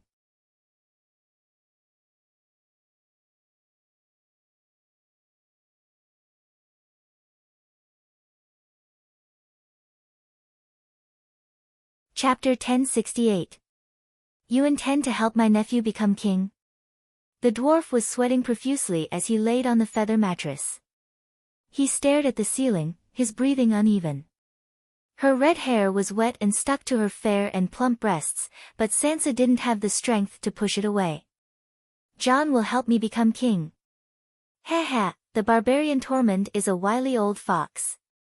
His words are not nonsense. With your intelligence, can't you see that he is helping Jon? And that beautiful barbarian Princess Whale. Fuck, I can see that she is a flirtatious queen who likes to whip in bed. I didn't expect Jon to like that too. The dwarf smacked his lips. She announced Jon's ambition to everyone. Did she just say it casually? Tormund was his right-hand man, and was his wife. Whatever they said would definitely change some of his thoughts. At the very least, they would change some of his previous thoughts. The lust in Sansa's eyes disappeared. I believe that Jon will not lie to me. When did he say that he would help you become queen? The dwarf asked with a smile. Sansa recalled. In Winterfell, when we brothers were reunited. In Andromeda City, when he found out about his past. It has been 6 or 7 years. Even the Dragon Queen can sing the complete song of the 2 laws of light and fire. The world has changed so much. How can a person's thoughts change? Sansa picked up the blanket that she had kicked to the ground and covered her private parts. She tilted her head and looked at the dwarf's every expression with a sharp gaze. Are you trying to sow discord between us? The dwarf smiled bitterly. One of you is my nephew, and the other is my old lover. What good will it do me to sow discord between you two? Sansa mocked, you did not return for many years. Now that you have to deal with the Ghoul King, you and Elaine immediately returned. I did not forget that you are also a Targaryen. Hearing the probing and caution in her tone, the dwarf was disheartened. He said directly, I had enough of power in the barbarian lands, and I have no interest in the Iron Throne. However, you are both people I care about. I do not want to see you two turn against each other. Now, let's talk things out and help you clear up the misunderstanding and resolve the knot in your hearts. The conflict will be cleared up before it sprouts. The dwarf looked at her with a very sincere gaze. He really wasn't lying this time. At that time, Jon was still in the sky testing the Abyssal Dragon's performance. Tormund and were talking in the courtyard. All the vassals' expressions were dark, including Sansa's. The dwarf saw this and was worried. Then, before he left, he gave Sansa a look that everyone understood. In the middle of the night, in the dead of the night, he turned into a dragon worm and crawled into the dog hole one by one. Then, he crawled into Sansa's body and heart. He helped her to ease the discomfort in her body and planned to resolve the knot in her heart. Sansa looked into the dwarf's eyes for a long time. Then she closed her eyes and began to think. Perhaps, this is an opportunity. Jon was indeed showing signs of changing his earlier promise. She wanted to remind him and even persuade him to give the Iron Throne to her, but she couldn't. Perhaps he could let Tyrion do this. Tyrion wouldn't persuade him to give up the Iron Throne, but hundreds of thoughts ran through her mind. Sansa made a decision and opened her eyes. They were filled with sincerity. Actually, Mia's death wasn't an accident. She sighed. Wasn't she burned to death by the Abyssal Dragon? The dwarf asked in surprise. Sansa smiled. Her smile sent a chill down the dwarf's spine. A long time ago, I noticed that after Stannis died, the Abyssal Dragon didn't appear in front of anyone. It didn't even burn the other ghosts that surrounded the King's Landing. At that time, I guessed that Mia couldn't tame it.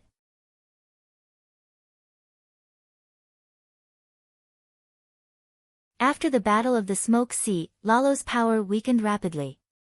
Not only did the Red Priest's power fade, but the seal in the Abyssal Dragon's mind also began to loosen. A part of the Abyssal Dragon's soul came from the legendary Megalosaurus Vargal. Who was Vargal? The divine dragon that the people of Valeglia believe in, the oldest demigod in this era, Megalosaurus. Later, I asked Bran about it, and he confirmed my thoughts. Unless Melisandre helped, the red-robed monk and Mia wouldn't be able to control the Abyssal Dragon. But I understand this logic. Bran understands it, but Mia and the others don't. They don't even want to understand it. Because if they understand this, it's like admitting that the god they believe in is weakening. The dwarf could only give her a thumbs up. Amazing. Sansa smiled proudly, but her smile disappeared as soon as it appeared. She said in a low voice, "You know my agreement with Stannis. After the long night ends, Mia can use 5 million gold royals to redeem Storm's End Castle from me. I confess, I've fallen in love with Storm's End Castle. Other than the King's Landing, I love Storm's End Castle even more than Winterfell. It's my own kingdom. My will is perfectly carried out there.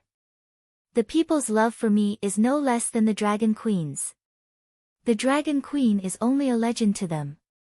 They've never even seen her. But I see them face to face every day. I provide them with food and jobs. I lead soldiers to protect their homes and families. Moi." She became more and more excited as she spoke. She couldn't help but kiss the dwarf's face. "Tyrion, you're really smart. The blueprint that you laid out for me all those years ago has been realized long before today. I have my own army. There are 30,000 elite veterans who have experienced hundreds of battles with deviant ghosts. The nobles are obedient to me. They're not even willing to let Theon Baela take back Storm's End Castle. The commoners treat me like the incarnation of the Virgin Mary and the warriors. Every family is willing to contribute a man to serve me." She stretched out her right hand and slowly clenched it. She said proudly, "The Stormlands belong to me. It's useless even if Robert comes back to life, much less Mia and her heir. But the contract I signed with Stannis is a sacred one. If he dies, his heir will inherit it. You signed the contract for me. You should remember that the Dragon Queen is the guarantor of the contract. Even if the Dragon Queen didn't interfere, I wouldn't dare to break the oath." Sansa's voice trembled when she said the last sentence. "You're wise." The dwarf sighed. "By the Virgin Mary, I have to be rational," Sansa said. The dwarf sighed again and nodded silently. Sansa continued, "Although 5 million gold royals is a lot, even if Mia is penniless, she can still get a loan from the other side of the narrow sea. 5 million gold royals for a kingdom is more than enough."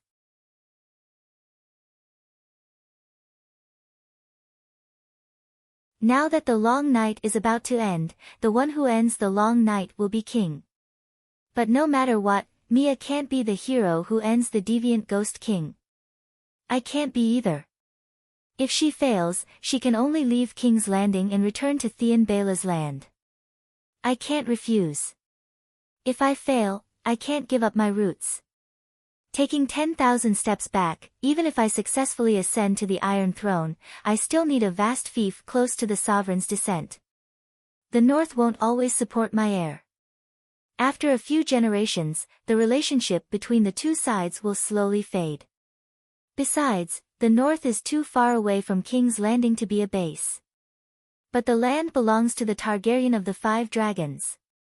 We are already extremely grateful that the Dragon Queen didn't fight for the Iron Throne. Anyone who becomes the king of the 7 kingdoms shouldn't and wouldn't dare to renege on her ancestral land. You've seen it all. You've almost completely avoided the conflict of interest with the Dragon Queen, the dwarf praised sincerely. She's like an unsolvable problem. We can only avoid it, Sansa said helplessly. The dwarf thought carefully and said in surprise, "I remember now. In the contract I signed with Davos, the second party is Stannis and his heir. So Mia must die." Sansa said coldly. The dwarf frowned. Zhong, and Jean Deli are also considered Stannis heirs, right? They can be, and they can't be. The description in the contract is not detailed. There will definitely be a lawsuit in the future. At this point, Sansa smiled and said proudly, if the lawsuit reaches the Dragon Queen, I will take the initiative to hold a small king selection in the Stormlands and let the people and nobles choose the Storm King they admire the most. The king selection is also a tradition of the Seven Kingdoms. The Dragon Queen has no reason to go against the tradition for a heretic. I'm convinced. The dwarf sighed and gave 2 thumbs up. How did you assassinate Mia? He asked again. I just pushed the boat with the current and forced Mia to do something she knew was impossible. All these years, I saved millions of people in the Stormlands and killed hundreds of thousands of deviants. How could Mia not feel pressured?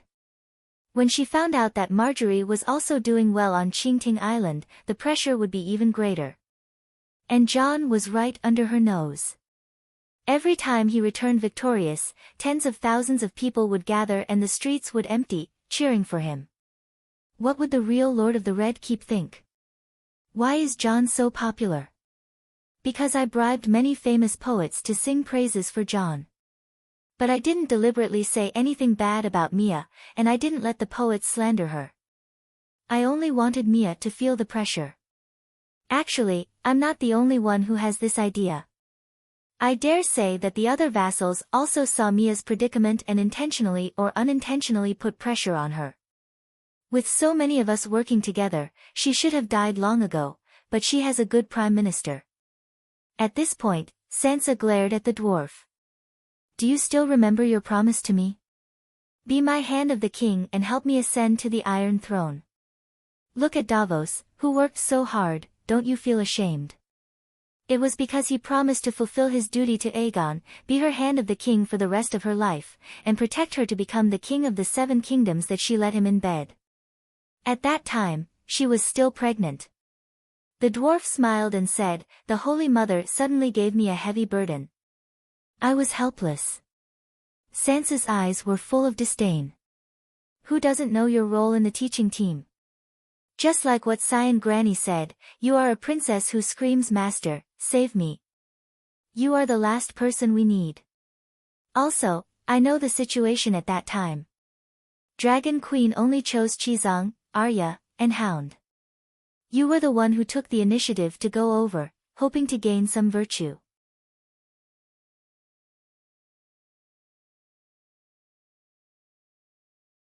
Slander. The dwarf's face turned red. The person Dragon Queen chose at the beginning was me, Chizang was my backup. It was because of you that I rejected the teaching mission. Without me, would Chizang and the others be able to govern barbarian lands so well? Would they be able to complete the reformation of barbarian lands' faith so quickly? Also, look at yourself.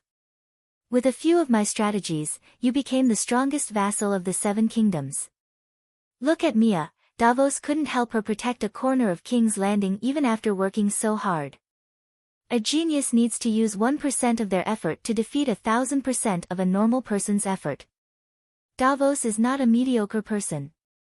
He used the red-robed monk's power to rule King's Landing, and then used his rule over King's Landing to command Jon and the Lion Army of the West in the King's Landing, stabilizing King's Landing's rule over the royal territory. Then, he successfully married Mia and Anda Royce, and continued to tie the valley to Theon Bella's broken chariot. With the power of the royal territory and the valley, Hajin and Riverbend, who had lost their dukes, were unable to resist Theon Bella's nominal rule over the 7 kingdoms. I also signed a contract with Stannis, and barely had the status of ruler and vassal. See, if the long night doesn't end, Mia will be able to sit on the Iron Throne until the day she dies of old age. I even took the initiative to give Davos a favor, bringing his wife and son to Taz Island to take care of them, hoping that he would pledge his loyalty to me in the future. Sansa sighed. Is it necessary?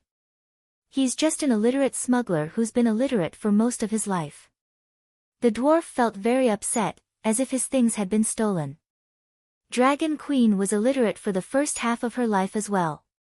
Sansa said calmly, "You're tuning into the Blissful Bookshelf YouTube channel. We're so grateful for your support, and don't forget to subscribe to join us on this incredible journey through captivating stories. Your generosity through donations truly makes a world of difference, as it's the primary source of revenue that allows me to expand and enhance this channel for you. Thank you from the bottom of my heart for being a part of this adventure."